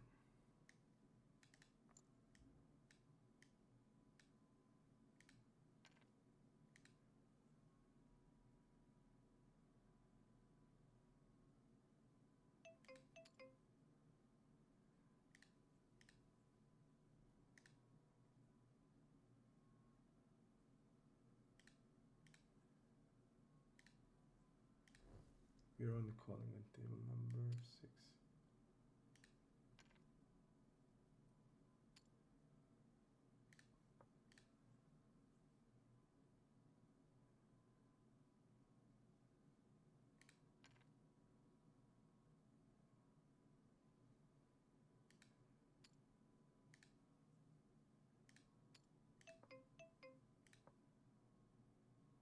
Our hand is call, I think, here. Full house.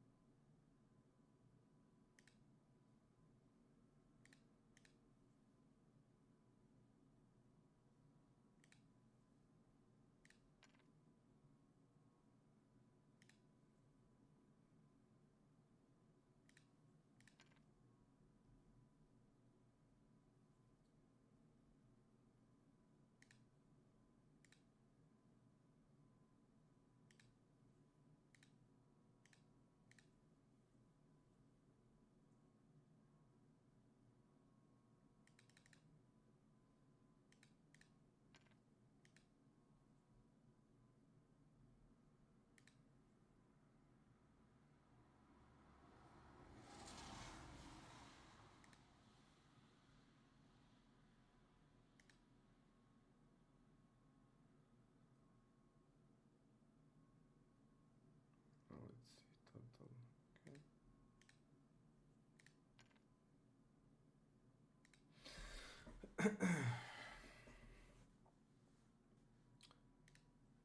I'm just thinking like how my range looks like here. And we need to defend also this pocket pair. Yeah, there's no fold on the heads up. We are defending ace queen, ace jack, pocket pairs. So yeah, unfortunately there's no. It's not like I actually think it's good to have this 10 of diamond. He's gonna just give up with the 10 of diamonds always. So I actually like the call.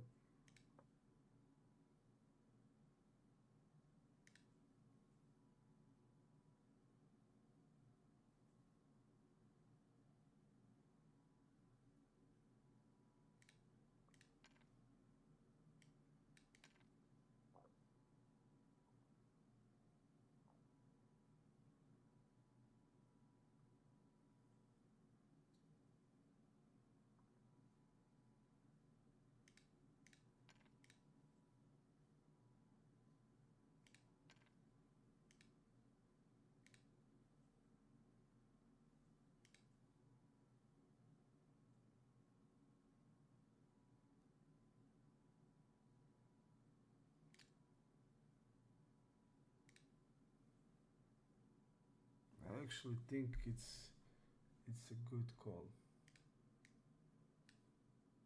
And I don't know that guy. The guy is never playing heads up. Never.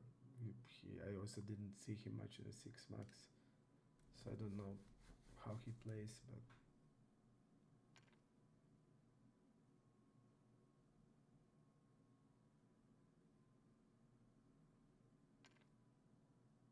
But hand is generally just a call, and I don't know him, so.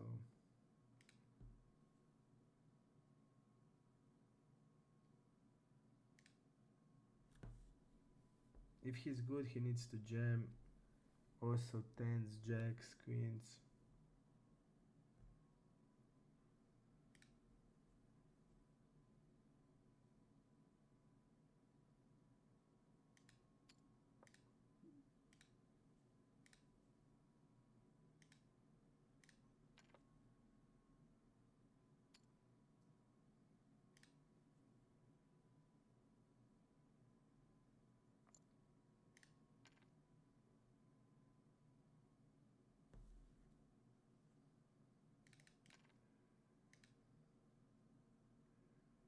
Look at this guy. One was soft flop 42, 21 in bigger pots.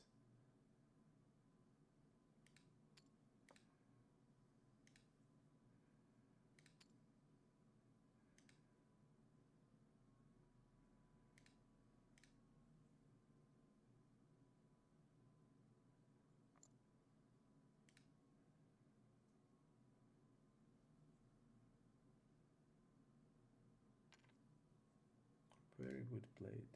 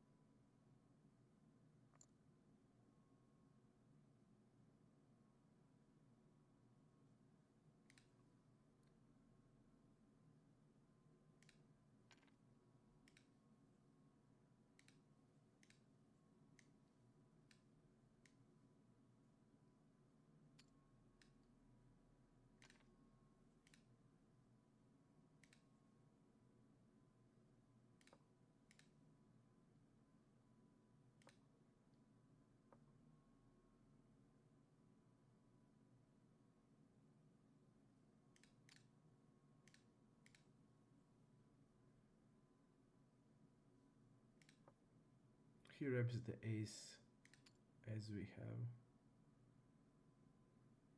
At least I thought.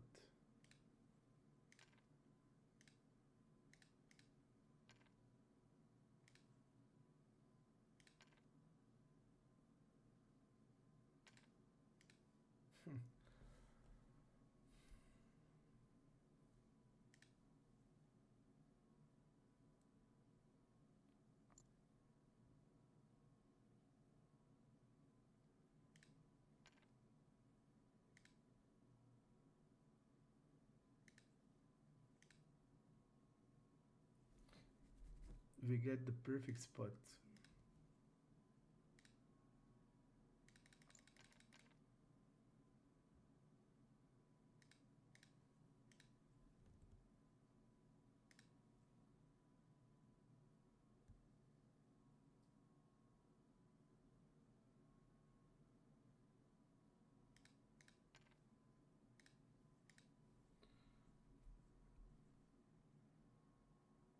We did get a perfect spot, but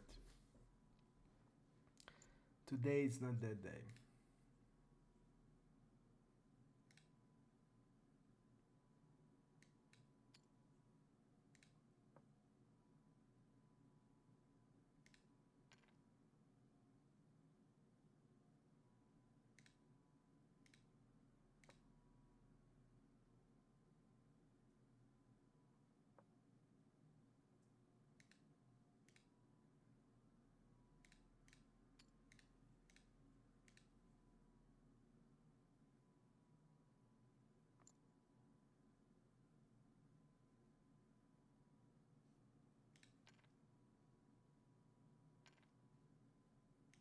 looks like he doesn't have much.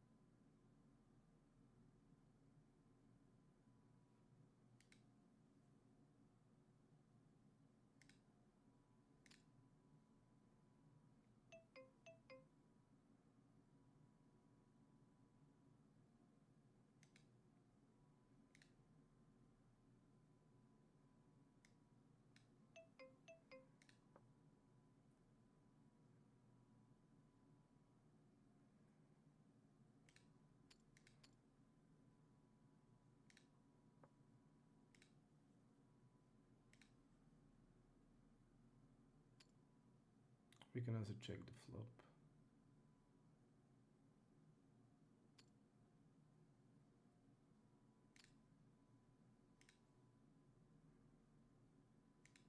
We can also check the flop.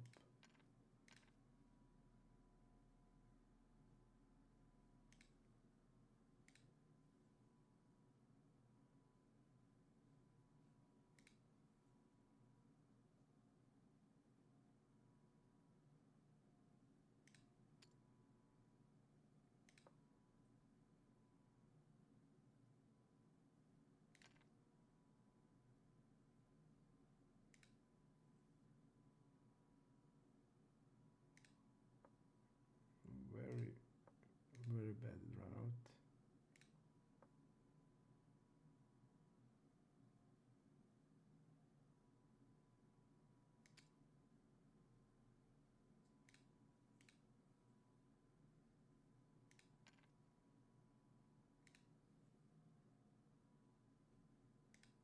Five eight off.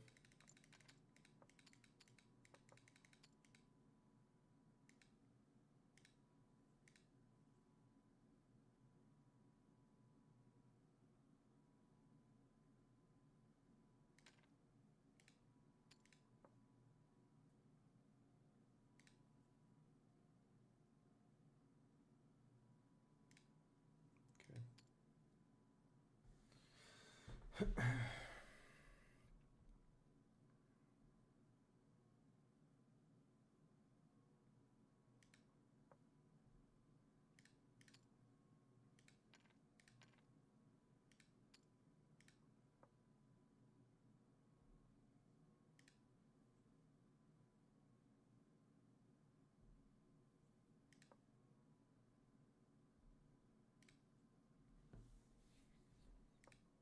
I think we can go for value on river.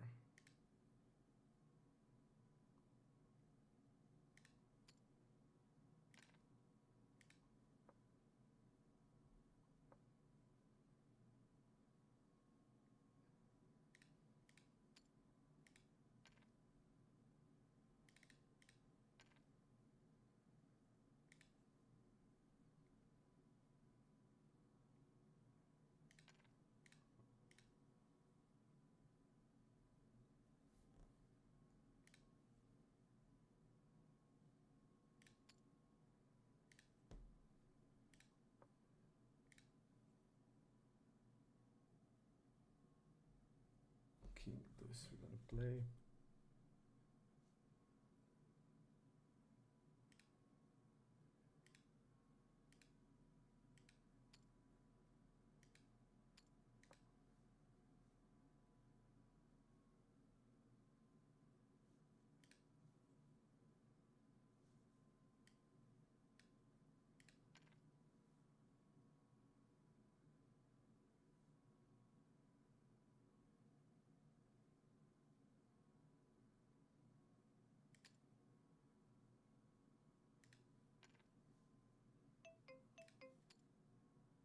Okay, we're gonna call.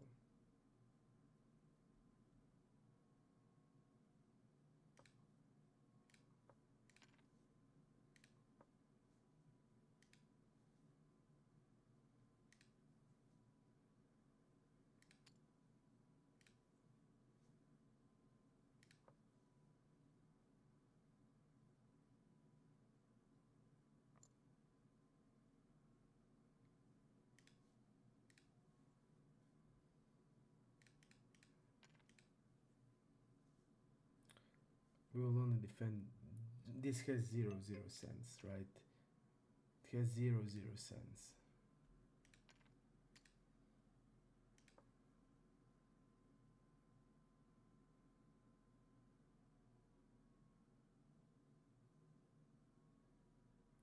It has literally 0 cents.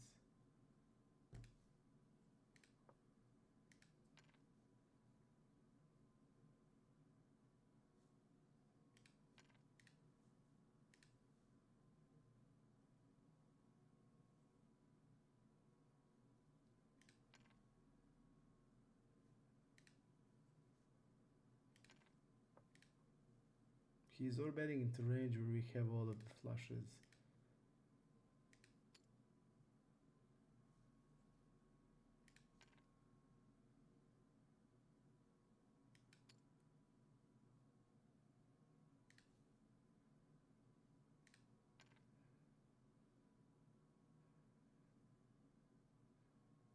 I don't like this hand to bluff catch. I'm gonna call to this size.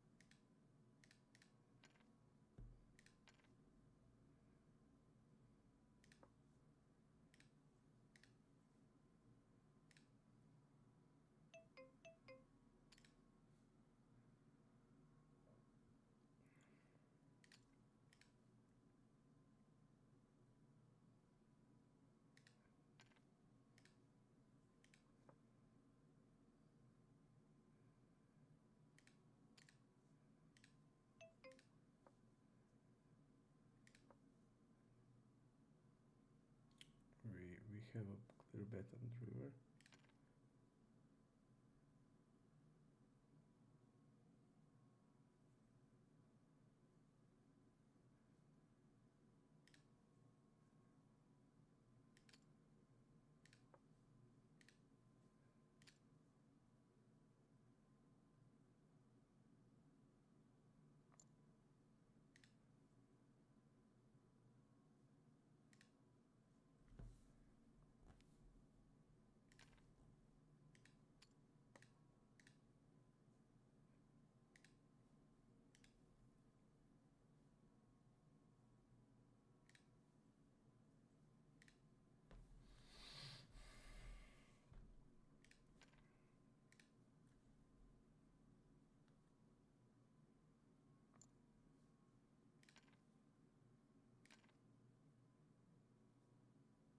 We're gonna trip it around 30%.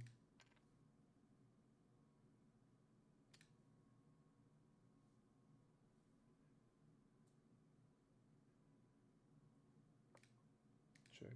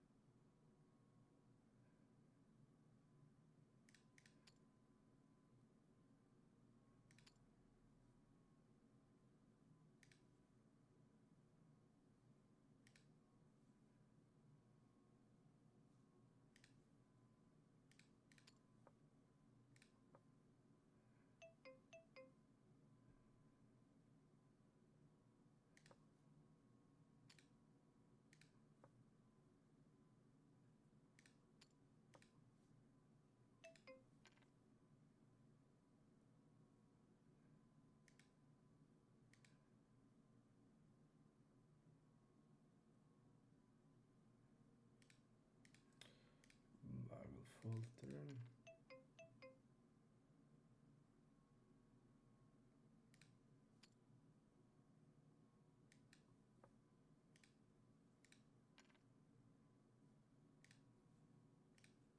Have one more table on the right side.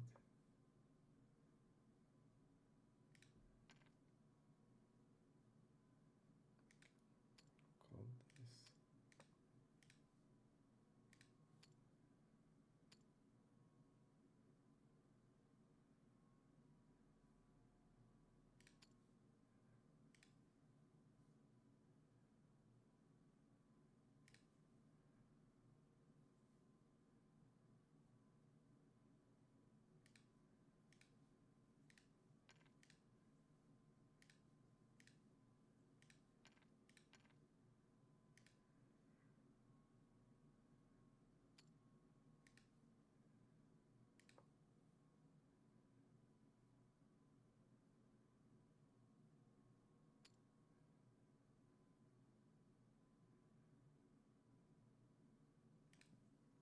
I think sevens are one of the worst to have.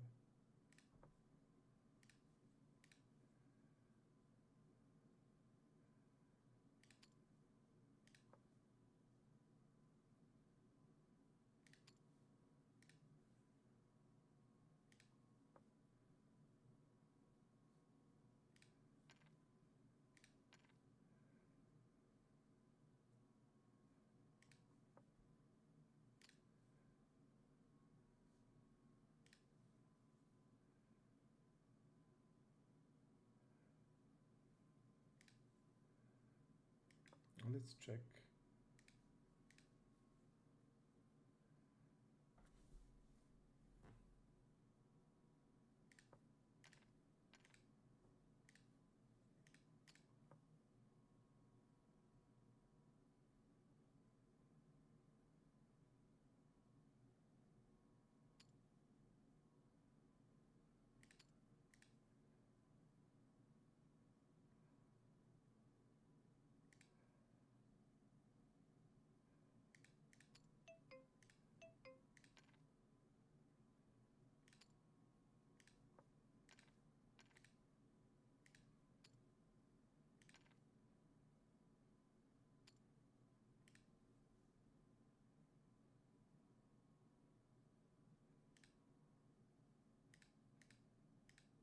Let's go with the check raise and turn.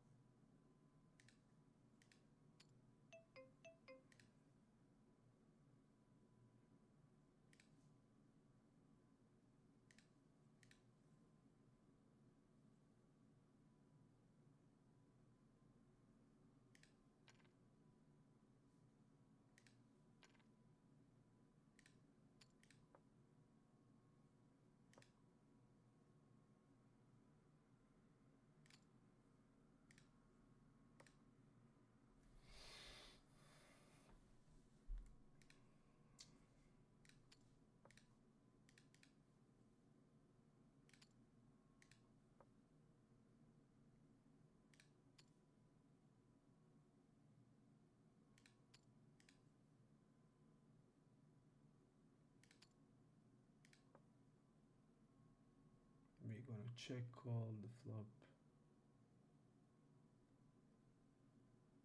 And we block with the 10. I'm gonna go normal size. Just because I also have a 10 of clubs.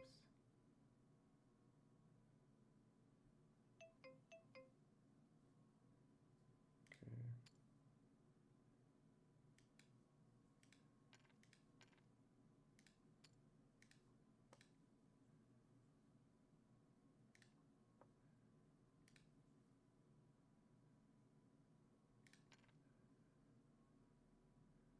We're just gonna call it with ace 5.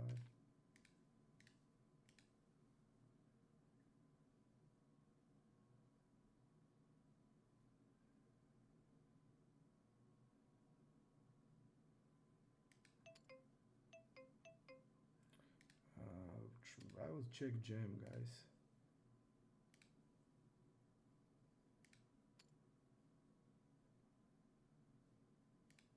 Super unlucky how we run today.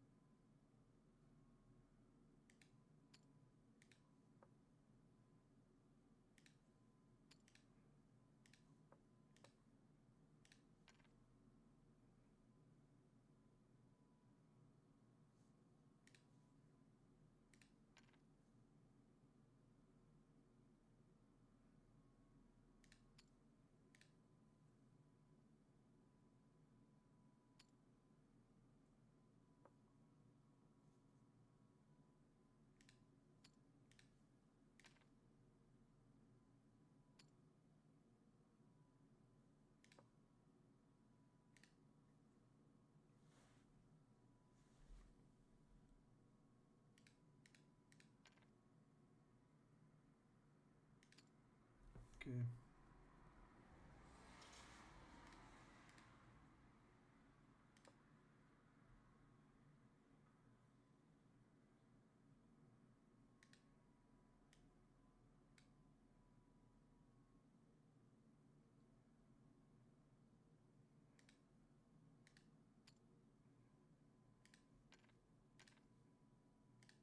I don't like this river, guys.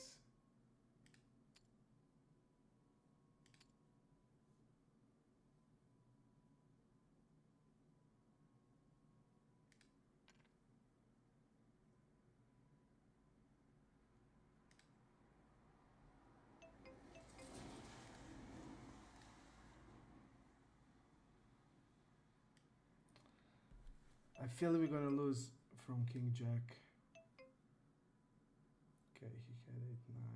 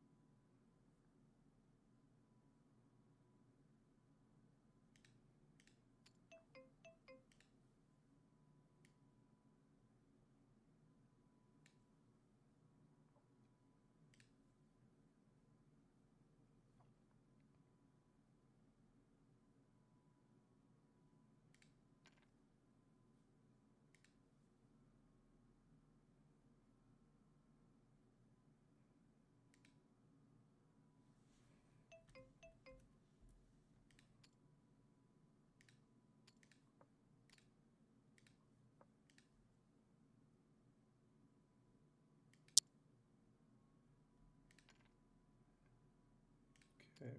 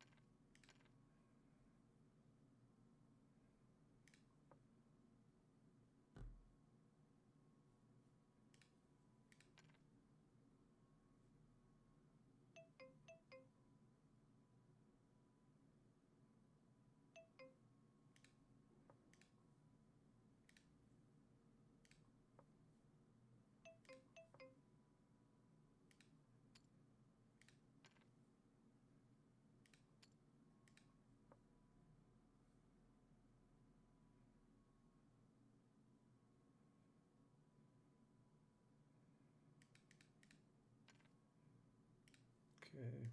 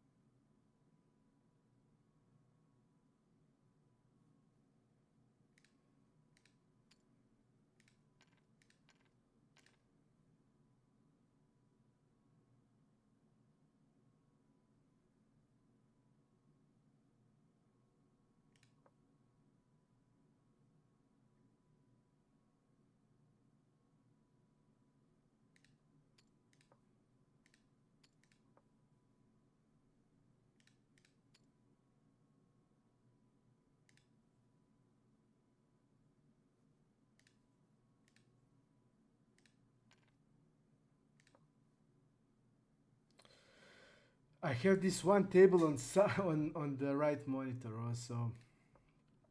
A lot of action, guys. Sorry, I'm not speaking.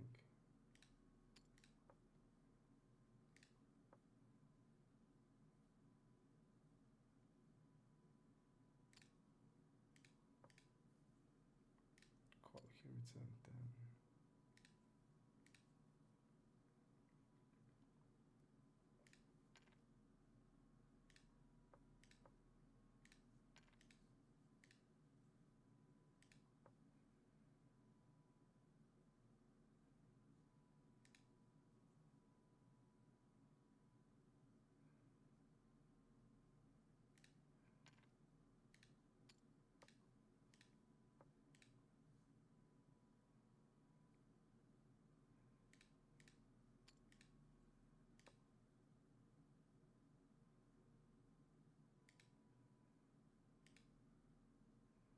Let's check.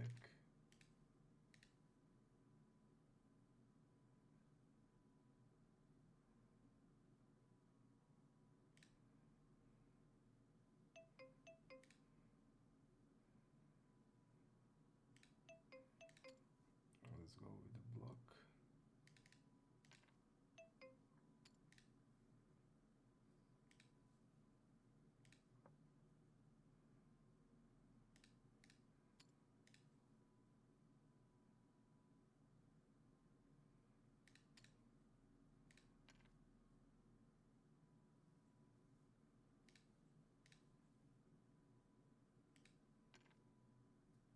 Calling with king 3, playing this.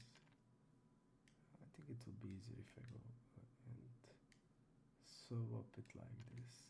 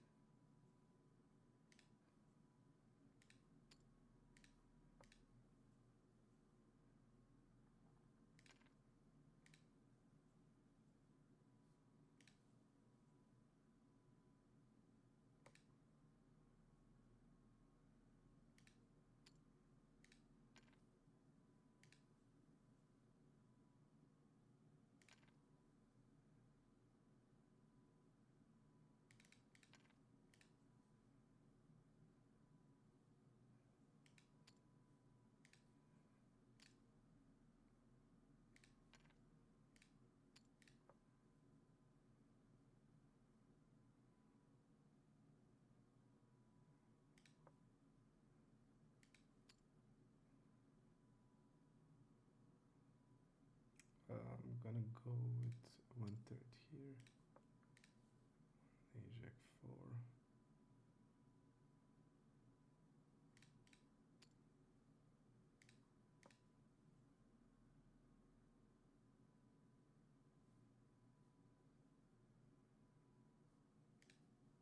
I don't like this, but I'm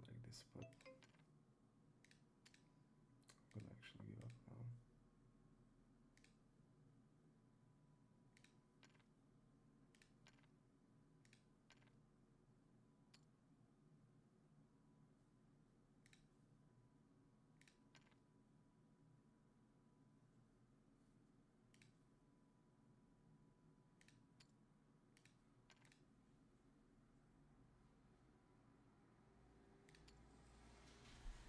don't like the river to bluff.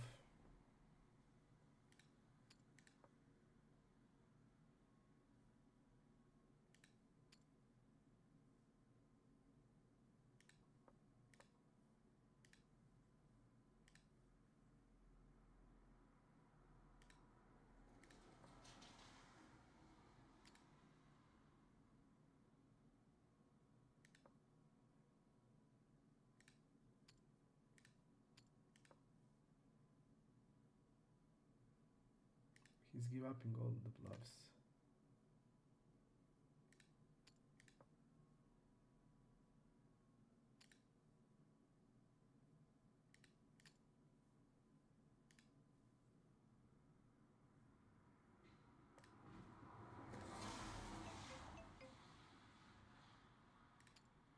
Okay.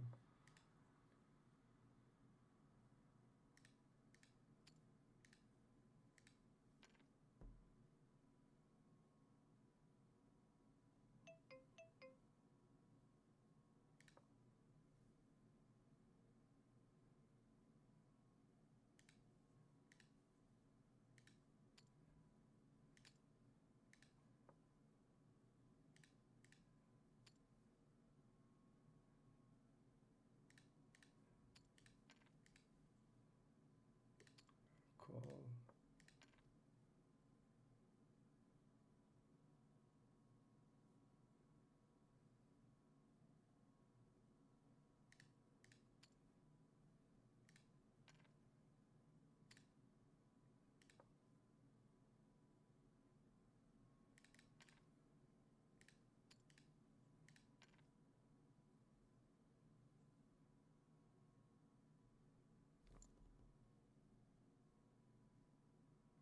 Let's check back.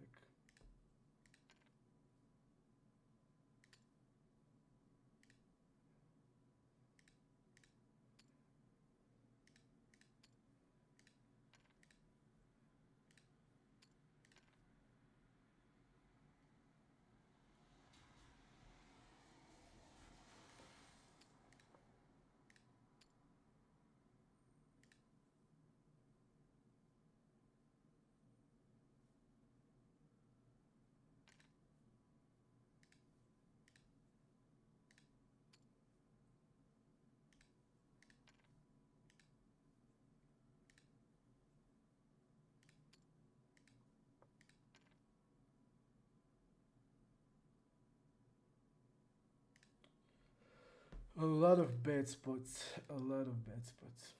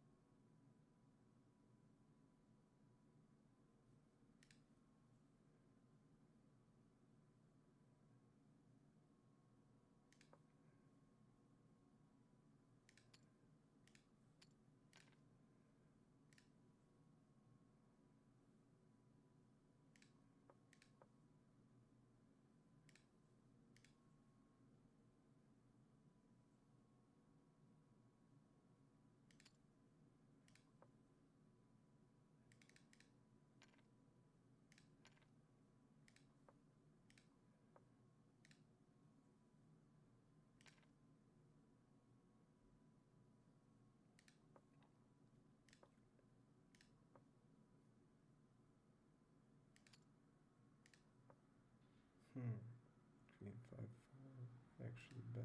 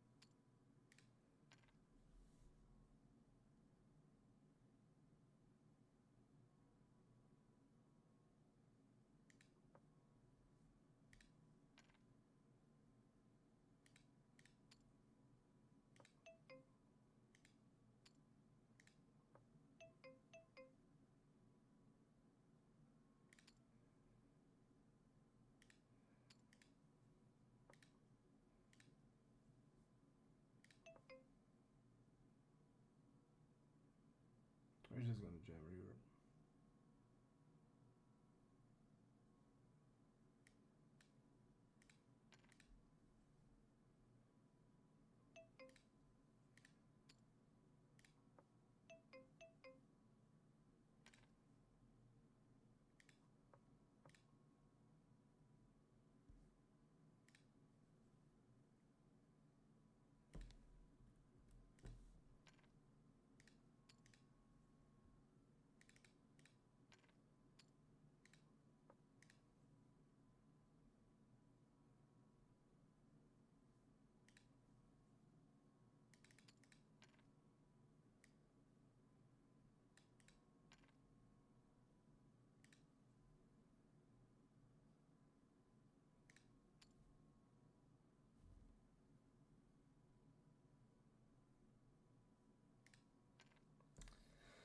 I don't understand display at all. I really don't.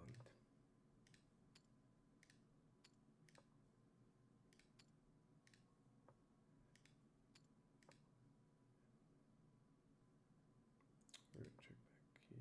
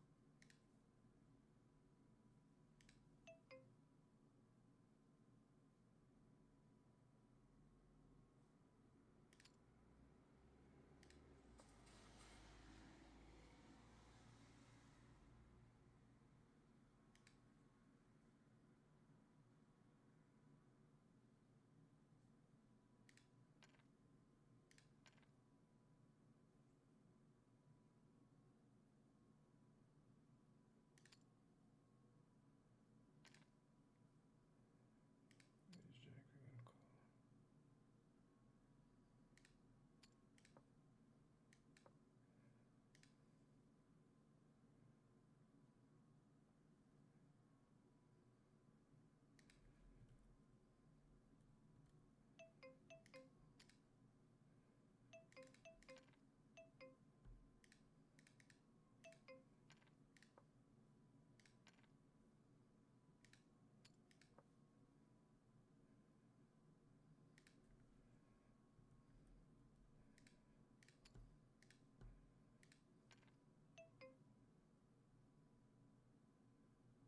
Okay, this is clear call here.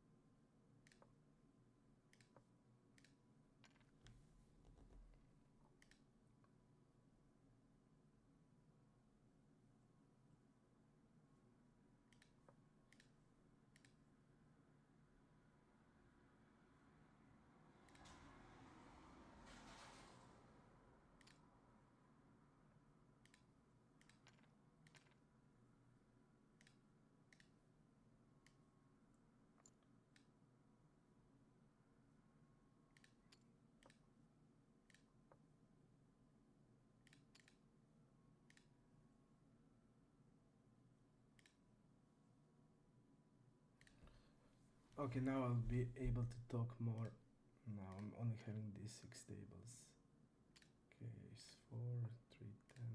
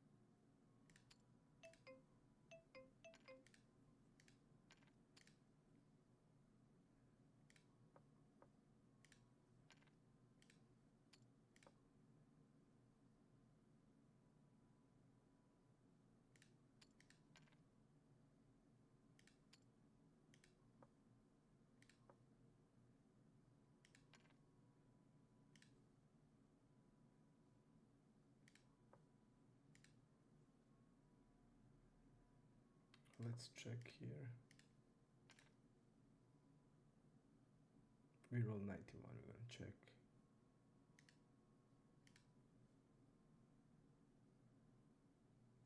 If I'm betting, I would be betting 108.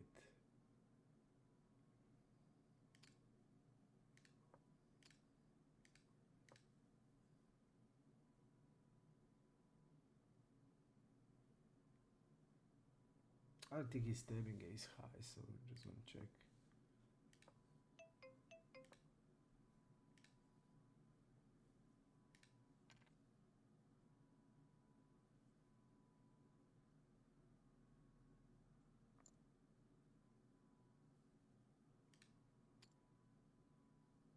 Okay, same hand.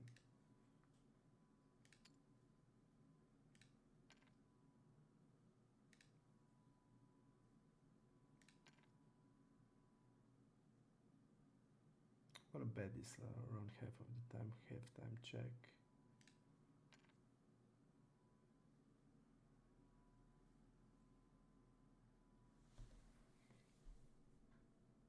Here on 52, we're gonna check.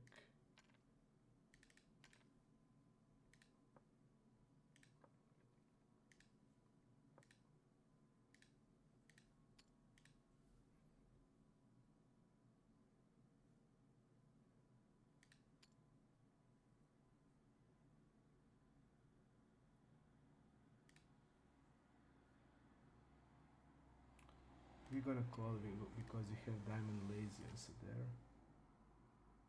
So we're gonna call.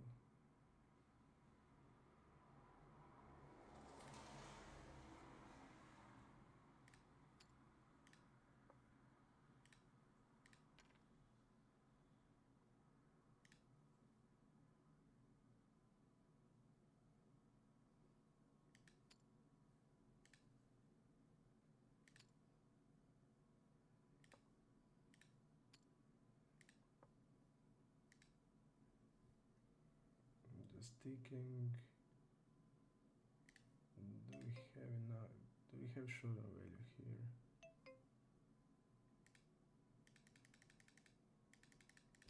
Let's go like this.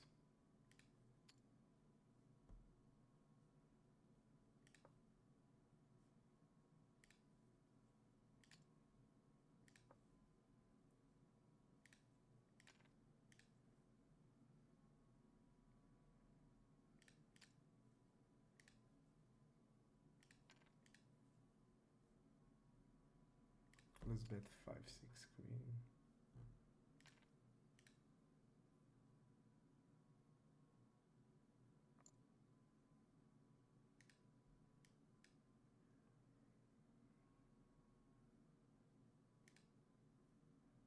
Check.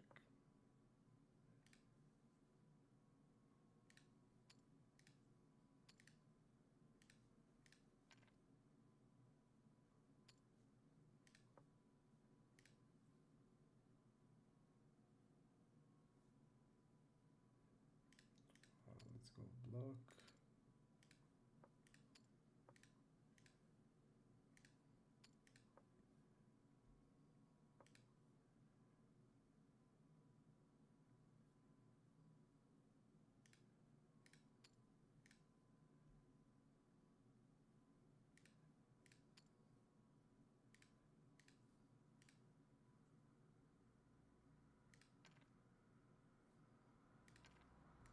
Seems like he has really bad checking range, so we're gonna more be attacking it.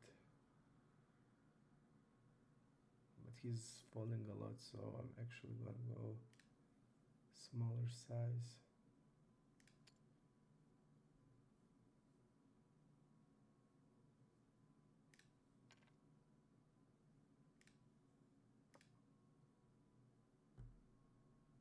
Let's check back, just to have sometimes trips in. We roll 91, so let's do it.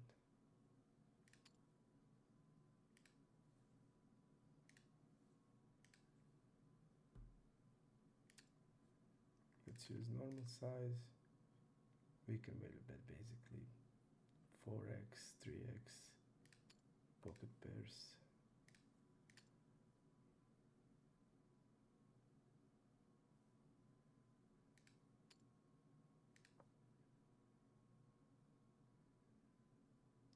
let's actually decrease size. He's overfolding. Let's go 150 here. Clear call with ace deuce.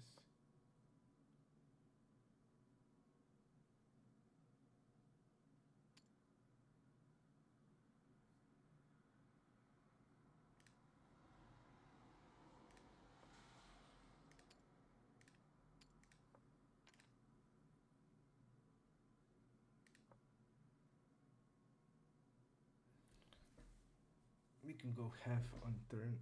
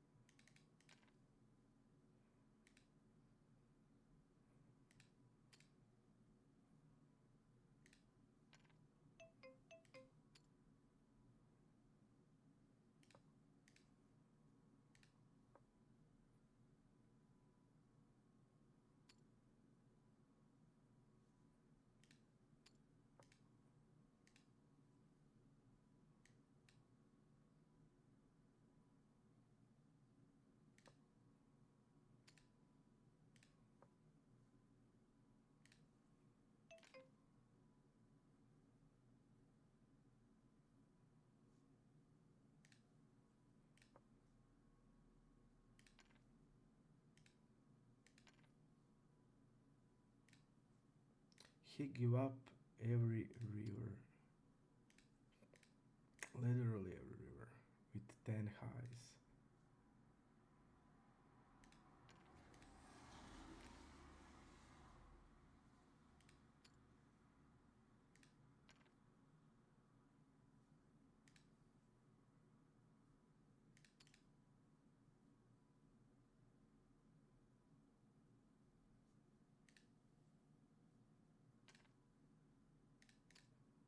We did bluff, if you remember before, with Jack 9 exactly the same size, so yeah. Okay.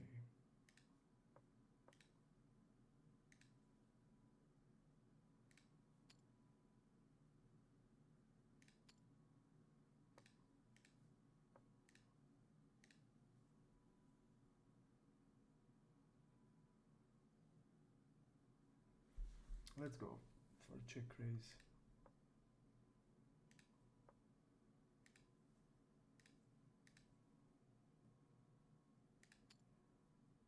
We're gonna rip jack.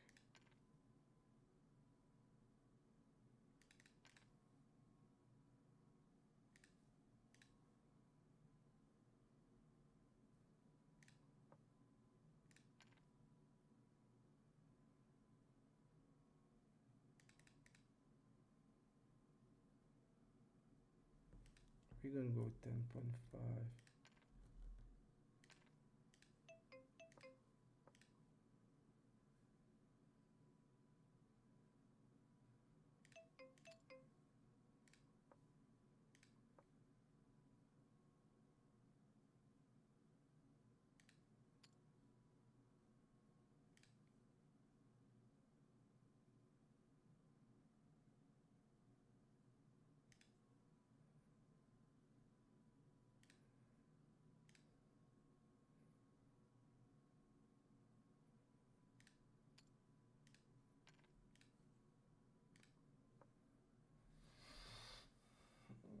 What I want to do now? Do I want to jam or check? I'm gonna actually check.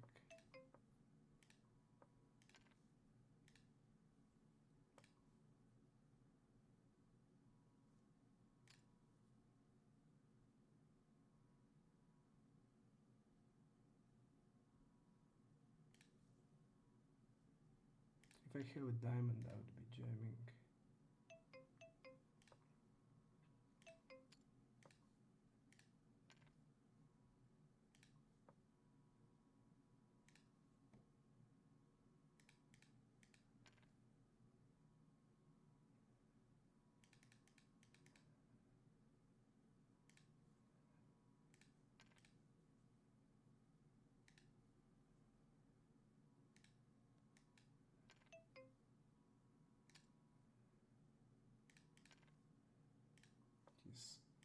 heavily or falling to 3 bets.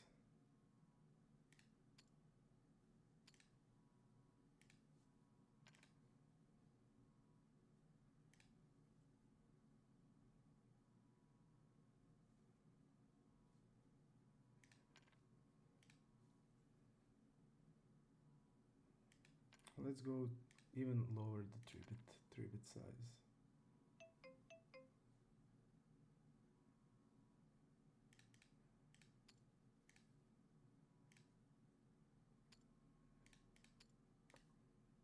I'm going to check with ace jack.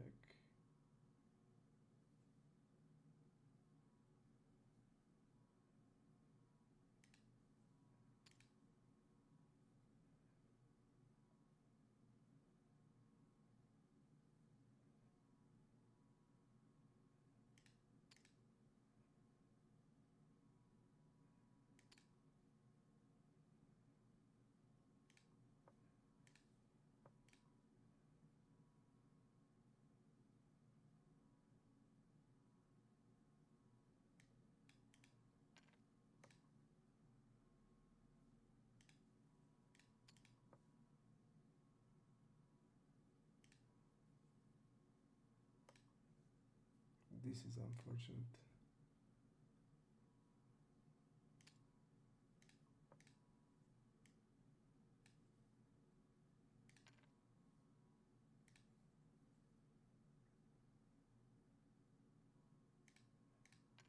Now let's raise.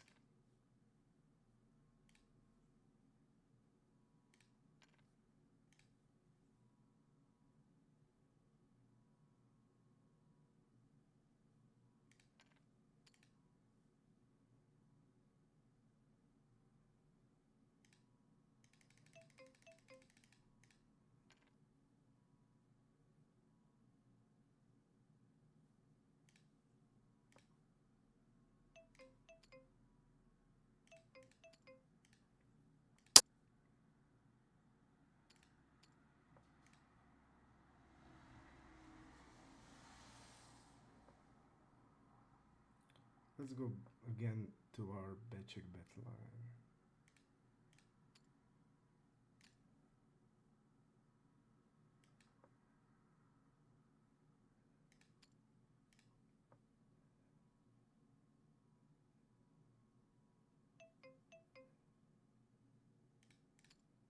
Let's really bet this.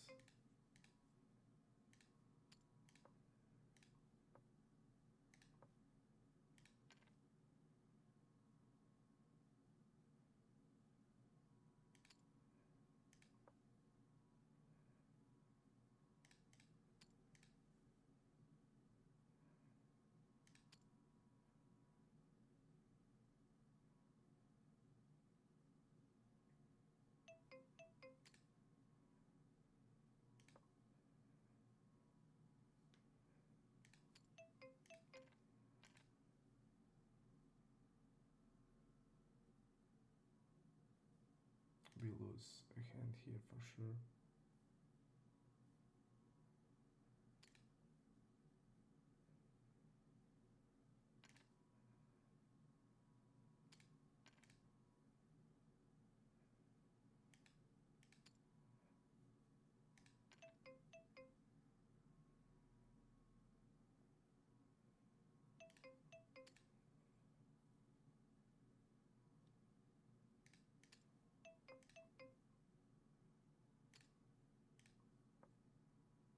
Let's check back.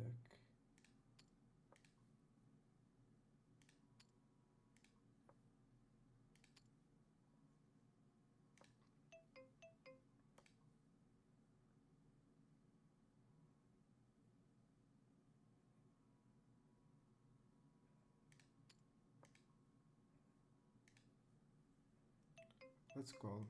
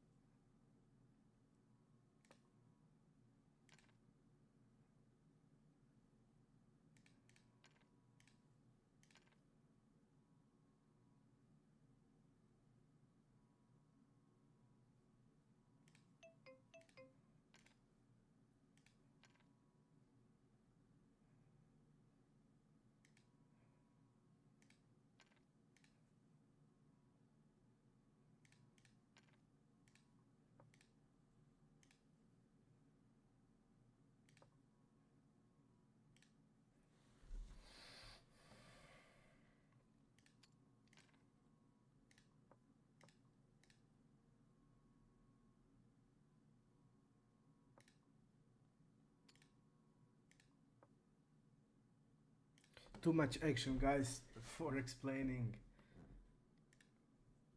We were playing like four table heads up with two different guys. So a lot of. I was trying.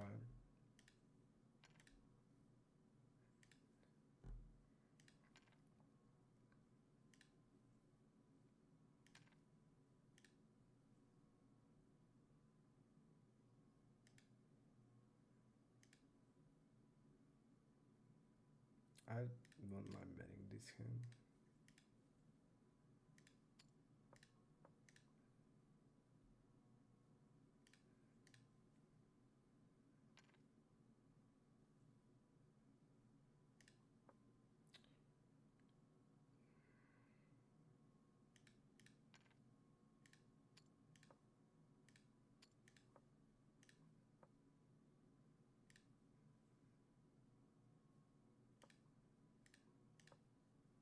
Queen 5.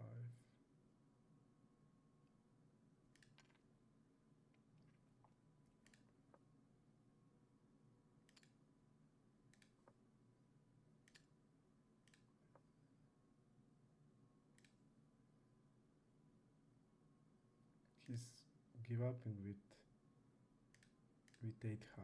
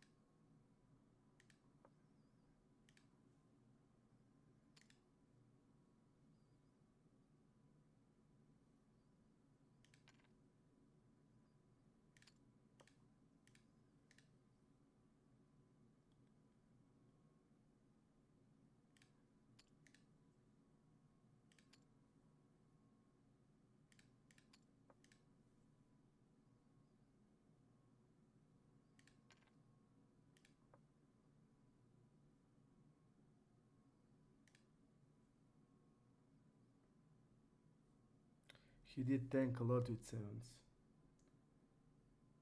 He did tank a lot.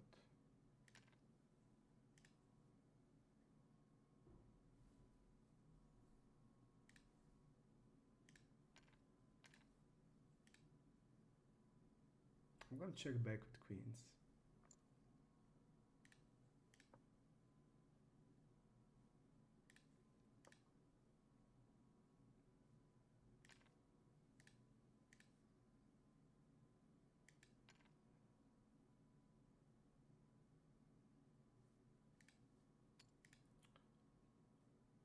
Call it queens.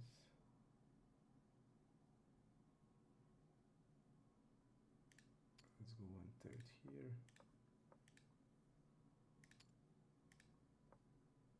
Let's go small bet on turn.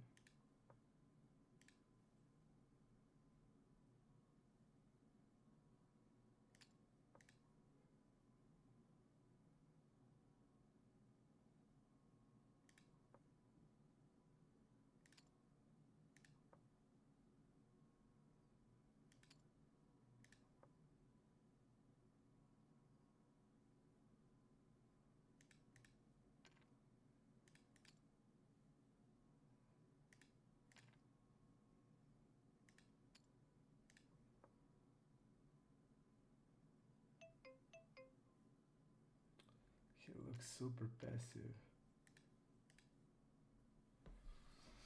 He looks super passive, guys.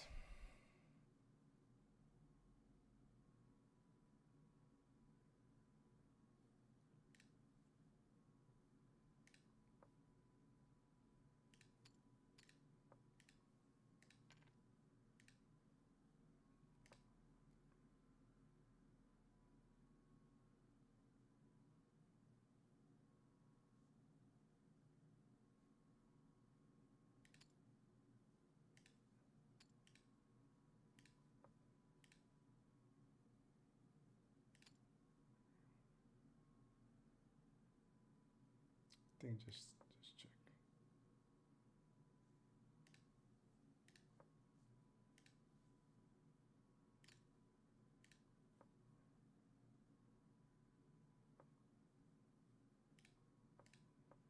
I'm really not sure even now if this guy is a regular fish based on his place.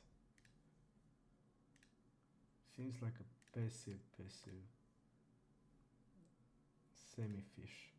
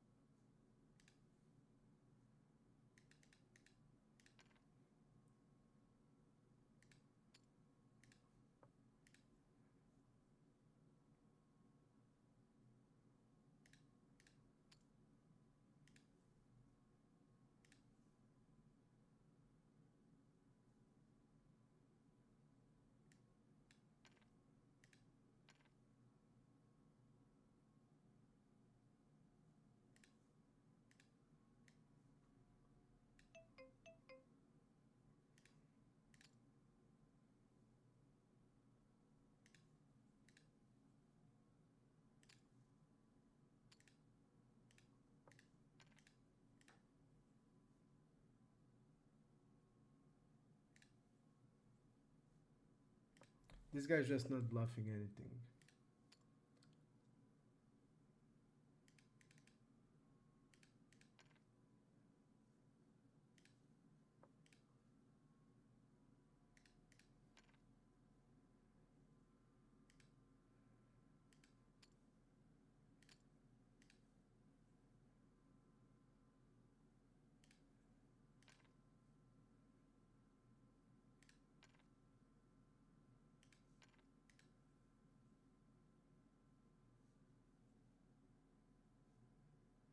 I'm gonna check 3, 6, 10, 24% 3 bet.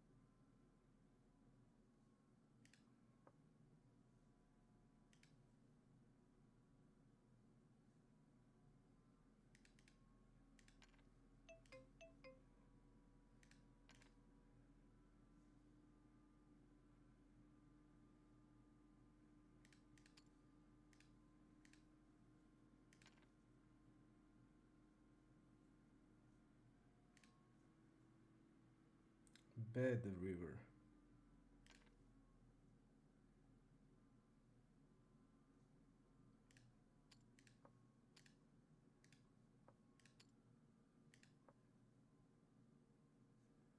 We're just gonna move it like this, that it will be easier for us.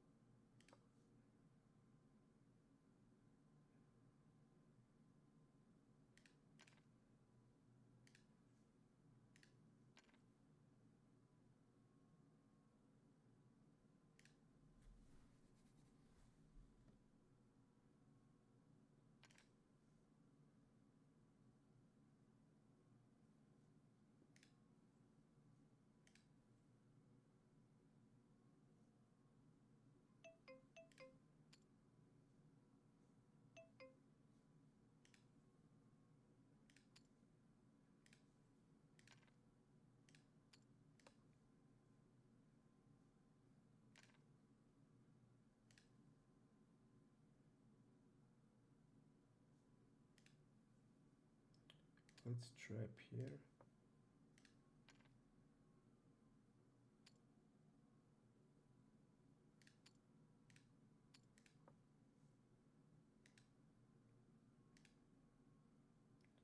We're just gonna call, guys.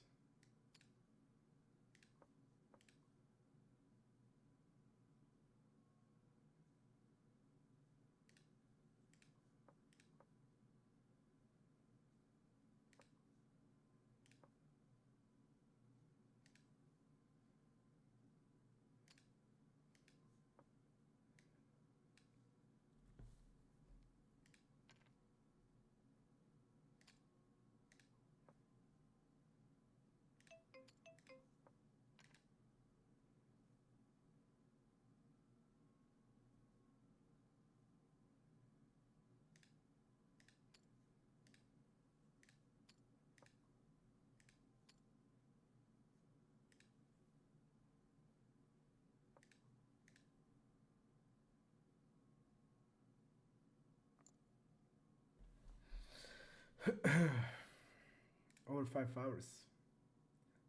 6 session.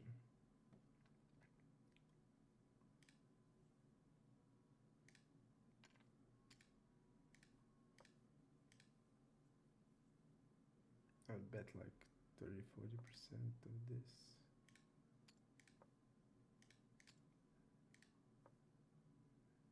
We'll check raise here.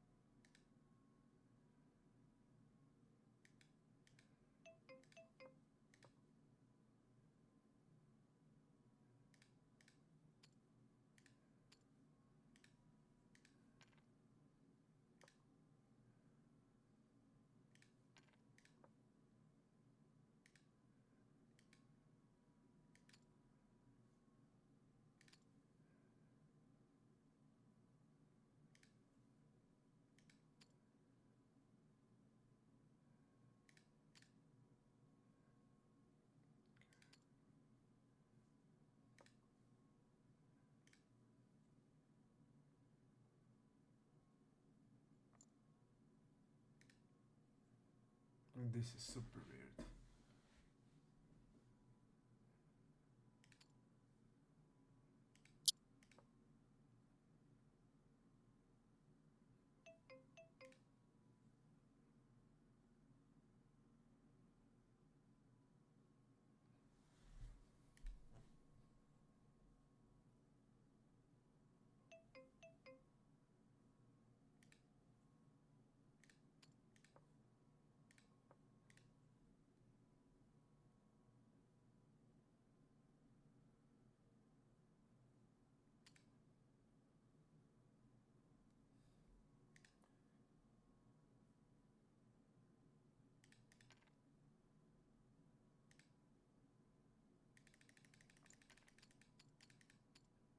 So he is double barreling like this, okay.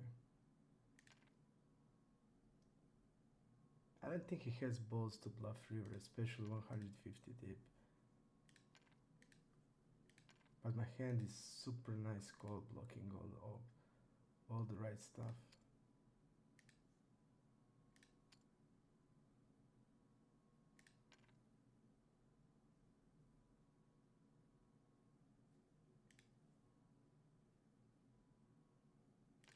Maybe didn't check him in the bigger pots.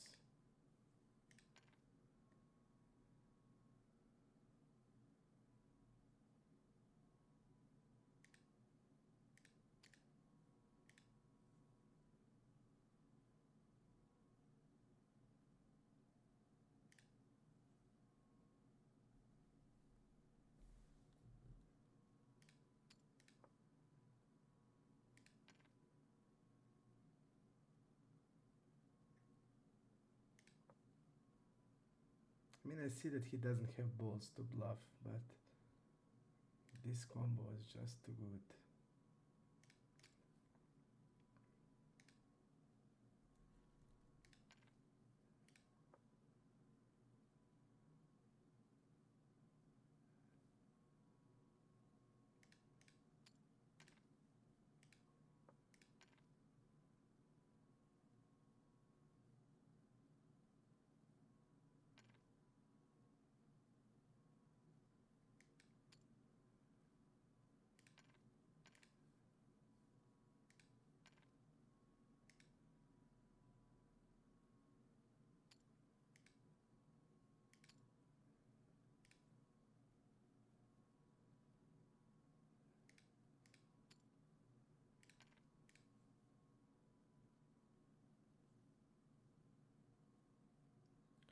We didn't checked him out in the bigger pots, so yeah, I decided to call.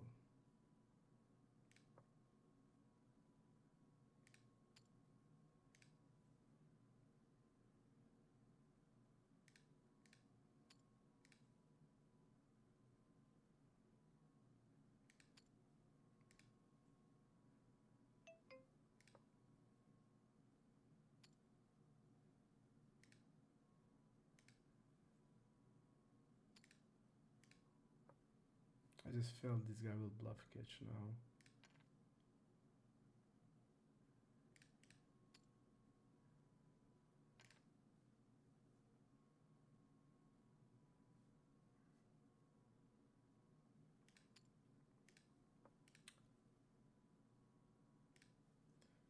The good news is I feel really good about his game and I don't want now.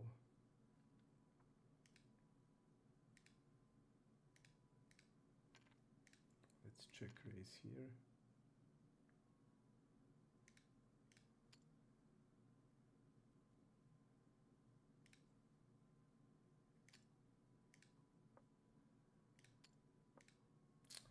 This is not good. The tables have filled.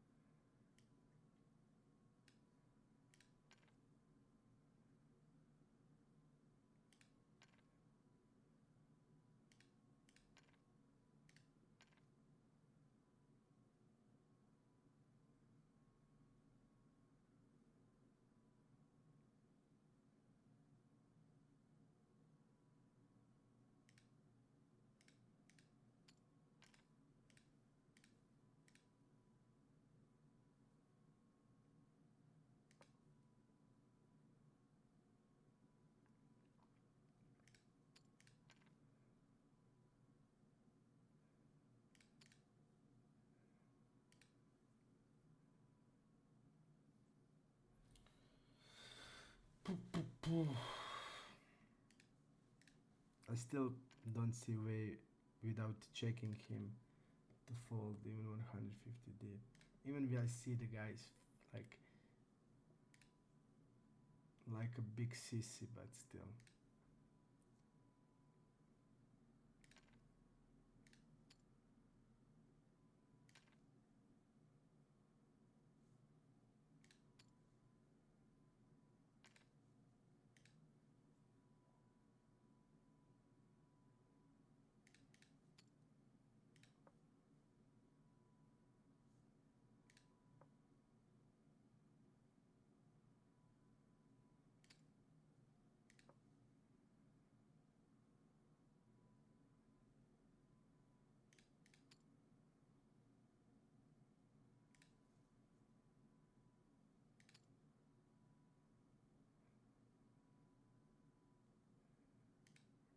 What is going on there?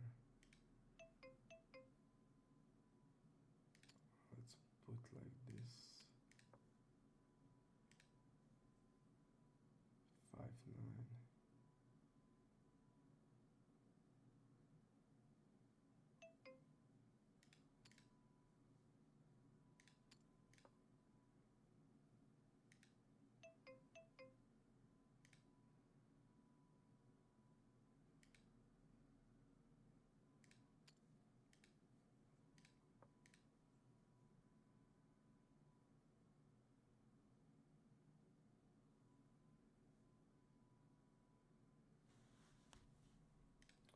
Also, when he's using this delay with bigger sizes, you see like small sizes are usually bluffs. And then he gives up a lot with them.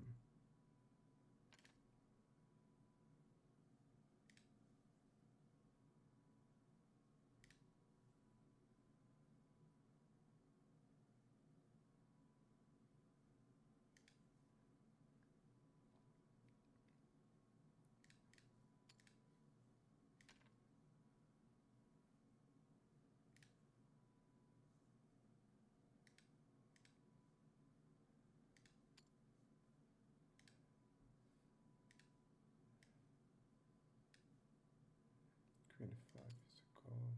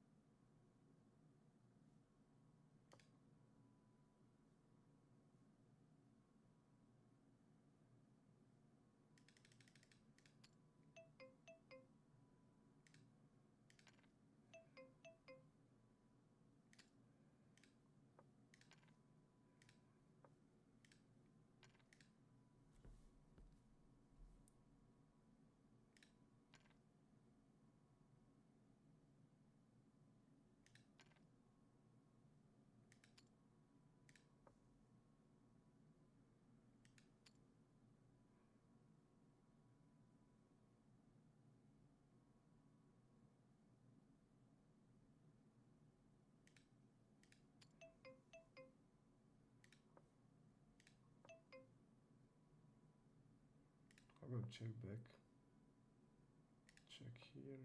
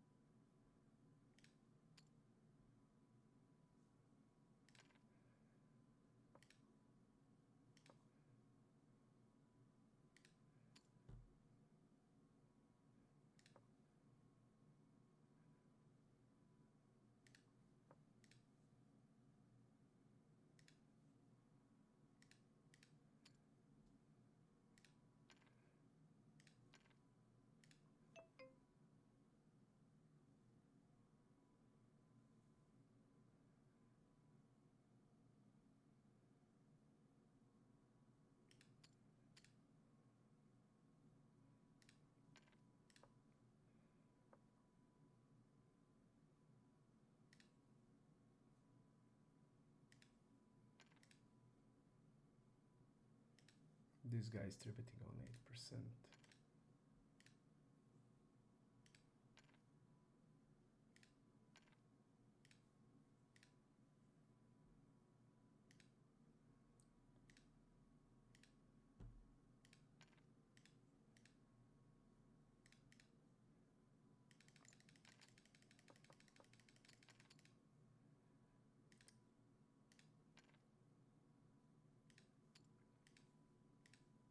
Against this guy, I need to fold. Like, this is, I mean, look at it, one was soft flop 43.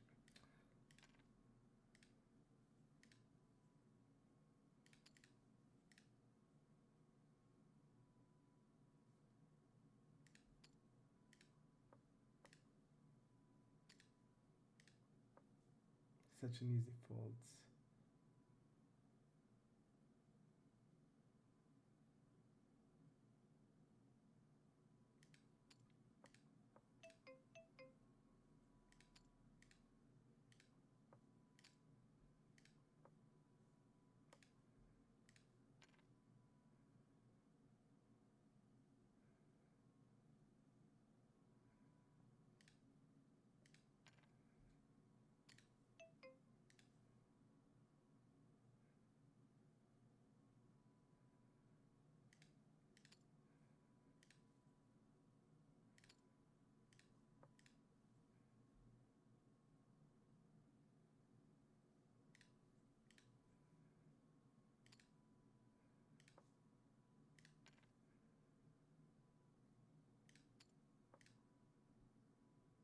Like what? It's like what are these plays? What kind of play is this?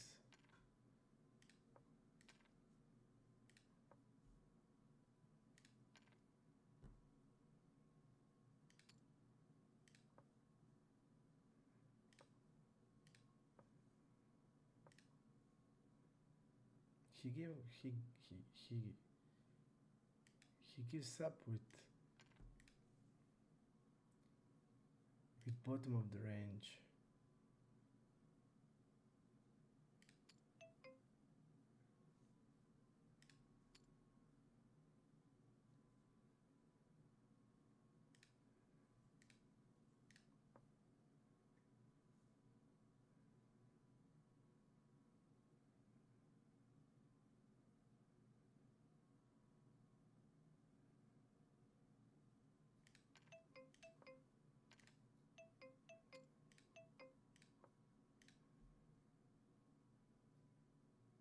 Let's check this time.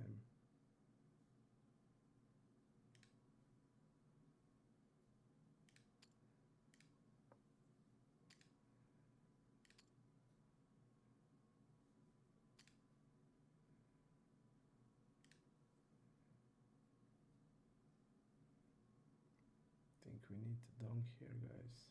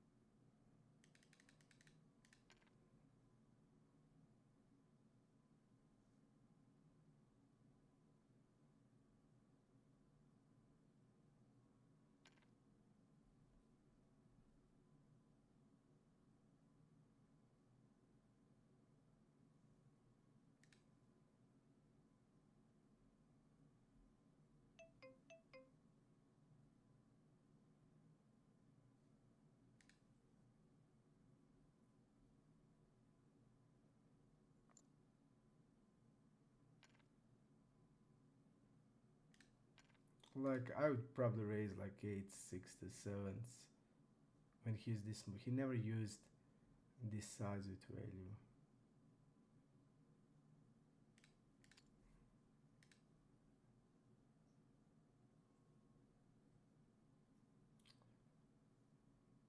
And he unfortunately left.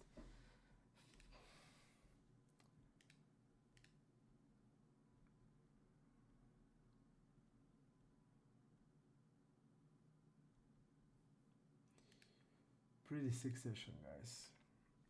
Pretty sick session.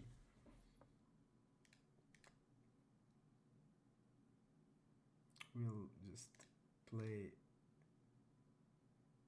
and leave out tables. Thanks, big man. I hope I didn't commentary. It was too much, and I was thinking about the game. Pretty sick session. I don't know. I feel a little bit rusty because I didn't. While doing this update, I didn't play for maybe, let's say, 10 days, and I feel a rust. For example, usually when I make videos, I can easily talk and play. I couldn't do it now. So I apologize because of that. It was a lot of interesting spots. It was an interesting session. I didn't play my best. I feel a rust in some games. I didn't look at the HUD few times where I had easy decisions. Maybe a few times I made the bad calls. Uh, but okay, I mean that's my style of game. That's how I play. But I feel like I tortured around, let's say, 3 to 4 buy-ins. I would say honestly. Um, I hope you did enjoy. It's 5 hours, 5 hours 40 minute session. Uh, it's actually when we cut down the 20 minutes, it's gonna be 5 hours 20 minutes. I hope you did enjoy. I'm really not happy that the guy left. I feel like we could easily exploit him. We just increase our 3 bet, C bet, 3 bet, C bet. All of his small sizes are weak hands. He fast plays, so definitely we could do a lot of things to and he's overfolding on rivers, on flops, on turns. So he's ideal guy to play against. But he did get, we called him with a two pair in three bet pot where he had a flush, and then there was also a couple other spots. I called him hero call with king jack there, which I think, like, it's clearly the guy doesn't have balls to bluff river, so I shouldn't be calling him on the river. But I didn't check him out in the we saw that ace five where I had two pair where he had a flush, and for example in this situation, like, he should be not jamming river because like he's ace king hands and stuff like that, wants to bet smaller. So a lot of his range should be block betting, smaller bet on rivers, like two pair, like a set, like ace king. So I just feel he's really bad, really really bad, and I'm sorry I didn't. I would love that we had more time to play him, but I hope it was interesting for you, and I will be more active now. Share me in your comments anything you like to say. If you're interested in some hands because I didn't talk that much, let me know. I will explain. So definitely comment, give your suggestion, ideas. Join the Discord if you didn't, and I appreciate for your time, for your attention. I wish you good luck, and we're gonna see each other soon. We finished the session. I will post the the the graph in the I will post it in the description. We were up around near 1k in EV, in 1.04 in EV, and little less in winnings. And yeah, I'm gonna see you soon. Bye.